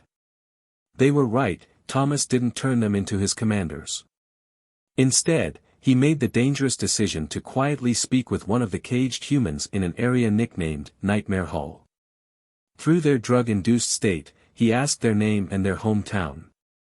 Thomas discreetly investigated the claim of this insane human during his weekends out of the facility. He discovered through his search that the person had been declared missing in their hometown after vanishing suddenly, leaving behind their traumatized families, who followed dead ends and trailed flyers. Soon he discovered that many of the hundreds, perhaps thousands of men, women and children, from all areas of the world, were actually listed as missing or unexplained disappearances. Thomas knew he was in over his head and so were several of his co-workers. All he could do, until somehow the situation changed, was to be alert and extremely guarded with his thoughts. The gray aliens' telepathic capabilities allowed them to read the minds of those around them, and if he revealed his intense anger, it would be all over for him and his new friends. In 1978, tensions within the Dulce base were extremely heightened. Several security and lab technicians began to sabotage the genetic experiments. Increasingly frail nerves and paranoia finally erupted into what is commonly referred to as the Dulce Wars. It was a literal battle between the reptilians and the humans for the control of the Dulce base. It was the reptilians more than the humans that were pushing the big lie, and insisted on using humans in their experiments. And those who did not survive the experiments, were used, as sources, for the liquid protein tanks which fed both embryonic gray fetuses as well as full-grown grays, as a source of nourishment. The initial Dulce War conflict began on Level 3. No one is exactly sure how it started, but we do know through Thomas's account that it involved the base security forces armed with beam weapons known as flash guns, machine gun toting, U.S. military personnel, and the gray alien species, who had apparently tried to turn the base security forces and U.S. military forces against each other. Branton. When the smoke cleared, 68 humans had been killed, 22 were completely vaporized and 19 escaped via the tunnels. 7 were recaptured and 12 remain in hiding to this day. Thomas returned to his post awaiting the planning of his own escape. Note, it is not known just exactly how many Greys were killed in the conflict, but it is obvious that the human security personnel were far outnumbered by the aliens since literally thousands of Greys worked in the lower levels of the Dulce base. According to Costello, there are indications that the spark may have occurred when many of the scientists within the lower levels, who had learned about the grand deception of the aliens and their lies concerning the abductees, were captured by the reptilians and apparently confined deep within peripheral bases underneath the Ute Mountains of SE Colorado and SW Utah. A few others apparently escaped and told those in the upper levels what was happening below. The Greys/Reptiloids could not afford to let escape the fact that they had violated the treaty with MJ-12, and in fact had been violating it all along with no intention whatsoever to keep it. They had hoped that the humans would not become wise to their Trojan horse operation until they were able to infiltrate the planet more completely. At least 100 special forces were sent in by superiors who were ignorant of the whole picture in an effort to rescue the scientists and maintain order and control of the base. However, the aliens, who far outnumbered and out-teched the human forces, managed to kill 66 to 68 of them. Branton. In 1979, the intense pressure that was brought upon Thomas in his job finally made him break the code of silence. He told his best friend, by a hand-passed note, that he was working in a subsurface, huge installation outside of Dulce, New Mexico. He told his friend that he was working side by side with gray aliens that consider themselves native Terrans and that the upside-down black triangle with the inverted gold-colored T inside it was the insignia of the project. Thomas knew that he had to leave the job for his own peace of mind. However, now that he knew the truth about the abductees being held below, it would be almost impossible to live a normal life. He would always be under observation and threat until the day he died. He also was aware of the fact that old age may not be his downfall. His demise could easily be expedited by certain individuals. After one of his weekends away from the facility, he decided to return to work. This time through one of the less guarded air shafts, unannounced and into the base by way of secret passages.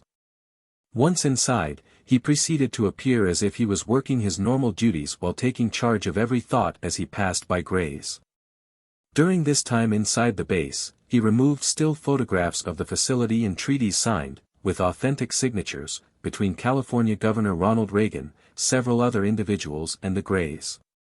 Thomas also managed to retrieve a 7-minute black and white surveillance video of genetic experiments, caged humans, Greys, as well as schematics of alien devices and complex genetic formulas. These items, he felt, were not only his chance to a seat at the bargaining table when the need arose, but also they were things that the public needed to know about. He made copies of the films, photos and paperwork, packed several packages and instructed several different people who he trusted explicitly to bury or hide them until the right time. He was then made aware through certain sources that his wife, Kathy, and son, Eric, had been forcibly taken from their home to an undisclosed underground facility for safe holding until he decided to return with the items. At this point, he knew that even if he did return everything to the Dulce commanders, that his wife and son were probably never going to be the same again, if returned at all, after being manipulated by aggressive mind control. He also knew that he and his family would most definitely become permanently missing due to some tragic accident. Thomas was at zero option. He quickly dissolved into a lonely life on the run. From state to state, border to border, motels to sofas. Always looking behind him and trying his best to look ahead. Further notes from John Rhodes. During this initial period of evasion, Thomas was able to relay quite a bit of information about what was happening behind the scenes and what plans were being made by the government, that is, the fascist corporate elements within the executive intelligence industrial government such as the NSA's MAGI and Aquarius agencies, which had re-established the collaboration 2 years following the cessation of official human interaction following the Dulce Wars. Branton, and the Greys. Some of it has been withheld by his closest friends as a control device in order to authenticate or invalidate some abductees' stories and researchers' findings. Believe me, there are some very well-known people who make a living from selling this type of information and they have been lying through their teeth about their experiences. Note, are some of these false accounts given within this volume? I do not know, and as I stated at the beginning of this work, I am not excluding any information source, although I may have my own opinions on certain information such as with the Phoenix Project research. However, I have decided to throw it all out on the table for all to see, and will allow the future to make its own judgments. Even if one or a few of the accounts are misleading, the odds that all of the combined accounts within this volume are false would defy the laws of probability. Perhaps the only way to tell for certain would be to do as the unsung hero Bennewitz suggested, that is to make a full-scale military assault on the base, conquer the aliens whether they be genetic creations or true aliens or both. And bring all activities there under full congressional oversight. I'm sure that there will be no lack of potential military recruits for this type of assault. After all, tens of thousands of young American men have in the past been sent off to die to protect CIA drug-running operations in the Golden Triangle. To give their lives for the United Nations, New World Order, or in wars that were never meant to be won. I should however in all fairness state that in the Korean and Vietnamese wars there was a very real threat in the form of communism, and many young men bravely fought and died in the defense of freedom. However, their patriotism and hopes of victory were often sabotaged by communist-sympathizing socialist UN officials or by covert drug operations or other hidden agendas. In other words, if we have fought wars in the past against the tentacles of the beast, so to speak, then I see no reason why potential recruits would shy away from a battle against the head of the beast itself. Especially when we consider that such a battle or war might ultimately have galactic ramifications. One of the problems with the Dulce Wars was that only 100 special forces with high-level security clearances were unknowingly sent in to a base inhabited by over 18,000 Greys. 44 of these reportedly survived the firefight, which considering the opposition was a very good survival rate. However, with the latest developments in military technology, with the current civilian intelligence on the base which exists now thanks to Bennewitz and others, and with the millions of American Christian patriots who would no doubt be willing and ready to wage a holy war against the entrenched Draconian collectivist forces on Earth, the next military assault on the Dulce base will not be so one-sided. Branton. He, Thomas Costello, hopes that you find this information interesting and noteworthy. We feel that it is imperative to release more information because of the stepped-up abduction activities. If you should ever be inquisitive enough to try and do a field investigation of Dulce yourself, then you had better prepare and prepare well. Do not treat this information lightly. Thomas Costello, the former Dulce base security technical officer, and a personal friend of 2 OZ team members, may have given his life in order that someday the world may see the truth about the existence of the Dulce facility in which he worked. Thomas has not made regular visits to any of his known contacts for quite some time. Some are fearing the worst. Elsewhere within the manuscript released by John Rhodes from which we have just quoted, we read the following. Obviously, if these snake people or reptilians really did once live amongst the Homo sapiens population, they have gone to extreme measures not to be revealed since they went into hiding. However, Our progression has been carefully monitored by the elusive reptilian race that lives within the cavernous earth itself. Legends from different parts of the globe all tell of an underworld inhabited by mystical beings of varied forms. I believe that the reptilian race still resides to this day underground, hidden away in the dark crevices of the earth and in the depths of the oceans. The evidence supporting this proclamation is also available through recent reports and historical documentation. If you really want to see the big show, don't look above your head, look below your feet. Chapter 22, Mystery-Maverick Jim Mccampbell takes on the Dulce-Bennewitz Enigma. The following document, among others, originated from a U.S. intelligence worker who has been missing for quite some time. Concerned family members discovered this document in a locker in which the missing intelligence officer apparently kept some of his papers. This document as well as others in his possession may have had some connection with his disappearance, although exactly what connection this might be, is uncertain. Copies of this and other documents eventually ended up in the hands of several researchers as a result of one investigator who was approached by the family of the missing agent and given the documents. This source stated that this family was extremely disturbed not only about the disappearance but also about the nature of the documents themselves and the role they may have played in connection with the disappearance. In the copy of the document which is quoted here, some annotations were made. These seem to have been corrections on various points related in the MS made by Paul Bennewitz himself. These corrections will be indicated by an summary of notes taken by Jim Mccampbell concerning telephone interviews with Dr. Paul F. Bennewitz. This is Jim Mccampbell making a recording of a remarkable episode on July 13, 1984. It has to do with a UFO base, cattle mutilations, advanced weaponry, contact with aliens, etc. The episode began about a week ago when I received a little semi-annual periodical titled Stigmata. It is number 21, the first half of 1984. This little bulletin is prepared by Thomas Adams at P.O. Box 1994, Paris, Texas, 75460. Tom Adams is the ex-husband of Christa Tilton, by the way. Branton. He has a rather lengthy article. One finds point of interest on page 9 and I suppose the only way to pursue this is to read what he has here as it is fundamental to the entire story. Quoting, "In May of 1980 a most interesting event occurred in northern New Mexico.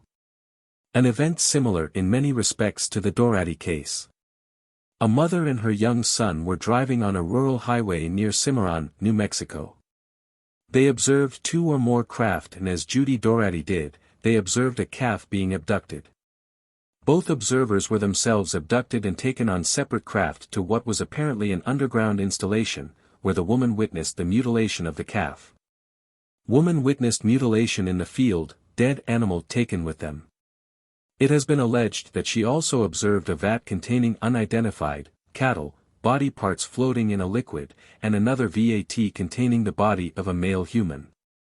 The woman was subjected to an examination and it has been further alleged that small metallic objects were implanted into her body as well as into her son's body. More than one source has informed us that CAT scans have confirmed the presence of these implants. Paul Bennewitz, president of his own scientific company in Albuquerque and an investigator with the Aerial Phenomena Research Organization, has been the principal investigator of the case. Interviewed in his office in April 1983.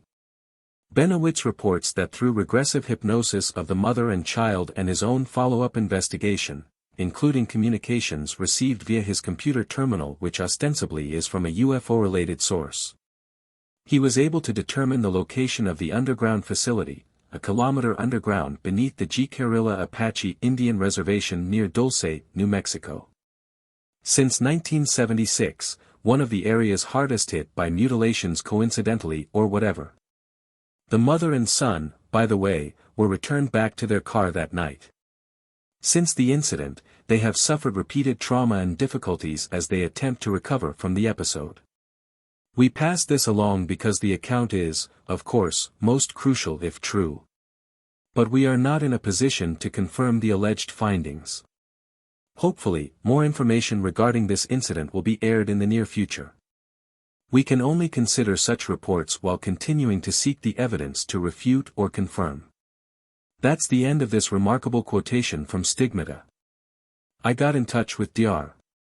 Bennewitz by telephone and indicated that I had seen this reference to him and his work, and I wanted to find out whether he was being misrepresented or whatever. It is rather mind-boggling, and here is the substance of that telephone conversation.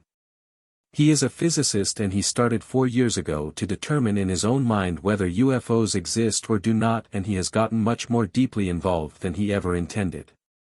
It has caused him a great deal of trouble from the government intelligence groups. He has pictures from the location. He went with a highway patrol officer and they saw a UFO take off from the mesa at the location.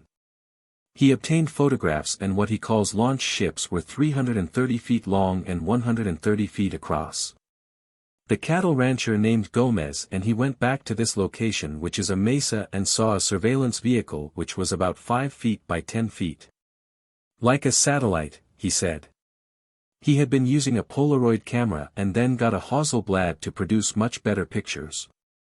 He set up a monitoring station and observed that UFOs are all over the area. He has been dealing heavily with a Major Edwards, security commander, who was with Manzano Security, and my wife and I, of them saw 4 objects outside of a nuclear warhead storage area at a range of about 2,500 feet and obtained movies of them. He now has about 6,000 feet of movie footage, of which 5,000 feet is in Super 8. The objects have the ability to cloak, that's the word, spells cloak like cloak and dagger. Like cover up, and he says that they can cause themselves to go invisible by a field that cause the light waves to bend around the object and that one sees the sky behind them. He confirmed the fact that the woman was picked up when she accidentally observed the calf being abducted. He has paid for a pathology work and medical doctor work. The pathologist is a former head of the microbiology department of New Mexico University. They have done C8 scans to show that the woman and her son did in fact have implants in their bodies. We confirmed the woman, not her son, she has a vaginal disease like Streptococcus bulbi, and tried many antibodies to destroy the bacteria. That it has survived off the antibodies themselves. The aliens keep hassling her. Still true to date. Paul kept the woman and her mother at his house, and the UFOs were flying overhead constantly. There is no ESP involved, but it is just plain physics. They beam down, they send a beam down, not beam down. They can communicate through this beam. She picked up their transmissions. He devised a means of communication based upon her alphabet, ? Code, 1 is equal to no and 2 being yes. Through this code he has been able to talk to the aliens. He then computerized a system that would reject extraneous inputs. He said that they can be very threatening and malevolent. He then told the OSI of the Air Force, and he has been requested to give several presentations to high-level Air Force people in briefings on the subject, wing-level command and many others, including this fellow Edwards. And he took a helicopter to the site, twice to site, first by OSI agent, second by a Colonel Carpenter. It turned out that the wing commander, after a presentation that this fellow made, then took a helicopter to the site and made photographs. He says that you can see saucers on the ground. He says there is a kind of cone, a large cone, and the larger vehicles come and land on top of the cone with the top of the cone fitting into a hole in the bottom. There is an elevator inside of the cone and that goes down into the mountain or ground about 1 kilometer. You can see the aliens running around the base getting into the vehicles and stuff. They use small vehicles to get around that have no wheels. They are rectangular in shape and they levitate. They do not show up in color because they are highly reflective, but in B and W they are visible. He says that there are beam weapons that are floating in strategic locations and there is a road into the base. He obtained infrared photos of the area from an altitude of 14,000 feet, there is a level highway going into the area that is 36 feet wide. It is a government road, i.e. part of the off-limits road that goes through Colorado's Ute Reservation and then south across the border. Branton. One can see telemetry trailers and buildings that are five-sided buildings with a dome. It is standard military procedure. There are many guard points and stakes, and there are launch domes that one can see. Next to the launch dome he saw a black limousine and another at some distance off, apparently. The careful measurements showed that the limousine was the same length of his Lincoln Town car. It is a CIA vehicle. Also there was a blue van. He has been cautioned about these limousines as they will run you off the road if you try to get into the area, and in fact somebody has been killed in that manner. To the north is a launch site. There are two wrecked ships there. They are 36 feet with wings, and one can see oxygen and hydrogen tanks. There are four cylindrical objects Socorro Type 2 carrying something while flying. The whole operation is based upon a government agreement and a technology trade. We get out of it atomic ships that are operated by plutonium. The Cash Landrum case was one of them. The doors jammed open and neutron radiation came out. They are based at Kirtland AFB and Holloman AFB, only know of one based at HAFB, and someplace in Texas, possibly Foot Hood, Texas, a guess only. He said the government is paying the hospital bills for the Cash Landrum victims, OSI input, found out later unless someone covering, not true. Refueling of the plutonium is accomplished at Los Alamos. He had pictures of this base back to 1948, and it has been there starting in 1948. Pictures in 1962, you can see many saucers and the base and truck. The road was passed off to the local inhabitants as a lumber contract. He has photographs, I believe, of the firing of a beam weapon that fires in two directions. That would be necessary on a flying saucer. The reaction forces would impede the vehicle. He has computed the speeds of the flying saucers at 15,000 miles per hour and indicates that the pilots of ours are from NSA, the National Security Agency. The aliens have had atomic propulsion system for 48 years, or rather one particular alien group, probably native subterranean. Branton, and the saucers themselves operate on an electric charge basis having to do with crystal semiconductor and, maybe, a superlattice. I think he said as you increase the voltage, the current goes down. At present there are 6 to 8 vehicles. Maybe up to 10 over the area and sometimes up to 100. They can be seen in the clouds. They go into cumulus clouds and produce nitrogen nitride. I assume or speculate it is this, you will see black spots in the cloud. They eat holes in the cloud. If you can see black spots in a cloud, then you can tell that a vehicle is in there. He says that they come from 6 different cultures, and in his communications, via accessing the information system of the underground base by tapping into their ship-to-base communications frequency using a radio computer video setup he developed. Branton, he learned that, some come from a binary system, possibly Zeta Reticuli, and from distances up to and larger than 32 light-years away.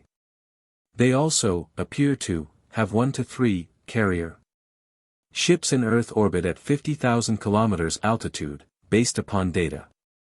He had to form the words to try to communicate, and he produced a vocabulary of 627 words in a matrix form and used a computer. The flying saucers, we see, are limited to operation in the atmosphere. Now with regard to the cattle problem, the aliens are using the DNA from cattle and are making humanoids. He got pictures of their video screen. Some of the creatures are animal-like, some are near human and some are human and short with large head, hybrids. It would seem that if this is the case, not all of the so-called hybrids are infused with reptilian DNA, but rather cattle DNA or a wide variety of other DNA sources available in the Nightmare Hall level of the base. Branton. They grow the embryos.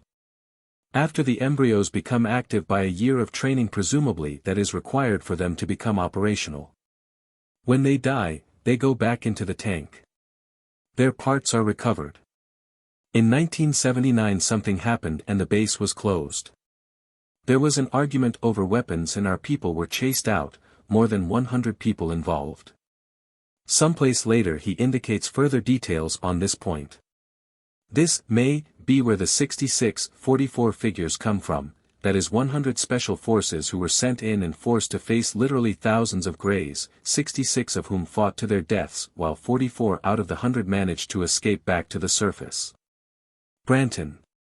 The base is 4,000 feet long and our helicopters are going in there all the time. When it became known that he was familiar with all this, the mutilations stopped. True, they are taking humanoid embryos out of this base to somewhere else. I asked if it was Albuquerque or Los Alamos, but he said he didn't know. Note, January 8, 86, looks like it is Albuquerque. Subterranean bases below Albuquerque. Thomas E. Costello also stated that much of the Dulce activity was being extended into a major, gray, basing area below the Los Alamos region.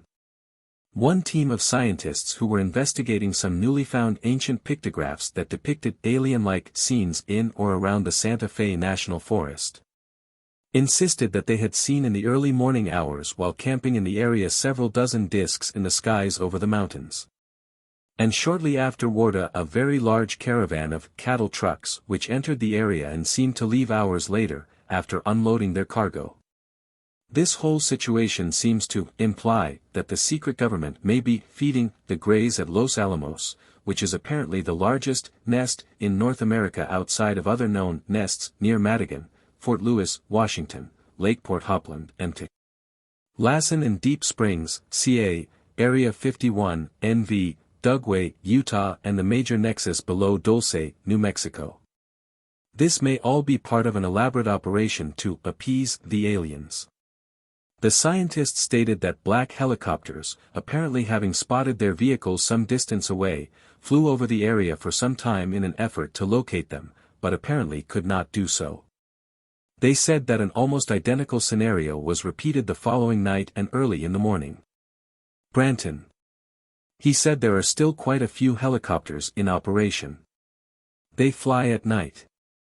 All unmarked. He went up there himself in a helicopter and the OSI briefed the copter pilot and he thought perhaps the copter pilot himself was an undercover man. They saw helicopter pads up there, Vietnam type, with bearing markers and trees pushed off away from the location. It is such a wild area, he said. He agreed to send me the coordinates of this base. Regarding abductions of people, they pick out medium to low IQ personnel. They have also, according to my information, attempted to abduct people with higher than normal IQs, with photographic memory, etc. In order to either utilize them on an unconscious basis or neutralize their intellectual capabilities if they appear to be a potential threat. Branton. They are able to scope out each one, so we can do the same thing with electromagnetic spectrum analyzers. I don't know this part, word mix-up, drop. They pick up these people and then put implants into them and then take tissue samples, including ovum from the women, sperm from the men and DNA. They can program these people as slaves to do whatever they wish and they will have no memory of it. They, the hardcore type, staunchly refuse to be X-rayed or hypnotically regressed. You can recognize them because of their eyes. He says, peculiar look in the eyes and a funny smile. An expression, Hynek, that is the late J. Allen Hynek, who worked for the Air Force's Project Blue Book in the early years and later became a civilian ufologist. Branton knows about all of this and has been in contact with Coral Lorenzen. He regards Hynek as a threat. Not really, I just think he is still a government cover. At his house, he showed Hynek films and out in the backyard a flying saucer. He asked Hynek about his view with regard to abductions as to how many people might have been abducted. Hynek, unhesitatingly said about 1 out of 40. Other sources claim that more recent figures indicate this to be 1 out of 20 or even 1 out of 10 Americans. Since more abductees are being taken and implanted as time goes on, most of whom are consciously unaware of the process because of hypno-electrochemical memory suppression. Branton. He said that many people come to his door to see him, just out of the blue, and he sees scars on the back of their necks. That previous old scars are easy to detect and that new ones are hard to detect. He feels that this is a sickening situation. The aliens have gone wild and use hypodermics, and notes a parallel 4 times. Mccampbell, I don't know what that means, I don't know either. He has been paralyzed 4 times and has been hit 250 times by hypodermics. He says they knock you cold and they do whatever they want to do, and the above points have been verified medically. A man came to see him with a top-secret document that was dated in the 50s, indicating if anybody found out about all of this they would kill them. He was asked, "Doesn't that bother you?" He said, "No, it didn't." He said he had sent some film to Kodak and there were 7 rolls. They were Ektachrome G, which could not be processed locally, so they had to go to Kodak. He does all of the film work commercially so that nobody could claim that he had monkeyed with the film. His films came back, but one was plain Ektachrome, but was missing for 2 months when received. 9 feet was missing, and this was close-ups of UFOs that he had taken. The missing pictures of the 9 feet, didn't, others known only to me did, in a top-secret document that he studied, and the code name is Aquarius, and it is a project of the National Security Agency, I was told NASA. They are the ones that kept his film and copied it with deletions on Ektachrome and sent it back, I suspect. There have been indirect threats by the Air Force intelligence against him. The location of the base is 2.5 miles northwest of Dulce and almost overlooks the town. It is up on the mesa. We discussed the similarity between everything we have been talking about here and the movie, Close Encounters of the Third Kind. He said he speculated that seemed to be a plan of disclosure, that is the movie. The coordinates of the location are not far off, and the mountain where the actual base is looks much like the mountain in the movie. The next thing was discussing the trade-off. All right. Here is what we got in the trade-off. We got atomic technology, the atomic flying ships. Several of them, the first one wrecked on the ground and it can be seen and photographed from the air. A second one wrecked. A third one was wrecked. Apparently this last one was repaired and was the one that was in Houston, near Houston in the Cash Landrum case. The second items that we get out of it, are the beam weapons, the beam technology, and third, I speculate, is the thought, psionic, beam. That is the means by which communication is accomplished. It is electrostatic in character with a magnetic component, artifact, and it is the only way of communicating with people. They have to have the implants in order to use it. The crash occurred at the base when there was a disturbance of some sort. The aliens killed 66 of our people and 44 got away. Alien computer input, true? I do not know. Over an argument they turned on us. He was familiar with what the aliens called MPS, which means manipulations per second, no, manipulations per sequence.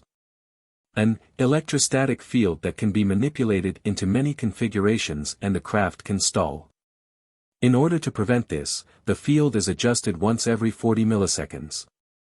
He studied the trails from UFOs and they seem to break down into a pulse rate of 62 per second. Based upon the color movie pictures, there seems to be a blast of light and spectral components and composition in there, with a bow wave in front of the UFO with nitrogen showing green and oxygen showing blue, but with the saucer being invisible. They can run into a car or airplane and this bow wave will destroy them. Rockets can hit this bow wave and be destroyed. They can't penetrate it. At White Sands he was shown pictures of an F-15 shooting rockets with a missile at a target, and the saucers came in behind the missile, 30 feet behind, and then flew through the explosion. He didn't know what the purpose of the demonstration was, but suspected it might be just to show how invulnerable they are. But sometimes the saucers get into trouble and they are all consumed in some kind of way.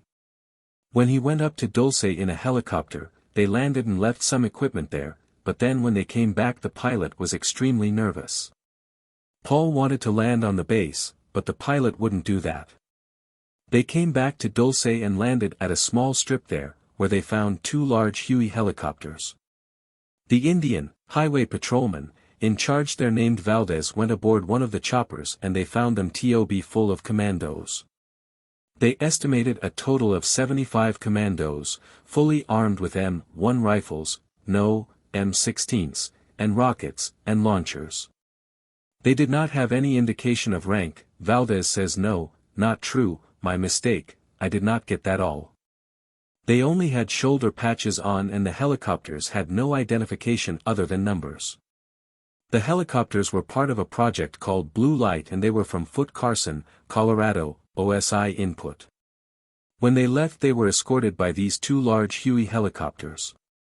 As they were flying along, in the background they saw rise up one of the advanced space technology vehicles that looked like a manta ray with a negative dihedral and projections coming down. It flew vertically past the two accompanying helicopters. Paul feels that it is imperative that this information be released because he feels that it is unconstitutional for the government to be involved in such an arrangement that invades the privacy of the individuals by the implantations. He said that, once they have been tampered with by the aliens, they are never the same. I suppose one can easily believe that. Jim Mccampbell comments, so it appears that, for the privilege of collecting the biological materials in the mutilation of cattle and the abductions and the operations on board the craft. The government has allowed this to go on and even to assist for the privilege of getting the nuclear flight technology, plus also the embryos which are flown out of the base. A rather fantastic story, Jim Mccampbell comment, Paul strikes me as being an extremely conservative, extremely knowledgeable and reliable scientist, who was intimately familiar with sophisticated laboratory equipment. His is thoroughly scientific and reliable. Jim Mccampbell evaluation. I inquired about the other bases that were referred to in the Stigmata report or article. He said all that he knew was that one was to the south, one to the west and one to the east, and he doesn't want to know anything more about it. That is, in addition to the base north of town, there were other connected facilities west, south and east of town. In fact, some sources have claimed that level 1 of the Dulce base reaches under the town of Dulce itself at a depth of some 200 to 300 feet. Branton. I discussed the prospect of using the paper in the MUFON proceedings to try to find the center of gravity for the mutilation cases from those maps that run from about 1972 to 1982 or 1983. The word gravity triggered in his mind another connection having to do with the Department of Interior that has a gravity department, and they do in fact survey the United States and publish maps indicating the gravity contours. There is a very weak gravity at the site near Dulce. Also another very weak gravity reading exists around Creede, Colorado, which is reportedly a northern extension from the Dulce facility. There are also southeast extensions as far away as Roswell and Carlsbad, New Mexico, and an apparent southwest extension that seems to reach as far as the Superstition MTS east of Phoenix, Arizona. These extensions are not necessarily all base complexes, but tunnels that have been excavated by aliens. Secret government or ancient cultures or all of the above via nuclear drills which eliminate waste matter by melting and cracking the rock, and pushing the molten rock as the machine moves forward into the peripheral cracks of the tunnel, where the incandescent rock cools into a super-hard glazed and watertight lining. Branton, he said that the craft are very sensitive to the gravity levels and suggested that perhaps the other sites might also be located relative to weak gravity. He indicated that the objects fly in a wobbly way. His pictures have shown that. He says, like the rocking of a boat. He has measured many right-angled turns and also full 180-degree turns in a 20th of a second with the object still inside the bow wave. He has also observed and photographed the object or lights moving in a triangular pattern and square patterns. He says high-powered radar can interfere with them. I reported on the meeting that we had on Sunday afternoon and raised some of the questions that came out of that meeting. One of them was why not remove the implant. He said that this had been discussed and the lady witness finds that acceptable if she can be assured that there can be no nerve damage. He then went into great detail, which exceeds my knowledge of anatomy, in describing the location of the implants. One appears to be adjacent to and external to the cortex, which I think he indicated was at the base of the brain. The image of the C8 scan is of a very small helix, like it was joining two major nerves near the spinal column. Then on the lateral right side from the back, there is an implant of perhaps like the one above. Another is on the left side. Two others are on the forward part of the skull, which appear to be small 2 mm electrodes against the radial nerve. There is a shape to these things which he indicated is like a baby bottle nipple upside down. This shape is not the implants which are legible the skull, not the cap part, but just the nipple itself. I raised the question of the USSR satellite seeing this base. He acknowledged that and also that ours can certainly see it. He had a discussion with some photo analyst, OSI photo analyst, who indicated that he had seen tracks up a hill and a launch location that was definitely not a rock but some kind of artificial construction. On the hazard of entering the area, I asked about that. He said that there is a risk if we went in on foot, but if a person tried to do that likely that the people would whack them. I said, zap. The odds are one might be accosted, but he thinks that a helicopter would be safe. But what he wants to do is to do additional aerial surveillance. Then go in with a group, the larger number of people the better. A highway patrolman, a friend of his, is ready to go in at any time. He says one can't act on impulse. You have to plan out a program. He said 4 times he had near encounters and one was with this Major Edwards. He had received a mental communication. No, not received. I asked them mentally, they were apparently scanning me. I don't receive anything mentally. While watching some UFOs. He is president of Thunder Scientific Corporation, a well-known operation there, with their specialty being temperature and humidity devices. Their equipment has been on the shuttle and most of their business is with the top 500 corporations. His company is by Sandia on 1/2 acres and, he is, now building an additional 3,500 square feet building. There is another organization called Bennewitz Laboratory which is the research arm of Thunder Scientific Corporation owned 90% by the latter and operated by his 3 sons. They have invented a hearing device that has no moving parts that makes totally deaf people able to hear and in addition, expanding the frequency range plus 100 Hz on the high side and down to less than 10 Hz on the low frequency end. He said that he got involved in all this merely as a hobby and it became an obsession. He simply wanted to know what was going on and to develop instrumentation to measure data, etc. Since the signals from the UFOs are very low frequency, down around 200, Hz and with an analyzer you just think you are looking at some noise. But I believe he said it was a memory scope that was able to filter out the signals involved there whereas ordinary filters do not. They trigger signals in an on and off fashion, instead of 0 and 1 volt representing that type of communication or signal, a distinction is made between a narrow pulse and wide pulse. Each communication is preceded by 4 or 5 pulses. He had previously been in touch with the OSI which has been verified by the book, Clear Intent. But now he says that when he calls them, they won't speak to him so he is in a shutout situation.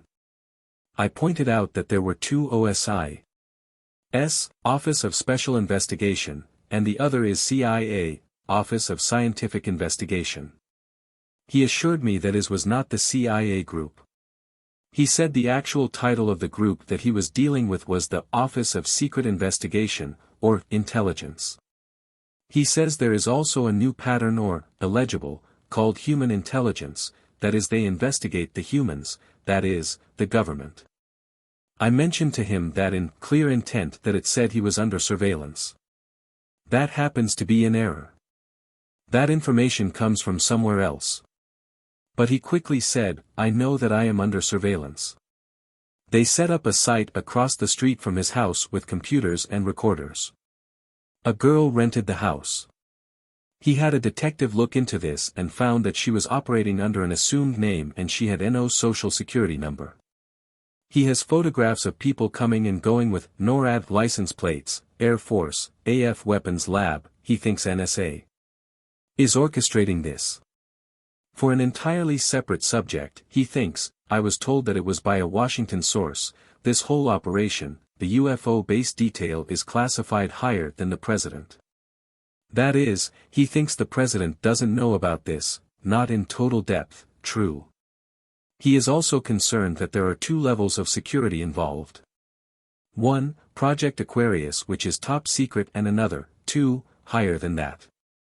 Where people in charge of the higher level information having these new vehicles could simply take over the government.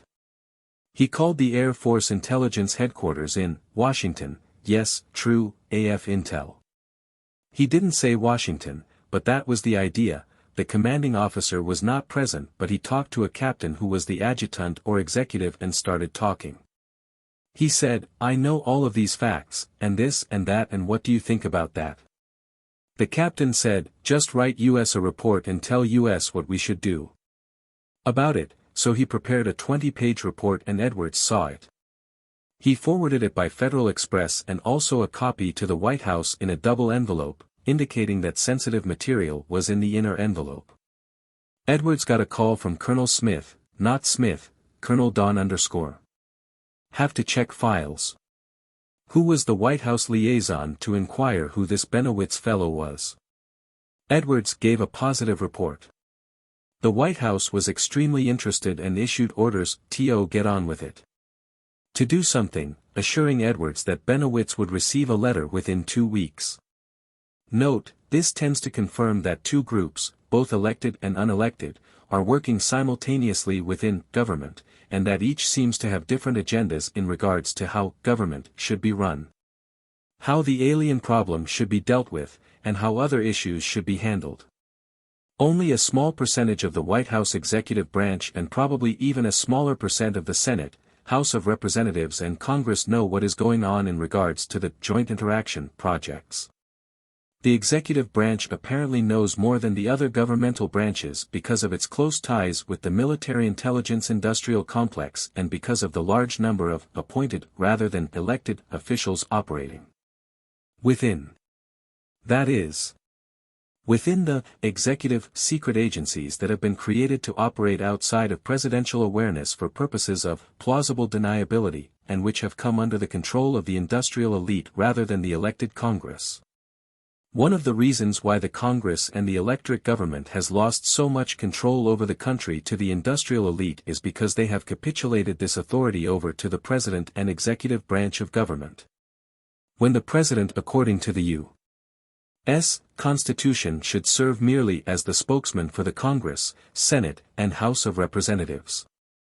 We have unconstitutionally allowed the president to have the power to appoint his own unelected staff, establish executive orders without the consent of Congress, and create agencies that are free from congressional oversight.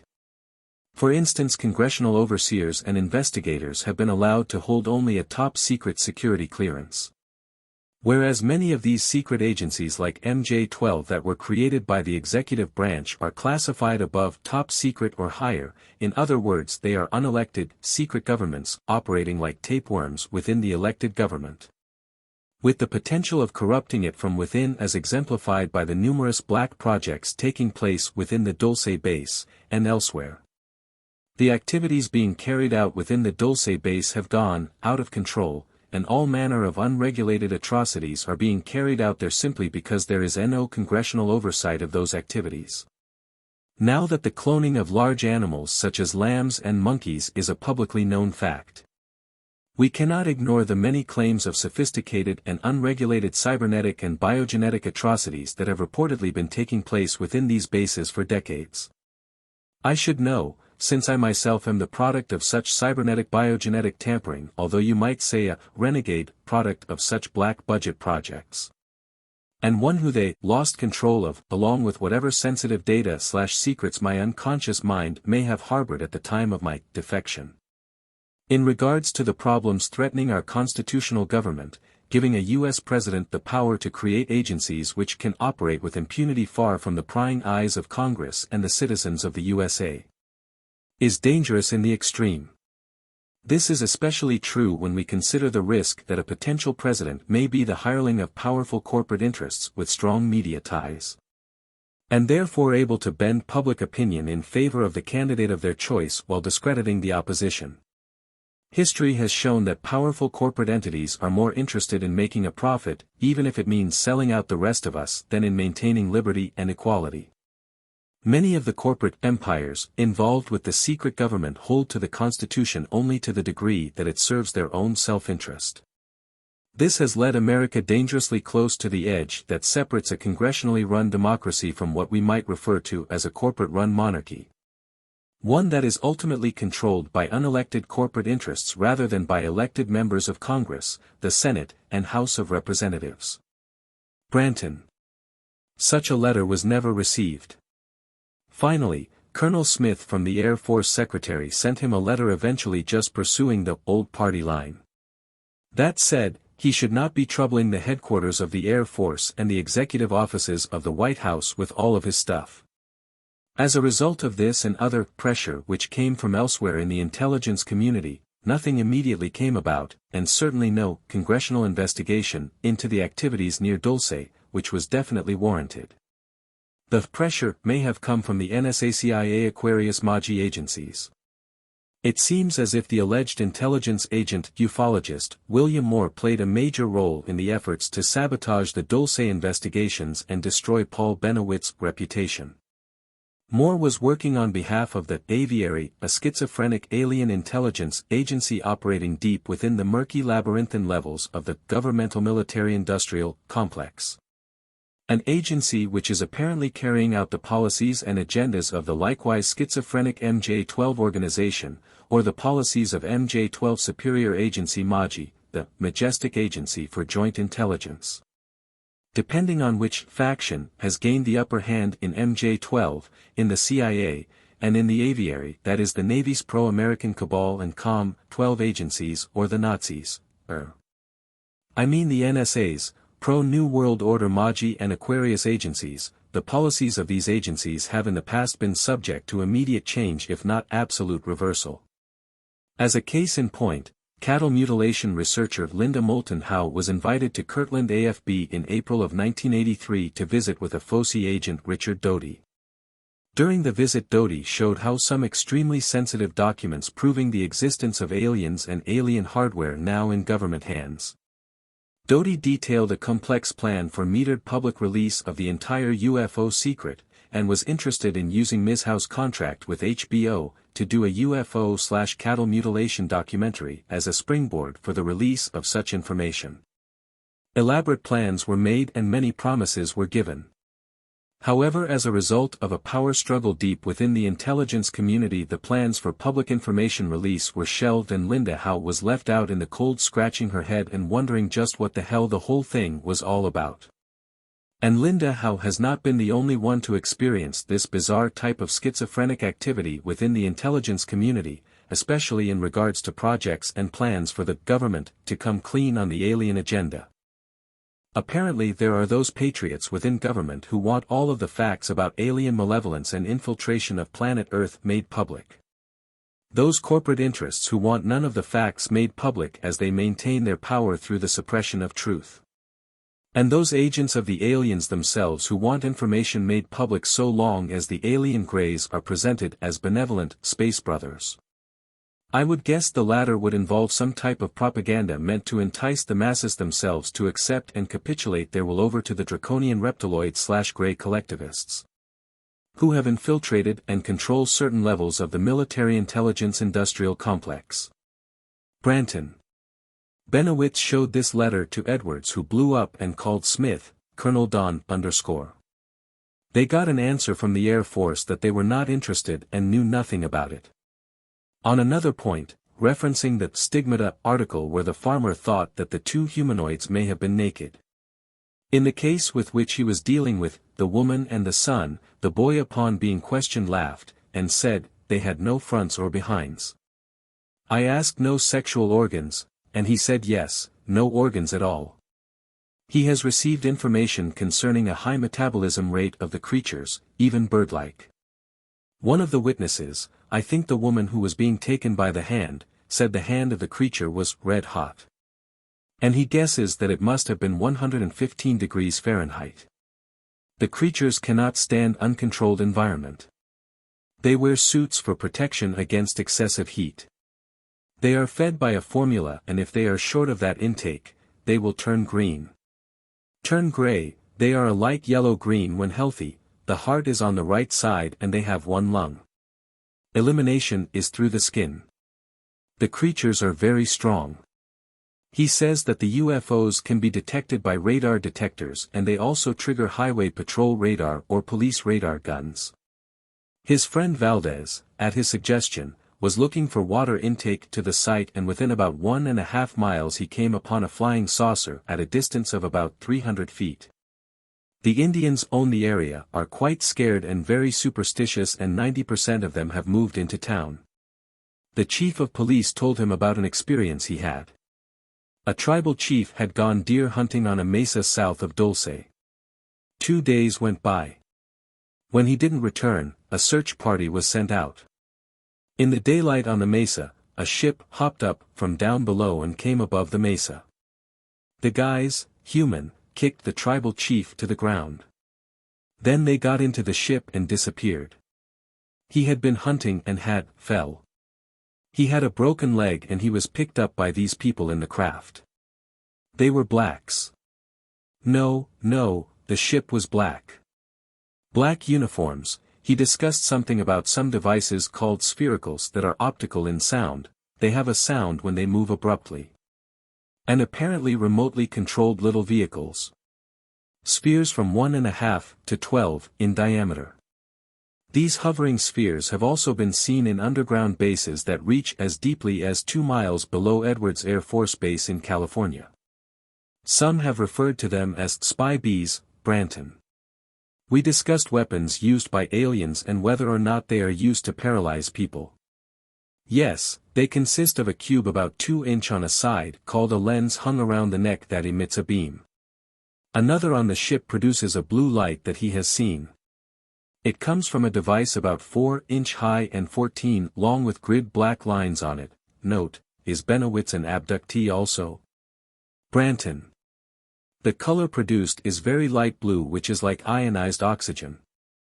He has not sought publicity on any of this. He is only interested in getting the facts. I continue to get reassurance that the guy is continually on the level and what he has to say should be taken seriously. Jim Mccampbell comment. Ufologist Penny Harper, in the January 1990 issue of Whole Life Times, adds an unusual postscript to the Bennewitz affair in an article in which she revealed the following. Paul Bennewitz, whereabouts unknown. Paul was a scientist investigating an abduction case. A woman and her son drove down a road in the southwest. The woman witnessed aliens mutilating a calf. The aliens captured both mother and son, taking them into an underground installation. The woman observed many frightening things, apparently much of it similar to what abductee Christa Tilton and others have witnessed, yet the mother and son also saw human body parts floating in a vat of amber liquid. After a horrifying ordeal, the woman and her son were taken back to their car. Bennewitz was able to determine that there is a secret alien base beneath Dulce, New Mexico. He wrote the Dulce Report and sent it to the civilian UFO group called APIRO, i.e. Aerial Phenomena Research Organization. Bennewitz was then committed to the New Mexico State Hospital for the mentally ill, where he was given electroshock therapy. When he was discharged, he publicly stated that he would not have anything to do with UFOs. He is a recluse today, but still alive, last I heard. Chapter 23, Inside Intelligence on the Dulce Base. In a letter dated September 1990, written by Thomas E. Costello and addressed to researcher Jason Bishop, the former Dulce Base technical security officer stated. The room 4, the electromagnetic generator, is nearly 200 feet diameter. This circular room covers the 5th and 6th levels, extreme west-south wing. Here is the intense magnetic generator. There is a buffer area made of ceramic and latex that is 4 feet thick, in all directions. There are 5 entrances, plus an escape trap door on the 6th floor, on each floor. Each portal has a double door, one at the outside of the buffer and one at the inside of the buffer. The security is severe. Armed guards patrol constantly, and in addition to weight-sensitive areas there are hand-print and eye-print stations. No one under Ultra 5 clearance is allowed near the portals.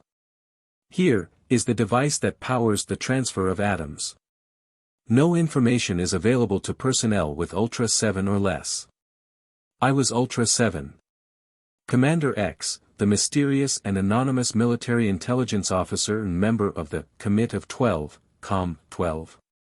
Who has released sensitive information through Tim Beckley's New York City-based UFO organization, has stated. The underground, base outside of Dulce, New Mexico, is perhaps the one most frequently referred to. Its existence is most widely known, including several UFO abductees who have apparently been taken there for examination and then either managed to escape or were freed just in the nick of time by friendly forces. According to UFO conspiracy buff and ex-naval intelligence officer Milton William Cooper, a confrontation broke out between the human scientists and the aliens at the Dulce underground lab. The aliens took many of our scientists hostage. Delta forces were sent in to free them, but they were no match for the alien weapons. 66 people were killed during this action. As a result, we withdrew from all joint projects for at least 2 years. Centuries ago, surface people, some say the Illuminati, entered into a pact with an alien nation hidden within the earth, Commander X alleges. The U.S. executive government, in 1933 agreed to trade animals in exchange for high-tech knowledge, and to allow them to use, undisturbed, underground bases, in the western USA. A special group was formed to deal with the alien beings. In the 1940s, alien life forms, ALFs, began shifting their focus of operations, from Central and South America, to the USA. The continental divide is vital to these entities. Part of this has to do with magnetics, substrata rock, and high-energy states, plasma. This area has a very high concentration of lightning activity, underground waterways and cavern systems, fields of atmospheric ions, etc. From my own intelligence work within the military, I can say with all certainty that one of the main reasons the public has been kept in total darkness about the reality of UFOs and aliens is that the truth of the matter actually exists too close to home to do anything about. How could a spokesman for the Pentagon dare admit that 5 or 10,000 feet underground exists an entire world that is foreign to a belief structure we have had for centuries? How could, for example, our fastest bomber be any challenge to those aerial invaders when we can only guess about the routes they take to the surface, eluding radar as they fly so low, headed back to their underground lair? The Greys, or the EBEs, have established a fortress, spreading out to other parts of the U.S. via means of a vast underground tunnel system that has virtually existed before recorded history. Val Valerian, of the Washington state-based Leading Edge Research Group, made the following statements in one of his LR issues. Additional comments on alien bases. There is some confusion over the subject of alien bases in the United States. There seem to be many of them, but some of them seem to stand out functionally and operationally. It would seem that the main base is in New Mexico with small detachments, human phrase, at Dreamland and Area 51 in general. Both of those locations are used to test fly alien craft, Project Grudge/Redlight. The main location for the test flights appears to be Area 51. The Excalibur project being developed at Los Alamos is designed to try and penetrate underground facilities. Since they, the Greys, have entrenched themselves and no longer honor any of the dubious agreements which they have made with certain factions within the government. Scores of underground installations hold citizens of virtually every country on the planet in captivity. Researcher William F. Hamilton revealed the following details on the Dulce base, which were provided by former Dulce base security director, who is now missing and presumed deceased, Thomas Edwin Costello. In his book Cosmic Top Secret, p. 109, Hamilton writes. According to Thomas, the alien androgenal breeder is capable of parthenogenesis. At Dulce, the common form of reproduction is polyembryony. Each embryo can, and does divide into 6 to 9 individual, kun, pronounced kuni, i.e. siblings. The needed nutriment for the developing kun is supplied by the formula, which usually consist of human/animal blood, plasma, deoxyhemoglobin, albumin, lysozyme, cation, amniotic fluid and more. Abductee Christa Tilton confirmed much of what Thomas Costello has revealed. Christa described strange vats filled with eerie liquid, where aliens are being grown. She stated that there were dozens of creatures in each womb. Can't count tanks, maybe scores or hundreds, womb submerged in sort of yellow liquid. Looks thicker than water. Creatures float in amber-colored water. Womb is grayish. The creatures or embryos being bred were not human, had bluish-gray, resilient skin, and possessed 3 fingers and 2 toes. She confirmed that parts of human bodies may be used in the fluid. She says that they used her to breed a human-like child which is being held prisoner in the underground base. Val Valerian, through one of his leading-edge research reports, released the following synopsis of the so-called Dulce Papers.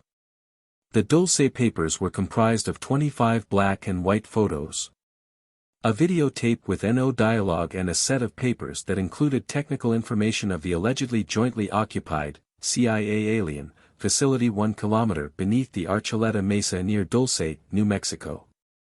Several persons were given the above package for safekeeping. Most of those given the package were shown what the package contained but were not technically oriented and knew very little about what they were looking at. The following is written by one of these persons about what the papers contained. This person described the scenes that the videotape showed. What you see is what you get. I can't decipher what is written or drawn any more than you can. I pass these papers on only in the interest of getting to the truth. From other information I have, I believe the information herein is true. I believe the facility exists and is currently operational. I also believe that there are 4 additional facilities of the same type, one located a few miles to the southeast of Groom Lake, Nevada. What is the truth? Only God. MJ 12 and the aliens know for sure. Dulce Papers, lots of papers, documents that discuss copper and molybdenum, also papers about magnesium and potassium, but mostly about copper. Lots of medical terms that I don't understand. A sheet of paper with charts and strange diagrams. Papers that discuss ultraviolet light and gamma rays. Papers that discuss color and black and white and how to avoid detection through use of certain colors. In addition to these papers there are about 25 pictures, black and white, plus 1 videotape with NO dialogue, all taken inside the Dulce facility. These papers tell what the aliens are after and how the blood, taken from the cows, is used. Aliens seem to absorb atoms to eat. Aliens put hands in blood, sort of like a sponge, for nourishment. It's not just food they want, the DNA in cattle and humans is being altered. The Type 1 creature is a lab animal. They know how to change the atoms to create a temporary, almost human being. It is made with animal tissue and depends on a computer to simulate memory, a memory the computer has withdrawn from another human being. The almost human being is slightly slow and clumsy. Several so-called men in black have been described in this manner. Branton, real humans are used for training, to experiment and breed with these almost humans. Some humans are kidnapped and used completely, even atoms. Some are kept in large tubes, and are kept alive in an amber liquid. Some humans are brainwashed and used to distort the truth. Certain male humans have a high sperm count and are kept alive. Their sperm is used to alter the DNA and create a non-gender being called Type 2. That sperm is grown some way and altered again, put in large wombs, many destroyed, certain are altered again and then put in separate wombs. They resemble ugly humans when growing but look normal when fully grown, which takes only a few months from fetus size. They have a short lifespan, less than a year. Some female humans are used for breeding. Countless women have had a sudden miscarriage after about 3 months pregnancy. Some never knew they were pregnant. Others remember contact some way. The fetus is used to mix the DNA in types 1 and 2. The atomic makeup in that fetus is half human, half almost human, and would not survive in the mother's womb. It is taken at 3 months and grown elsewhere. Chapter 24, The Dulce Network, North Sector. The following account was received by Bill Cooper from a friend, and appeared under the title, Robert Story. Compare this report with other accounts concerning Dulce base extensions in northeast Arizona, southeast Utah and southwest Colorado, Four Corners area, where dissident scientists are reportedly being held captive. Robert __. A young man in his early 20s came to work at my shop as a temporary help during the second week of October 1986. The first day at work, he approached me asking about my interest in the UFO phenomenon. Then he smiled, paused, and waited for my reaction. I told him that I was interested, particularly in the crash/recovery of saucers and bodies of occupants.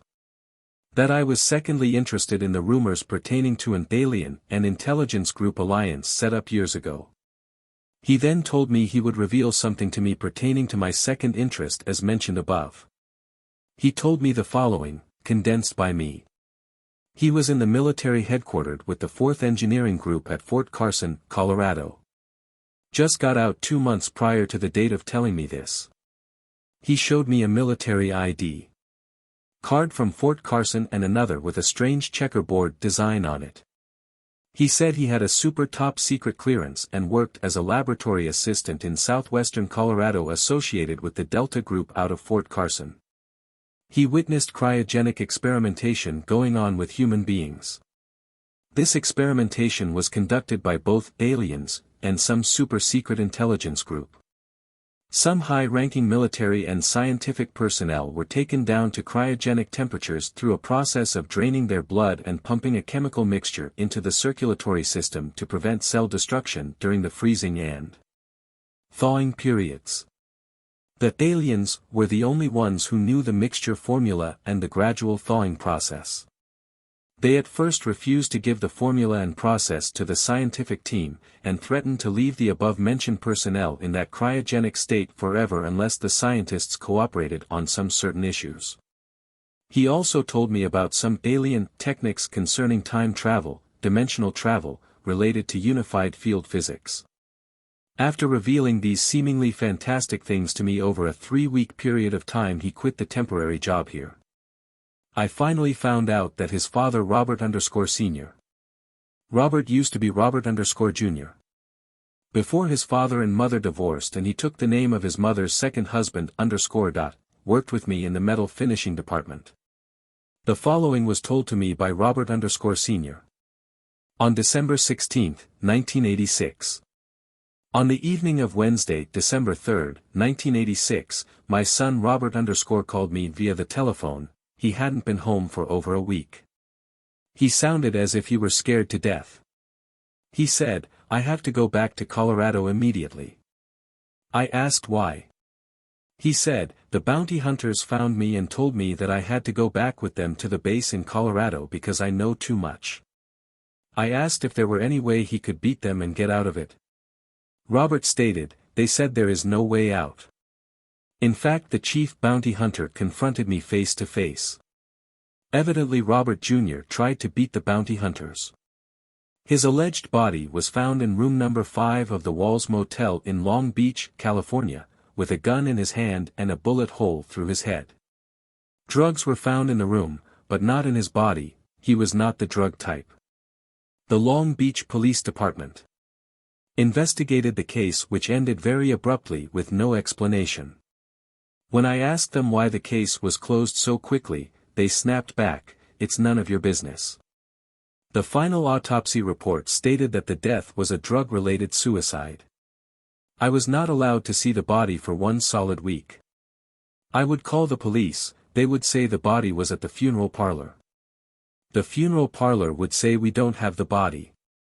This went on back and forth for that 1 solid week, December 5th, December 12, 1986. When I was finally allowed to view the body, I immediately could tell it was not him. This body, alleged to be Robert was about 20 pounds heavier and about 3 to 4 inches shorter than my son.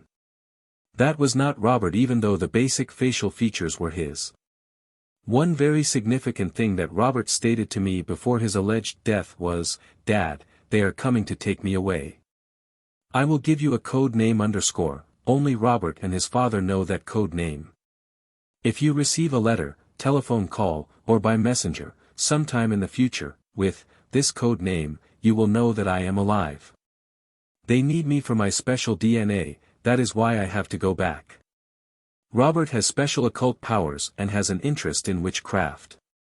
He says all of this UFO stuff is directly related to witchcraft and the occult. In April 1987 both Robert Sr. and myself were under surveillance by what we considered an agent from the cover-up group. He went by the name of John Chun. We finally confronted him face to face concerning all of this. Needless to say he quit work that day and never came back. Robert Sr. has been harassed several times by an individual who wanted Robert Sr. to go to the Four Corners area with him. On April 16, 1987, he said he would reunite him with his son. Backed out the last minute. Later Robert Sr. was picked up by the police for no reason at all and held for 1 week. When he got back home he found out that his place had been ransacked. On November 9, 1987, a person riding a motorcycle and dressed like a biker approached identifying himself as LT. Lead or read and claimed that he had a top-secret clearance and had access to the files pertaining to the projects that his son was still involved in. He said that he would place in touch with Robert and said he was working in an underground base. He said you cannot find this base on any maps or in any military directories.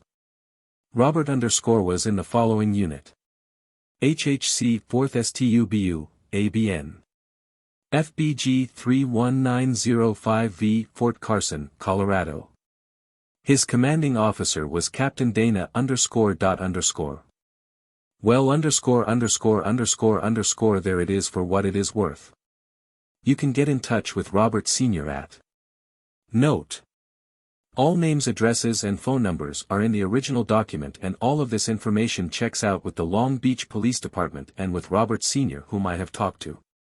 The information was sent to a friend of mine in exactly this form and he forwarded it to me in exactly the form that I have typed it to disk. Bill Cooper. Chapter 25, Danger Down Under, the Christa Tilton Story. The following is from an article titled, Going Underground. Written by abductee Christa Tilton, an attractive blonde or Nordic-appearing woman who relates some remarkable contactee and abduction-type experiences which she has had involving the Dulce base. Christa was kind enough to take the time to contribute her own fascinating experiences to this work and answer several of my questions so that other abductees, like herself, might better understand their own confusing encounters with alien abductors or even underground facilities. Several months ago I became aware of 2 different cases. One in May of 1973 in which a Judy Dorati of Texas had an unusual experience in which she may have been taken to an underground facility. Also an abduction case investigated by APRO and a Mr. Paul Bennewitz in which in May of 1980 a Myrna Hansen of New Mexico had a similar experience in which she was taken to some type of underground facility. Since I am doing the investigation into my own underground experience, I found that to be of help to me or anyone else that might have experienced anything similar, I was going to have to make myself read their transcripts. For months I would procrastinate because I suppose, subconsciously, I did not really want to relive this experience I had, by reading about another person's experiences. Now I am glad I did. I finally am going to reveal some of the many correlations of all 3 of our cases in hopes that others will come forward with more information. My experience happened in July of 1987. I had about a 3-hour missing time, in which later, under hypnosis, I relived the most unusual night of my life. I did not go willingly to the craft. 2 small aliens dragged me by my 2 arms on my back to the craft after they rendered me unconscious. The next thing I remember is waking up on a table inside some type of small craft. A guide greeted me and gave me something to drink. I now believe it was a stimulant of some kind because I was not sleepy after I drank the substance. I was taken out of the craft and when I looked around I noticed I was standing on top of a hill. It was dark, but I saw a faint light near a cavern.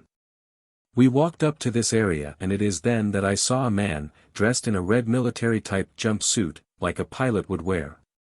My guide seemed to know this man as he greeted him as we came closer.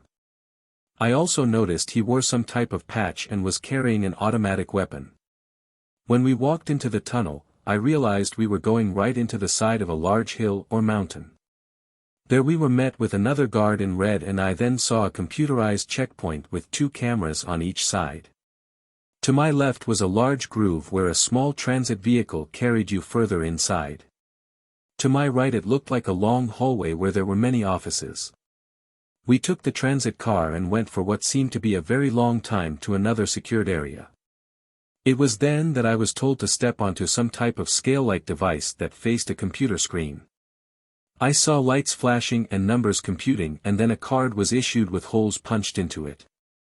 I would later realize it was used as identification inside a computer. I asked my guide where we were going and why. He didn't say too much the whole time except that he was to show me some things that I need to know for future reference.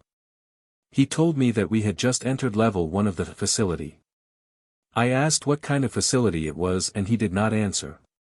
This story is so very long and detailed, and I hope to write more about it, so I will only highlight some of the things that I saw. I was taken to a huge-looking elevator that had no door. It was like a very large dumbwaiter. It took us down to level 2 where there were 2 guards in a different color jumpsuit, and I had to go down a large hall and saw many offices that had computers that lined the wall. As we walked by, I noticed the lighting was strange and that I could not see a source for it. Other people walked by and never once acted like I was a stranger. I felt I was in a huge office building where there are many employees with many offices and cubicles. I then saw an extremely large area which looked like a giant factory. There were small alien-type craft parked at the sides. Some were being worked on underneath, and it was then that I saw my first gray-type alien. They seemed to be doing the menial jobs, and never once did they look up as we passed. There were cameras posted everywhere. Then we arrived at another elevator and went down to level 5. It was then that I felt a sense of extreme fear and balked. My guide explained that as long as I was with him that I would not be harmed. So we got off and I saw guards posted there at the checkpoint. This time they were not friendly and were issuing orders right and left. I noticed that 2 of the guards seemed to be arguing about something and they kept looking over at me. I wanted to find the closest exit out of this place, but I know I had come too far for that. This time I was asked to change clothes. I was told to put on what looked to me like a hospital gown, only thank God there was a back to it. I did as I was told because I didn't want to cause any trouble. I stepped onto this scale-like device and suddenly the screen lighted up and I heard strange tones and frequencies that made my ears hurt. What I really thought was strange is that these guards saluted the guide I was with, although he was not wearing any military clothes. He was dressed in a dark green jumpsuit, but it had no insignia that I know of. He told me to follow him down this corridor. As I passed the guard station, I noticed the humming of those cameras as they watched my every move.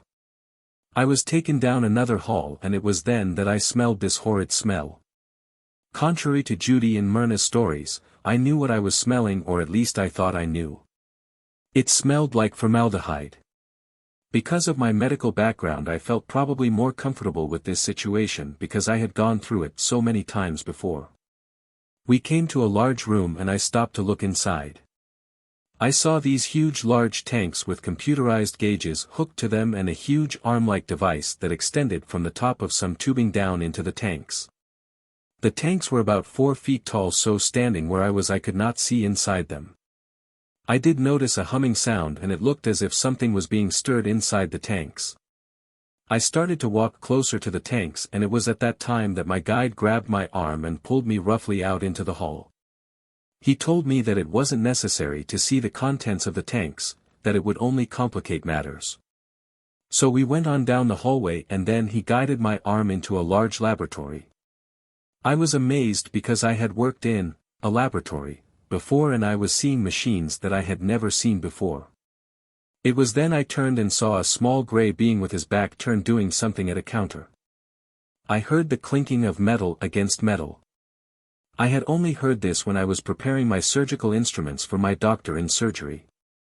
Then my guide asked me to go and sit down on the table in the middle of the room. I told him that I wouldn't do it, and he said it would be much easier if I would comply. He was not smiling, and I was scared. I did not want to be left in this room with this gray alien. About the time I was thinking this, a human man entered. He was dressed like a doctor, with a white lab coat on and the same type of badge I was issued. My guide went to greet him and they shook hands. I began shaking and I was cold. The temperature seemed awfully cold. My guide smiled at me and told me he would be waiting outside and I would only be there for a few minutes. I began to cry. I cry when I get scared. The gray alien looked at me and turned around to continue what he was doing. The doctor called for more assistance, and it was then that one other gray alien came in. The next thing I knew, I was very drowsy. I knew I was being examined internally, and when I lifted my head, I saw this horrid gray alien glaring at me with large black eyes. It was then I felt a stabbing pain. I screamed, and then the human doctor stood next to me and rubbed something over my stomach. It was cold. The pain immediately subsided. I could not believe this was happening to me all over again. I begged for them to let me go, but they just kept on working very fast. After they were finished, I was told to get up and go into this small room and change back into my other clothes. I noticed blood, as if I had started my period. But, I continued to get dressed, and when I came out I saw my guide speaking to the doctor in the corner of the room. I just stood there, helpless. I felt more alone then than I ever had in my life. I felt like a guinea pig. After we left that laboratory I was silent. I was angry at him for allowing this to happen to me again. But he said it was necessary. Told me to forget. I see more aliens pass us in the hall. Again, it is as if I was a ghost. I asked my guide to please explain this place to me. He told me it was a very sensitive place and I would be brought back again in the next few years. I again asked where I was and he told me I could not be told for my own safety. We then got into the small transit car and it took us to the other side. It was there that I saw the most disturbing things of all.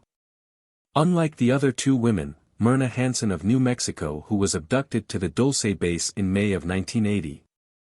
And Judy Dorati of Texas, who had a similar experience in May of 1973 that was investigated by APRO, and Paul Bennewitz, Branton, who saw cows being mutilated. I saw what looked to me to be people of all different types standing up against the wall inside a clear casing-like chamber. I went closer and it looked as if they were wax figures. I could not understand what I was seeing. I also saw animals in cages. They were alive. At this point the guide escorted Christa to the elevator and up through the various levels, following which the transit car took her to the waiting alien craft. At which point she was returned to her home some 3 hours after her abduction experience had begun. Incidentally, Christa claims to have also experienced contacts with human-like beings from other worlds. One alien by the name of Myjan, who has dealt with Christa all her life, has always worn an emblem of a feathered serpent, possibly symbolic of the ancient Mayan deity Quetzalcoatl. He also claims to have ancestors from the Aztec and Mayan race, as do several of the Telosians, inhabiting the colony under Shasta, California. Christa Tilton admits that of the human-like Pleiadians and Lyrans she has encountered, aside from her encounters with short and tall greys, range from the strict non-interventionists to the imperialistic factions who believe that conquering planet Earth is justified as a means to subdue their perceived enemies on or below the surface of this planet. This might imply that the Draconians have, as many sources claim, maintained underground command centers beneath the surface of planet Earth from where they direct many of their interventionist interstellar activities. In addition to the above, Christa Tilton was kind enough to answer some questions for this present volume in regards to her own experiences. These questions and answers follow. Introduction by Christa. I've been investigating underground bases and Dulce actually underground bases all over the world since 1987. I've had some good experiences and I've had some bad experiences, with aliens, etc. Question: have you seen any people who were being held captive underground, during your abductions to Dulce and other bases? Answer: first of all let me state, that, there is more evidence now to prove that a base did indeed exist back in 1987 when I was abducted, about 8 years following the Dulce Wars. After which joint interaction ceased for a period of 2 years, Branton, and it was in the process of being dismantled. A lot of times the government will have underground bases for different purposes, and then will shut them down, board them up, concrete them in or whatever, and go on and build another base somewhere else. What I will tell you is this. Let me stick with the question. You asked me did I see any people being held captive during that abduction to Dulce? I remember seeing some individuals as I was walking by. They looked as if they were in suspended animation. I went up to the clear casings that they were being held in. I put my hands on the casing and leaned towards them to see if I could get some kind of a response. I did not. I could not discern whether they were dead or alive at that point in time. They were just not moving, and I could not see whether or not there was any fluid. I think that the casings were free of any fluid in this particular case. As far as my being taken to any other bases right now, I'm not going to comment on that because I'm still researching that. There has been speculation by, and information from, an Air Force officer at Kirtland Air Force Base that I along with some other women and men have been, more than likely, abducted and taken to the underground research facility near Kirtland AFB. It's in the Manzano mountain range south of Kirtland AFB where the nuclear testing was going on at that time. Note, Kirtland AFB is the base where the division, within the intelligence community over the Dulce facility and related joint interaction projects seems to have begun, one that initially involved Colonel Doty, Colonel Edwards, the wing commander and others, a division between the anti-gray U.S. Navy factions in the Cabal/Com-12 backed by the electorate government. And their opposition, the pro-gray NSA factions in Aquarius/Magi backed by the corporate government. Branton. Question: did any of your alien or human contacts mention the Dulce Wars? A. No. The alien beings that I came in contact with while underground did not speak to me. The human contacts did, but no, they did not mention any kind of wars going on there. So at that particular time I was not aware of any kind of a power struggle going on. I was just taken there for a specific purpose I think, and once that was done I was rushed out of there and I don't think any kind of knowledge like that in particular would have been given to me. There wouldn't have been any reason to give it to me. Question: what kinds of reptilians, if any, have you encountered? A. I am almost virtually positive that I don't believe I have come across any reptilian aliens at all. The only types that I've been associated with most of my life have been small gray aliens, the ones that I call workers. These are beings that I believe are soulless beings that are workers for an established alien race. They are given certain chores, certain jobs, just like we would if we worked for a large company. There are some taller gray alien beings that I have encountered. Even though their eyes are large and dark, they don't have that reptilian look. I know what you're talking about, and no, I really haven't encountered any of those. Of course, from many other accounts, most of the Greys are reptilian-based clones which have assimilated other genetics from insectoid or even plant-like life forms. Outwardly the clones especially, do not normally appearance obviously reptilian, which is likely the reason why they are most commonly used to interface with planetary intelligence agencies. The established alien race that the Greys are working for, according to many sources, are the taller more reptiloid-appearing species including the white Draco resident within levels 6 and 7. Levels which Christa does not recall entering. Branton. Question: do you know of any other bases that researchers may be unaware of? A. That's a great question, really, because right now I'm working with 2 individuals from Great Britain. They're 2 wonderful researchers who have been associated with Timothy Good. I don't know if you've read his material, Above Top Secret. It's a wonderful book to get and read. Also, Alien Liaison is another one. But yes, I am aware of many underground facilities or bases that are being used for different purposes. Most of the underground bases are being used for covert purposes or otherwise purposes involving governments who are doing certain types of testing that they consider would be safer to do underground. And then there are the bases, one in particular north of Tucson, Arizona, where I'm almost positive I was taken to. It goes under the cover or name of Evergreen Aviation. They have all the planes there and everything, but what I found during my 10 years of research is that this is a CIA-backed or based facility. I got very close to the facility. I climbed over the wired fence and sneaked in with a pilot friend of mine not long ago and got some great photographs of some black helicopters. These black helicopters were unmarked. There were other types of aircraft there, and so we really believe that there are many bases in many states. I've heard of bases in almost every state here in the United States. Now the two individuals that I'm doing work for or research with in Great Britain especially are researching underground bases in America and in Great Britain. I guess they contacted me because they felt like there was a tie-in or some kind of connection, and that it would be a good thing to work together and share information and see what types of facilities we can find out about. In a lot of the facilities they are doing medical testing. Some are actual laboratories like Los Alamos Laboratories. They do massive amounts of covert work for black projects of our own government, so we're talking about installations, underground and above ground, that are doing things that we probably have no idea about. We hear rumors of course of different things that are going on.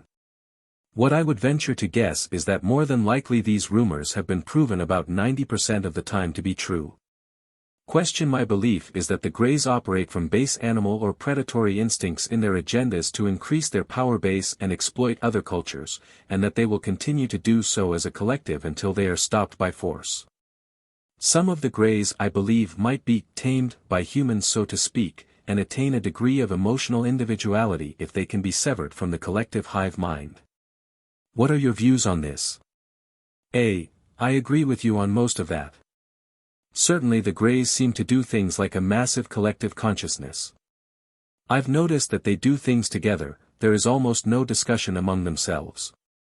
They seem to be working on projects or on certain things that are given to them by higher-ups, or higher alien beings and/or humans. I really couldn't tell you. I have my doubts that humans would be able to tame any kind of alien intelligence here on Earth. If indeed it looks like humans are working among the Greys together, that more than likely it was because of a pact or some type of a government agreement. I believe these aliens have come here for reasons, and certain individuals in the government have been given orders by their higher-ups to either give them opportunities to work alongside of these aliens, for maybe a one-world purpose. Unless it could be shown to me to be true that the humans tamed these Greys that were working alongside with me, or on me, that would be very difficult for me to believe. Have you had encounters with any Nazi-type aliens like those described by Barney Hill, Alex Christopher, Vladimir Terziski and others?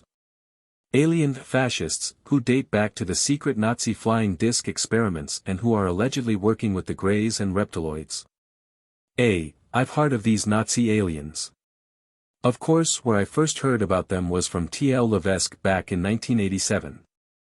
No, I have never come in contact with what I would call Nazi-type aliens, although since most of my experiences have involved medical experimentation, genetic experimentation on me and my daughter or family. I would have to say that it reeks almost of. If you think about the medical experiments that were done on the Jews during the Holocaust, that is what I equate some of the experiments that happened to me with. It's strange because I'm part German, I come from a family that originally came from Germany, so I do have some German blood in me, but I'm not leaning one way or the other, and as far as being a bigot is concerned, I'm very open to all races. Creeds, colors of people working together to establish a wonderful world, if that would be possible. But anyway, no, I have not encountered these Nazi types, and I've certainly heard a lot about them. I've heard they are very mean-spirited aliens. I don't know what their agenda is. Since I've not had contacts with these types, I really have no reason to do any research on them, and also the same goes for the tall reptilians. Although many friends and other researchers have contacted me telling their tales about reptilian alien races. Question: what are your views of a possible congressionally backed takeover of the Dulce base in the future, and what would be your views on dealing with the problem supposing the Greys don't surrender? A. Through all of the research that I've done, and all of the proof that I've come up with the many times that I've been up there poking around with researchers and other individuals, we're almost positive now. I don't know if you've even heard. You may have heard the rumor, or thought it was a rumor, but I am of the belief system now that this base is or was deserted and is no longer being used by our government. For what reason I'm not sure. I believe a lot of it had to do with, if there was indeed a military action there, which we have found proof of. We found some spent military cartridge shells up near where we think one of the base openings is. We found ration cans, we found different types of antennas that the government would have used for communications. These are things that have been found up in these mountainous areas. If you've ever been there you'll know what I'm talking about. These things tell me and my research partner that indeed there was some type of a military response there in the past. The areas I speak about, that my research partner who lives in the area claims were some of the openings to the base, have been concreted, cemented up. Now that's been done by somebody. So we know that some type of government official company. We believe it was a CIA-backed organization that was there. In my Dulce papers I show an area of a ranch just north of the Archuleta Mesa area. Refer to Christa's research papers on Dulce at the address given at the end of this section for current discoveries in regards to Dulce and several provocative illustrations. Diagrams and photographs of the same, Branton.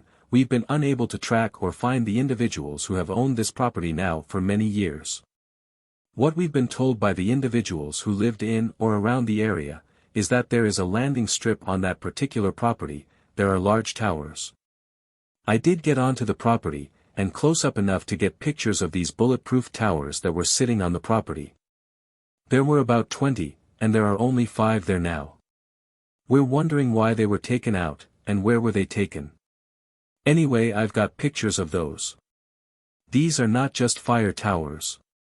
Some people try to explain them away by saying, oh, those are just so our ranchers could go up into the towers and look for fires, and things like that.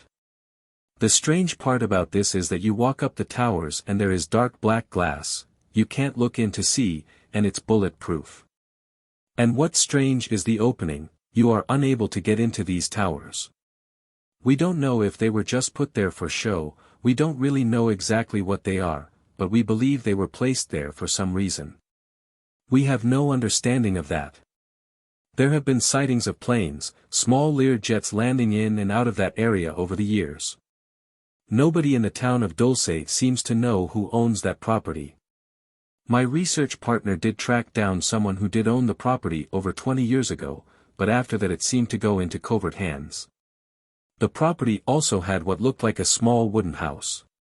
You could just walk in there, it's been evacuated and there's nothing in there.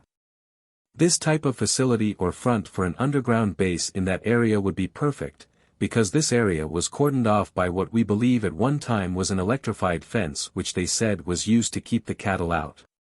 We believe that it was used for another purpose because of the signs posted all over, "No trespassing," and these were the types of signs that you would see up near Area 51, and so we have to wonder what was going on upon that property. I don't know if you've ever seen the movie, The Andromeda Strain. I saw it the other day, just haven't seen it in a long time. The underground facility that they went to, in the movie, was stationed on kind of a muck-up farm, where they went into the farmhouse and went into something like a tool shed. And then all of a sudden this elevator starts going down and down and down. And what they found once they went down was a massive underground biological testing facility. I have to believe that these types of facilities are all over in every state. So then, back to the question. If there was a military takeover, it already happened, and the base was closed. Again, there's no proof there. Some of the Indians who live on Jicarilla Apache land, these people are very very closed, they don't talk to outsiders. The information that I got was only from an inside source, and I can only tell you what one Jicarilla Apache Indian told his dear friend of many years there. He said that he was going up through the mountainous areas there, up through the Archuleta Mesa and back into the hills, and was walking alongside of a ledge. All of a sudden he felt some dirt falling on his head. And so of course, if you were walking around in this deserted area and you felt something fall on your head, your immediate response would be to look up. And he did, he looked up and he said what he saw horrified him. This is a man, he's a man in his 60s. This man looked up and saw. This is what he told his friend, I saw a gray being with large black inky eyes staring down at me over a ledge, and it looked like a large rock had been swiveled out, was sticking out of the side of the mountain. And he did a double take, he looked away like someone who would rub their eyes and say, oh, I'm just seeing things, but then he looked back up and he saw it again. Well, this time he said he took off and he ran, he was running for his life.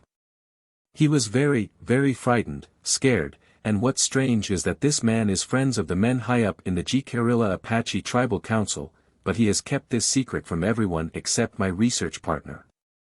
And he told him that when he got back he was shaking, he was very, very frightened. So this tells me, and this just happened during the past couple years, this interview took place in the winter of 1996, Branton, so this tells me that there are still gray aliens inhabiting some part of that base. Interesting question there that you had, because if indeed there is still part of the base that's still inhabited, why would the Greys only use part of the base after it had become even more secure? With the sealing of many of the outer entrances? Branton, by the Grey beings, then certainly if there is a problem there might need to be a congressional-backed military takeover of that base, or they may have just left it alone, just said, let the people of Dulce worry about the aliens. We don't want to deal with them anymore. I don't really know what happened during the military events that they had there, I don't really know what happened, I just know that. I'm almost positive that there was some type of a confrontation. So anyway, who knows, who can say for sure? All I know is that a lot of these individuals that come up with different stories, these are individuals who are not the type of people to just come across with a tale, in fact, many of them, are not interested in UFOs. They're not interested in any of this. In fact, when the subject is brought up they really just don't want to talk about it to you. It's very hard to get access into that community. I have had a lot of problems getting answers, but thank God one of my research partners, his father lives there, he's lived there all his life. And this young man was brought up there, Dulce. He knows what happens there, he knows what all the rumors and tales are, and he knows what all the Indians have seen. Question: have you been taken to any other planets or spheres during your abductions?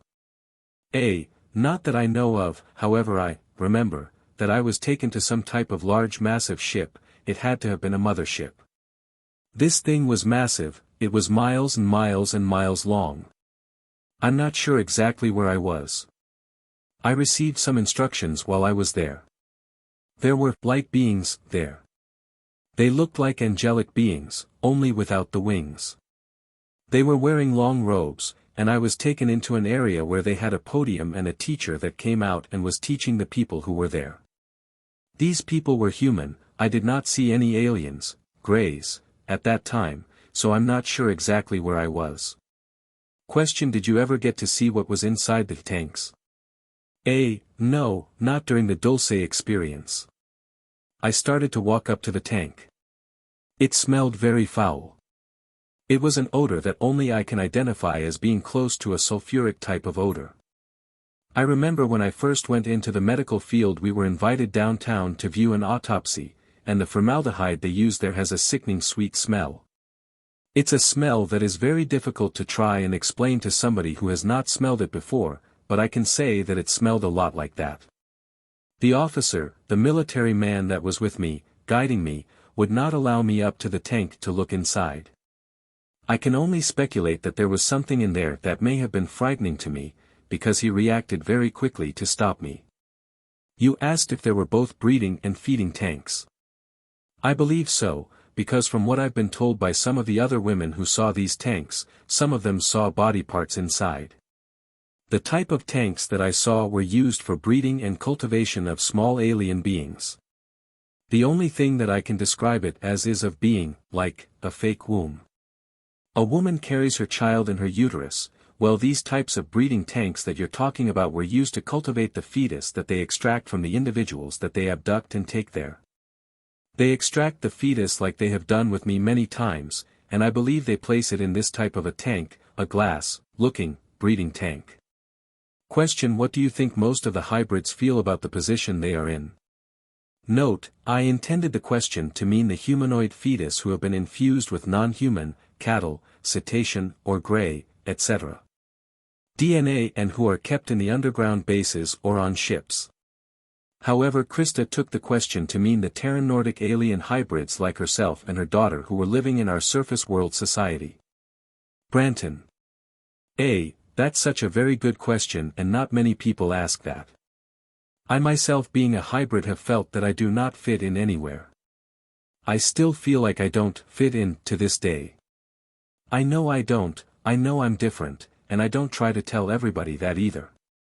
I just have accepted it and go on with my life, but I can assure you that every hybrid I've spoken to has told me, has tried to explain to me the emptiness and the feelings that they feel. They feel almost like they don't belong here on Earth. I certainly feel that I don't belong here. Question: If the outer world gets a hold of the Dulce technology and begins using it to colonize other worlds, could this alleviate the population, economic, environmental and other problems that this planet faces?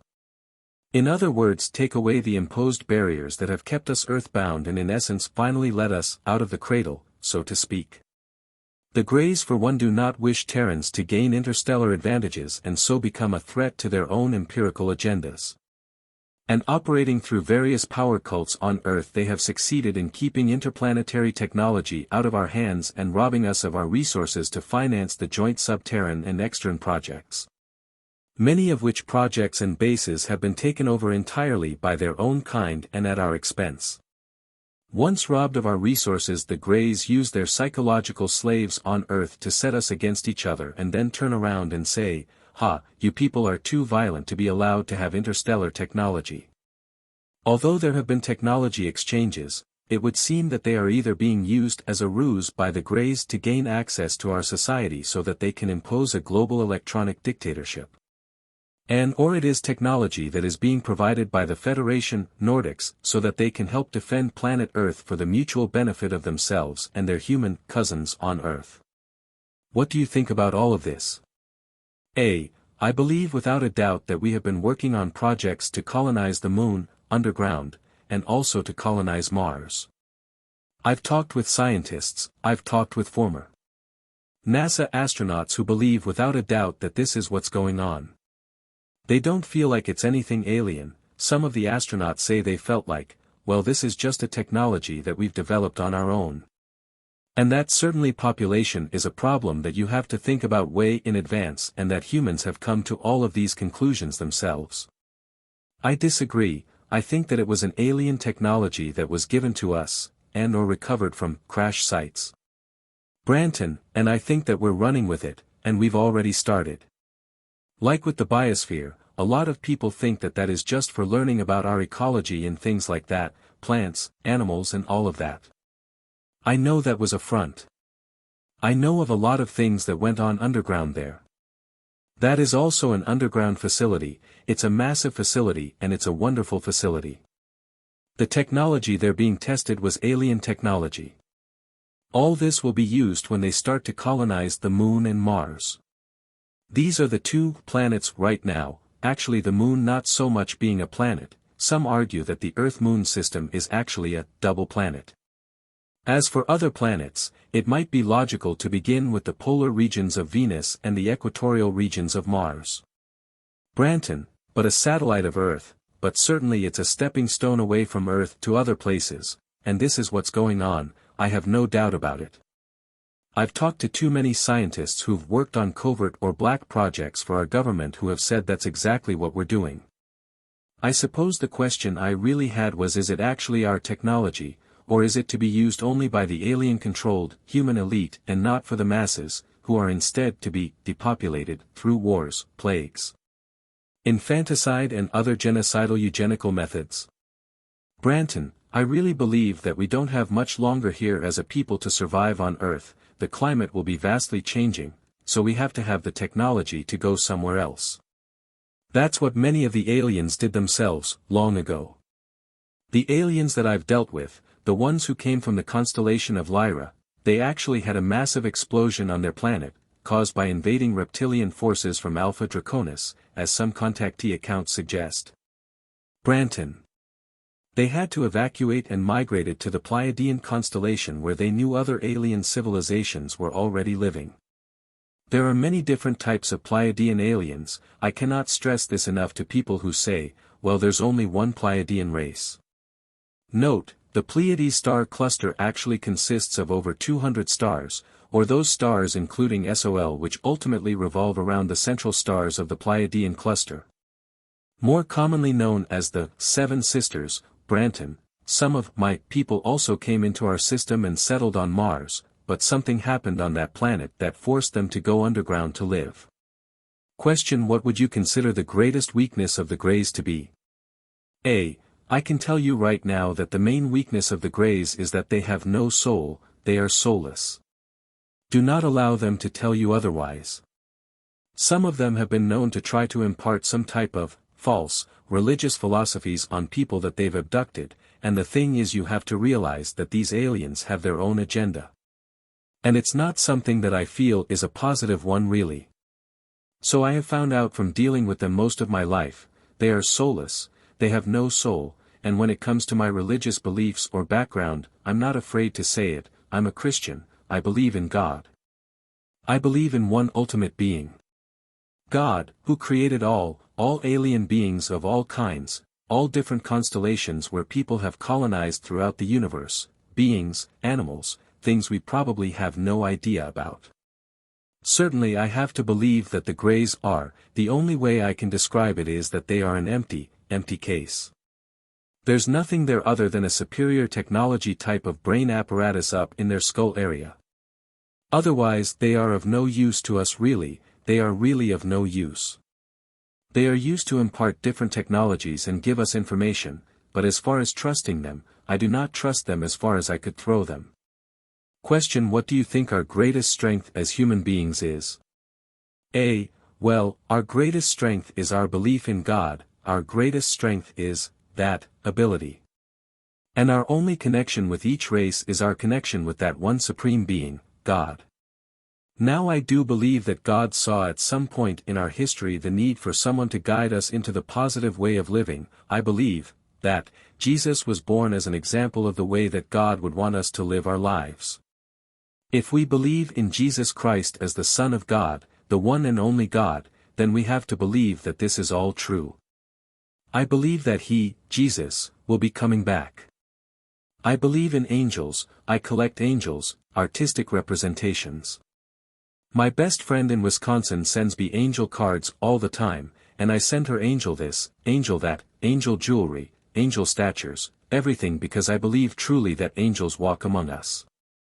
Believe me, I have seen them, I've dealt with them, I have spoken with them, for example, her experience aboard the mothership.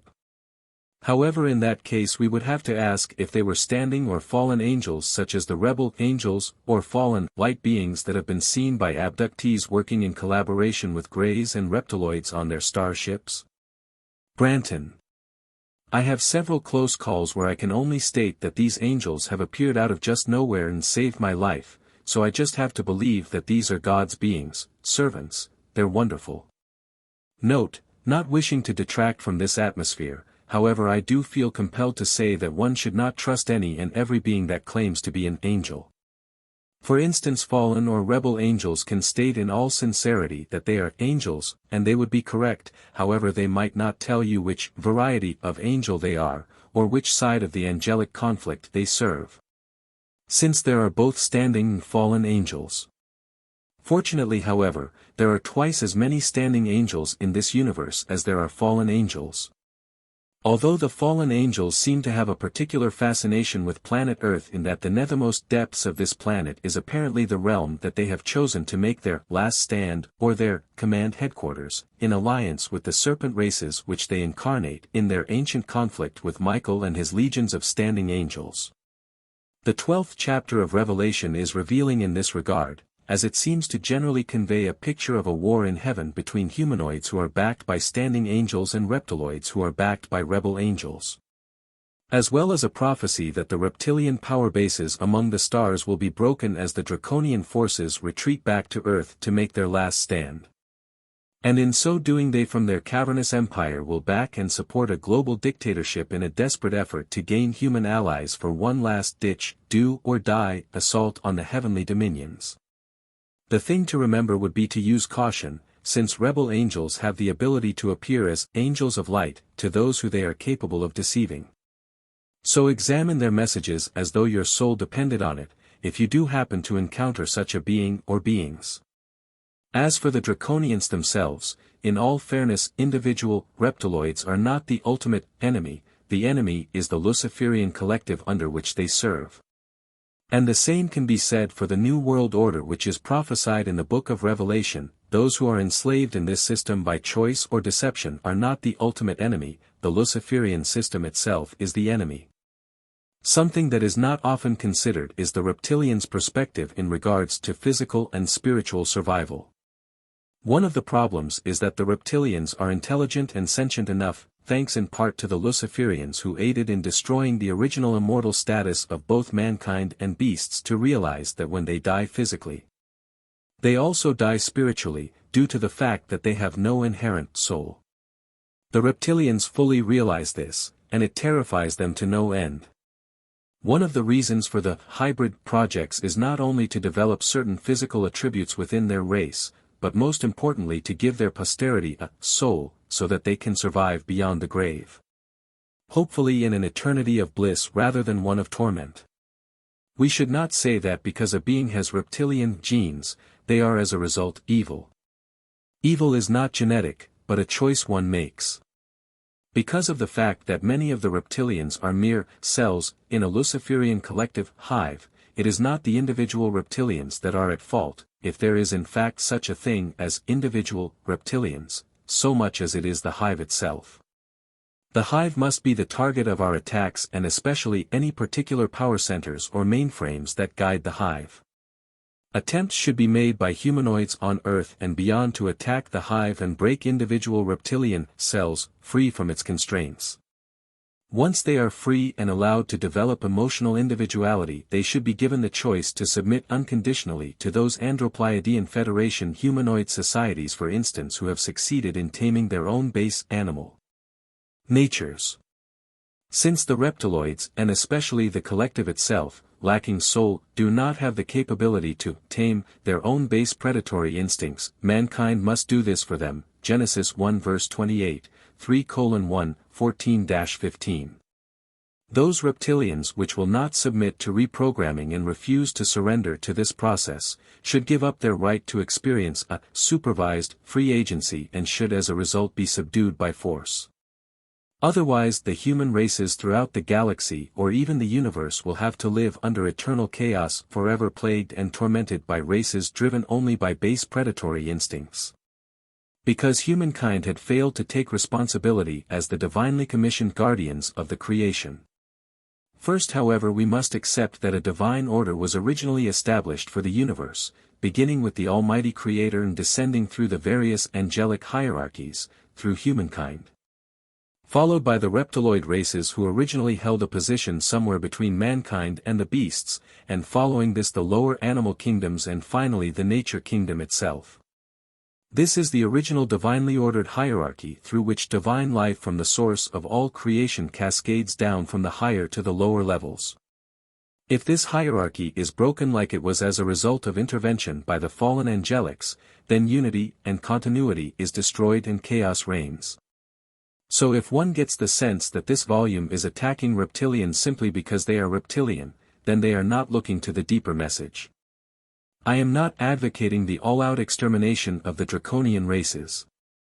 I am only advocating that they must of their own choice or through force, whichever they choose, submit to the divinely established order which was initiated from the very genesis of intelligent physical life on planet Earth. And subsequently throughout the universe itself. Branton. The following is a case similar to the Tilton case, as reported by Val Valerian in Matrix 2, the Donovan Master story. The following is what I believe to be a very real experience, which I believe ties into the experiences of Christa Tilton. 3 of my friends and I were taken to what I perceive to be an underground government facility or UFO base. I say, friends, because that is how I perceived them, although I had not met them at the time. I remember feeling as though I had been drugged, as if everything was kind of going in slow motion. We were placed on and strapped to a conveyor belt by our wrists and ankles. The conveyor was activated and as it began to move, our bodies were passed through blocks of pure intense light. These blocks of light, perhaps laser scanning devices, were either green or blue in color. At each block of light there was what I perceived to be a robot controller. They also were either green or blue in color. Their color corresponded to the color of the light in front of which they stood. The robots were in human form but with no distinguishable human characteristics. Along the wall in the first room were barrels of some substance which had a very pungent odor. These barrels were stacked, one on top of the other. Suddenly we were on a different conveyor belt or at the end of the first one. As the belt moved around a circular console, it stopped. There were 2 men, human in form and characteristics, seated at the console. One assisted the other. One of them picked up what I thought was a razor and shaved an area on my back left side just below the waistline. I remember that the spot bled considerably. I was released and they began to do the same procedure on my friends. I remember thinking over and over, what is happening to me? He replied, you have just been implanted with your government control extension number.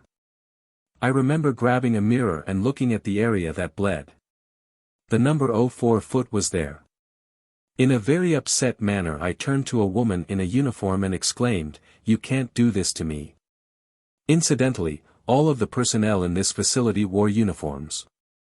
I then ran back to the console where I was released. By that time my friends had also been released. I hurriedly told them what I had discovered was happening to us. As I was speaking, the 2 men at the console were gathering materials hurriedly, in what seemed like an attempt to escape. In particular I remember the man that had implanted the number on me had a computer printout list. He protected this list with his life, as my friends and I ran after him and the other man. They escaped through a set of double doors. Was the drug-induced state of semi-consciousness beginning to wear off unexpectedly? Branton.